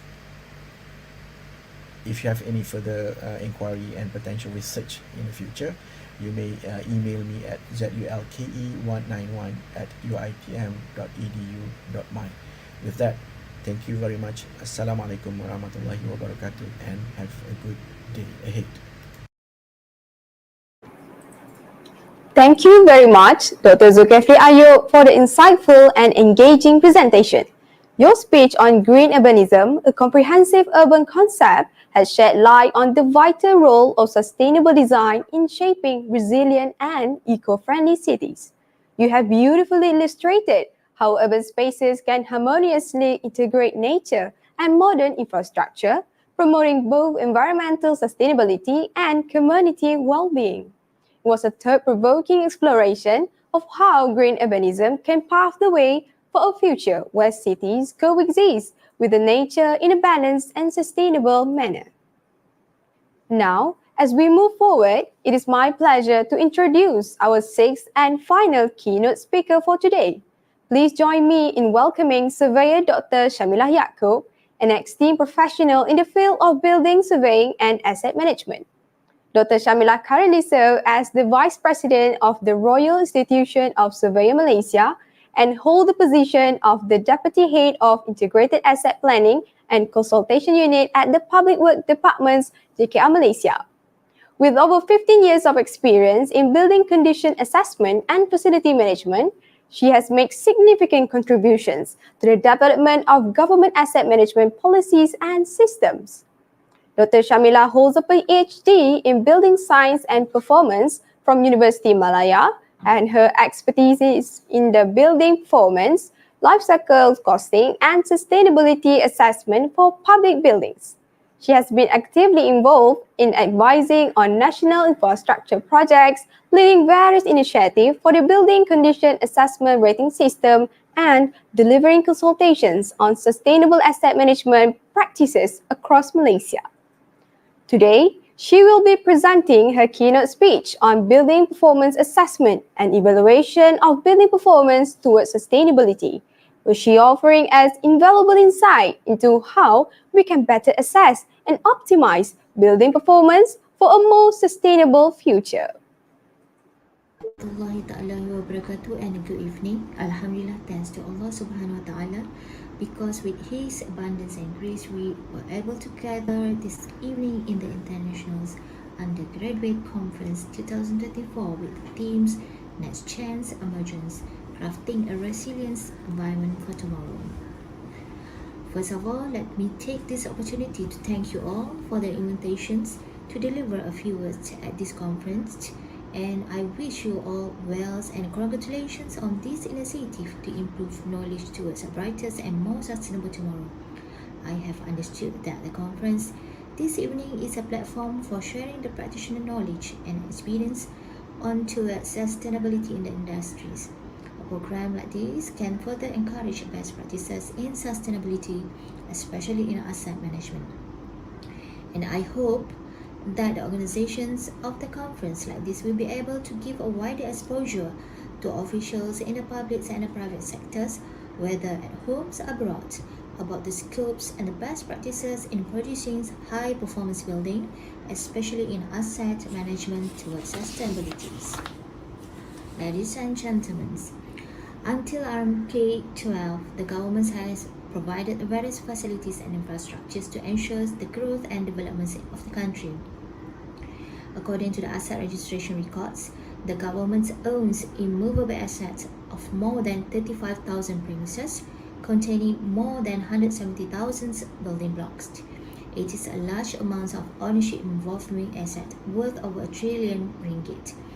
Therefore, systematic and effective asset management is essential in ensuring building performance level related to the conditions, serviceabilities, safety, and capabilities are met. As we know, managing asset management worth over trillions of ringgit is not easy, especially if these building assets are not managed according to the policies and procedures. As informations, the Government's Asset Management Committee, JPA, was established and chaired by Yang Berbahagia Tan Sri Datuk Sri Chief Secretaries of the States of Malaysia. The purpose of establishing this committee is to create best practices to foster a new regimes of maintenance cultures and formulate policies for managing government assets. JKAT Malaysia has been responsibilities for being the secretaries and the trustee of JPA to ensure that government assets are managed effectively, economically, and safely for use.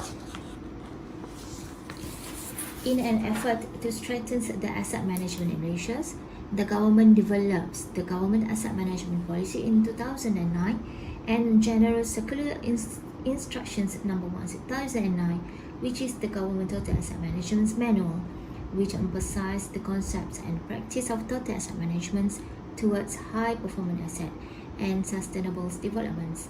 And these documents have been improved to MPOM version 2.0 and its usage instructed as per General Circular Instructions No. 2 year 2021.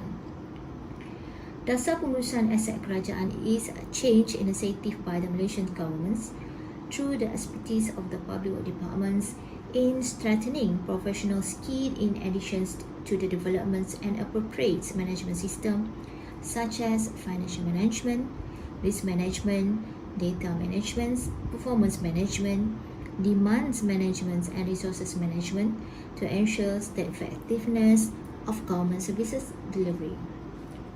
Until now, the committee has developed government asset management policies, manuals, and procedures which have been enforced for use by all government agencies.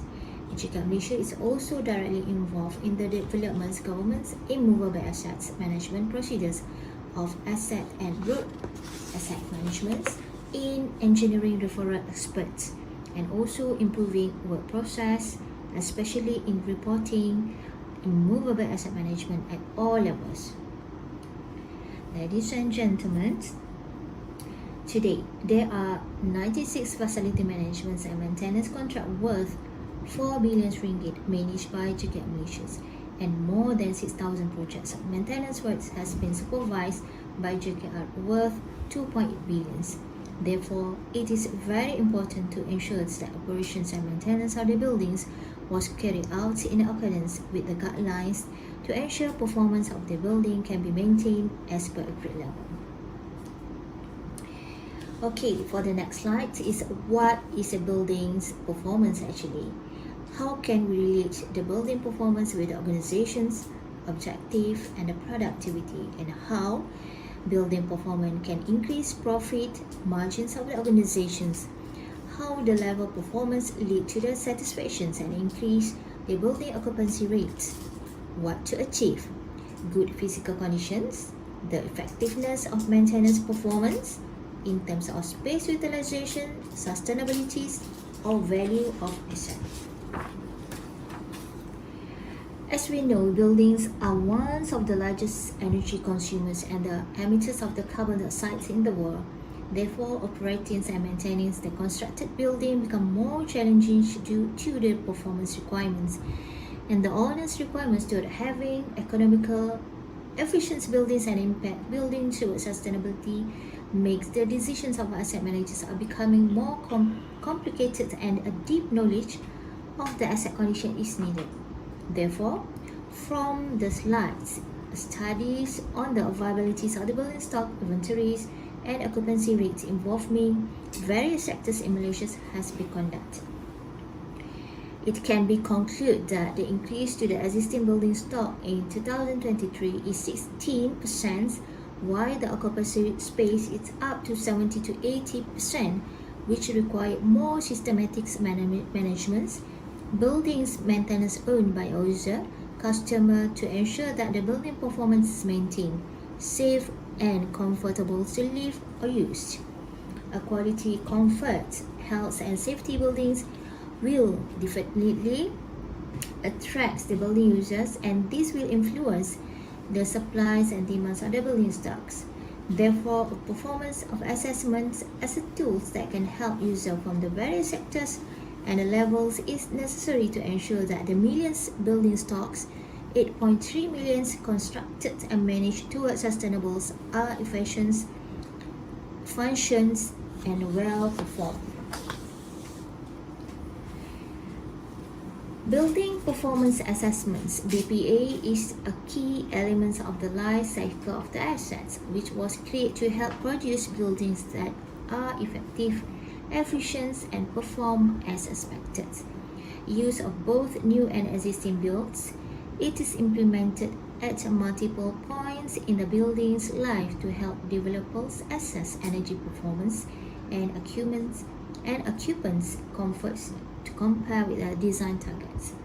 BPA is a continuous or period evaluation process of the actual performance of the buildings through quantitative and qualitative methods compared to the objective, targets or the standards set to determine follow-up actions.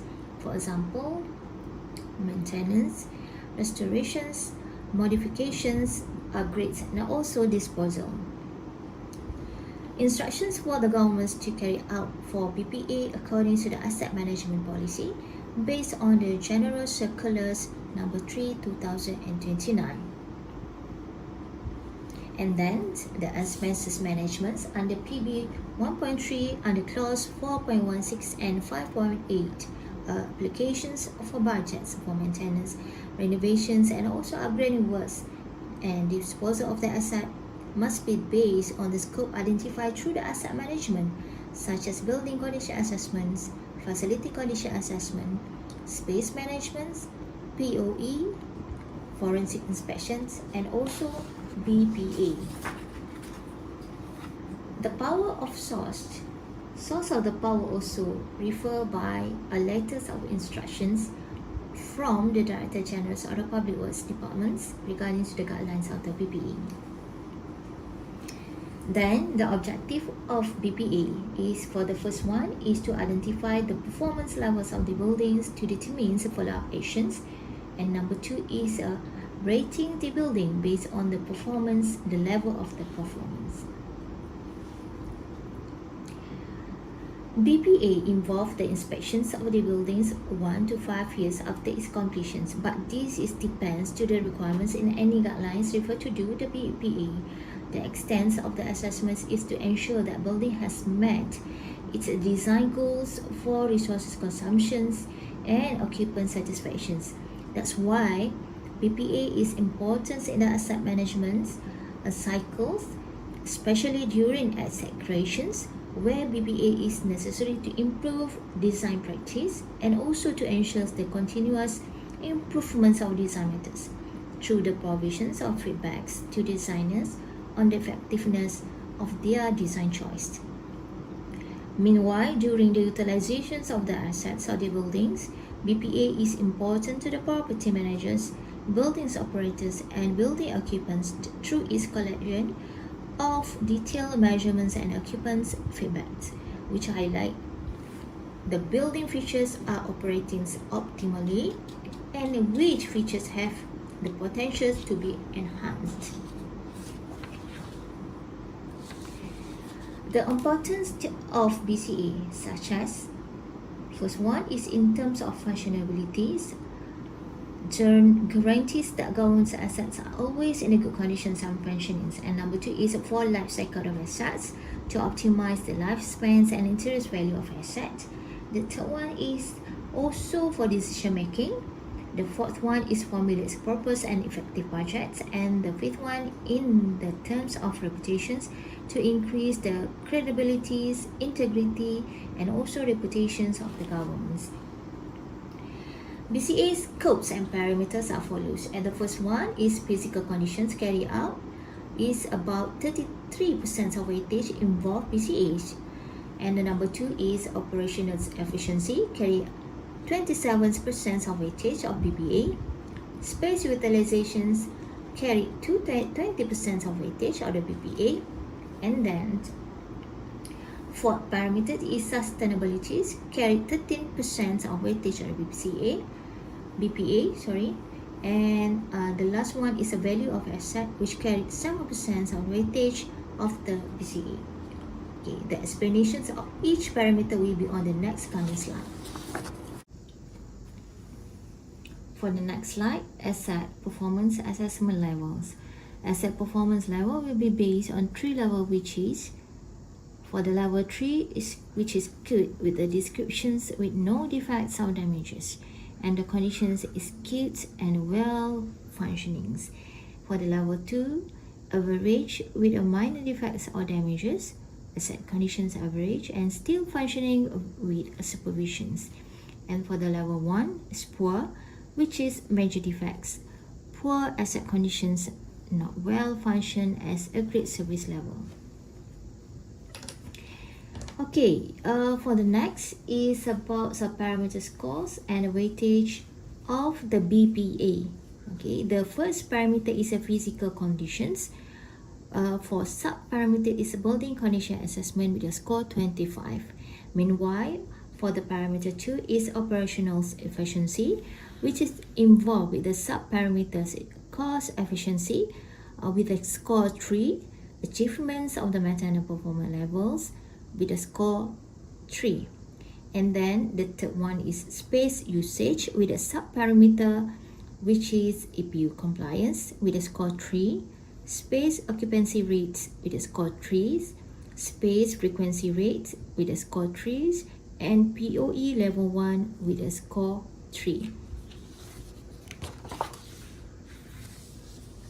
For the next parameter is sustainability, and with sub-parameters is about BEI regarding to the energy efficiency with a score 3, IEQ indoor environmental quality with a score 18, and sustainable asset management with a score 9, water use efficiencies with a score 9, statutory maintenance with a score 3. And the last one is a parameter asset value with a sub-parameters which is support service and a facility with a score 9, and customer satisfaction survey with a score 6. And the total score which is carried out for the hundreds with a weightage 100%. Okay, this is the slide shows that this is the overall rating used in the BPAs, and for marks more or same as 90%, the rating is a 5-star, which is the assets in a good conditions, functionals to meet the designs and the legal purpose, have high sustainability characteristics, excellent level of securities, economic levels, and optimal use of the asset. Meanwhile, rating 4-star with a mark between 70 to 89, rating 3-star with a marks 50 to 69%, and 2-star rating with the marks 40% to 50%, meanwhile less than 40% with 1-star ratings. Okay, for the explanations about all the details of the BPA parameter as follows. Parameter 1 is assessed on the physical condition which is carry 33% of weightage of BPA, and the conditions of the building can be measured by using BCA as a tool to assess the conditions of building towards its performance. BCA gives measures of effectiveness of current maintenance programs or activities, and it also determines the remaining useful life of the assets and compares it with the full economic life expected. This is a BCA skills and also ratings, which is BCA scale will be assessed or will be based on the levels of conditions of each component's system asset with the maintenance priority actions to be taken for the findings. Then the rating will be calculated and analyzed based on the metric analysis findings, and the overall rating based on the score with the rating A, which is very good, B with the good conditions, C with the average condition, D poor conditions, and the last one is very poor conditions. Next is about on the risk assessment, which is assessed during the BCA.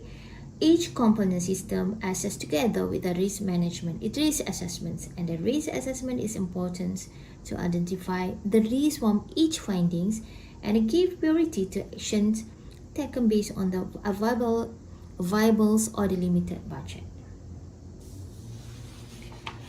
For the parameter 2, parameter 2 is assessed in the BPA is operational efficiency, which is the assessment is to identify the cost efficiencies of the buildings and the achievements of the maintenance performance level.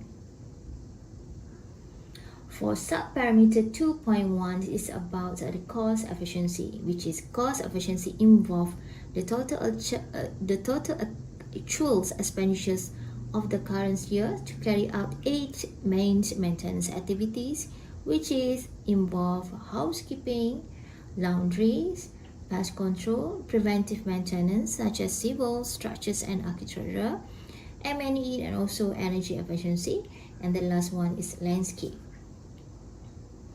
And then for the sub-parameter 2 is on the maintenance performance. Meanwhile, for the achievements of the maintenance level, the assessments will focus on the key performance indicators: asset operations, corrective maintenance, preventive maintenance, and customer satisfaction survey. This KPI assessed for each premises monthly. And then about for parameter 3, which is for the space usage, there are 4 sub-parameter assessed to ensure the space utilizations in the buildings. Okay, for the first one is sub-parameter 3.1 is on the EPU compliance.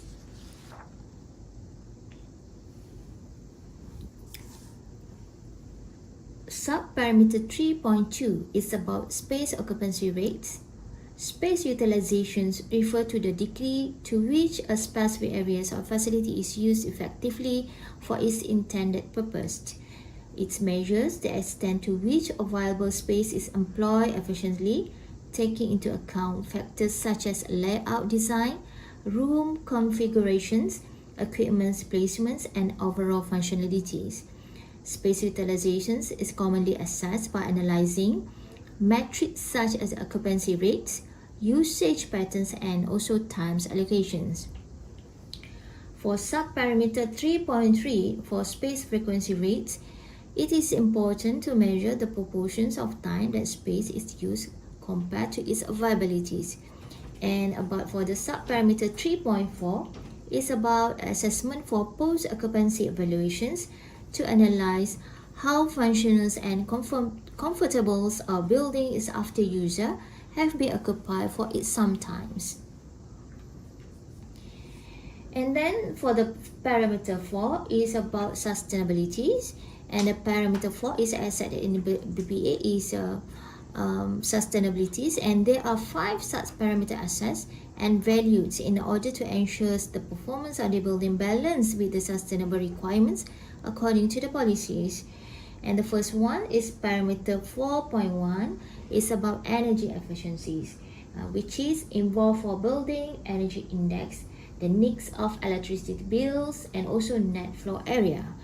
And for the parameter 4.2, is indoor environment quality, which involve visual comfort level, brightness, visual comfort levels, glare, thermal comfort levels for temperatures, thermal comfort level for relative humidity, thermal comfort level for air movement, and acoustic comfort level. Next is a parameter 4.3 for sustainable asset management, as such as facility for disabled, building management, building space system management, for solid shadoways management. And the last one is parameter 4.4, which is involve the water usage efficiency, which is rain collections and use system, SEPA, system pengurusan air. Okay, and then water efficient product, wastewater recycling. And the last one is parameter 4.5 is statutory compliance, such as quality management system, ISO 9001, occupational safeties and health management system, OSHA's 18001, environmental management system, EMS 40001, asset management system, and also energy management system. For parameter 5, which is a value of asset, okay, and the assessment of value of asset is involve facilities and support services such as community facilities, public transportations, and other related facilities that can increase the value of the building. Okay, for the sample of our results analysis, as you can see from the slide, this is examples of the results and analysis findings, and from the result, the decisions of each parameter assessed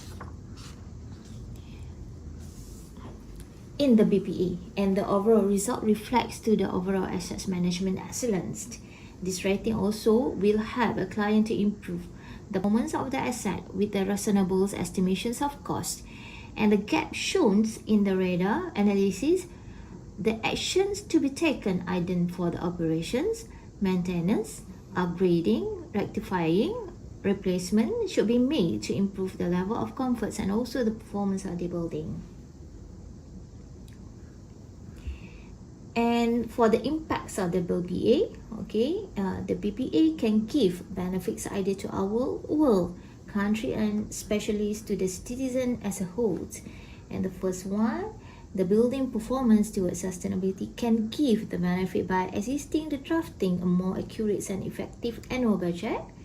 And the second one, it also can be a basis for the asset planning in addition to facilitating operational activities and also maintenance to give comfort to people in a surge of temperatures, air humidities, good air qualities, and etc. And it also helps to contribute to retaining talent productivity as well as being to the user. Okay, and others is reductions of waste by ensuring the mechanical system works more efficient with technology, reduce energy consumptions, and the last one is benefit and returns of investments. And for the last one, okay, accordingly, I hope that the all conference participants will benefit for the exchanging ideas about the future strategies and directionals towards sustainability in asset management.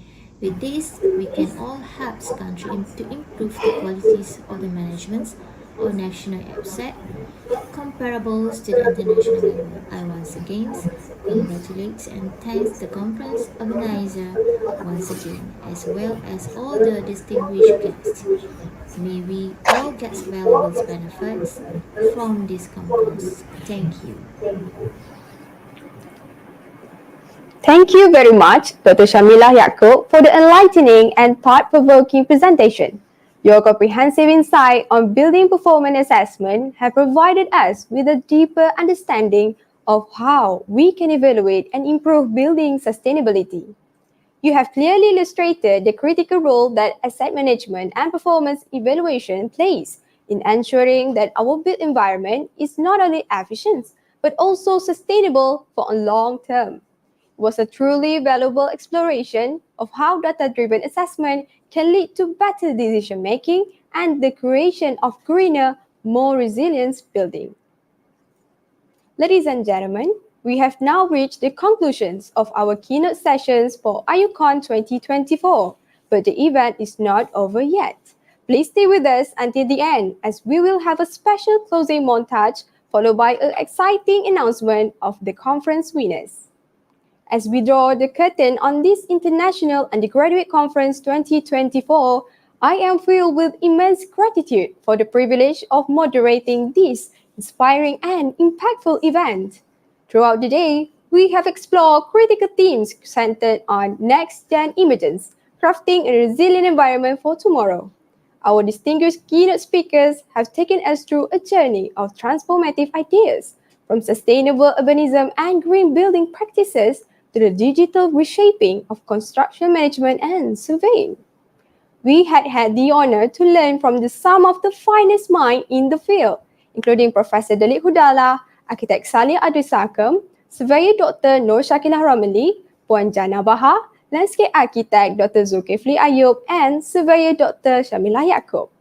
Their expertise has enlightened us on various aspects of the building a more resilient, sustainable, and innovative future for the built environment. The depth of knowledge shared today will undoubtedly leave a lasting impact on all of us, sparking ideas and motivating us to drive change in our respective fields. I would like to extend my heartfelt appreciation to our keynote speakers and all participants for your dedication and invaluable contributions. Your passion for sustainability and innovation is the true driving force behind the success of this conference. A special note of gratitude goes to the organizer, including the Department of Built Environment Studies and Technology at UiTM Perak Branch and our esteemed partners and collaborators who made this event possible. Your commitment to fostering collaboration and knowledge sharing is what has brought this event to life. As we close, let us carry forward the spirit of collaboration, innovation, and sustainability that has been at the heart of this conference. The insight we have gained today are not just theoretical, but the seeds of practical change that can help us shape a more resilient and sustainable future. Wabillahi taufiq wal hidayah. Wassalamualaikum warahmatullahi wabarakatuh. Thank you to our distinguished guests and esteemed participants. Salam Malaysia Madani, and may you continue to champion sustainability in all your endeavours. Hujan rintik di waktu pagi, mengalir jernih ke tasik biru. Hari kedua menanti di sini, jangan dilupa esok bertemu. Please stay tuned for the closing montage and the announcement of the conference winners.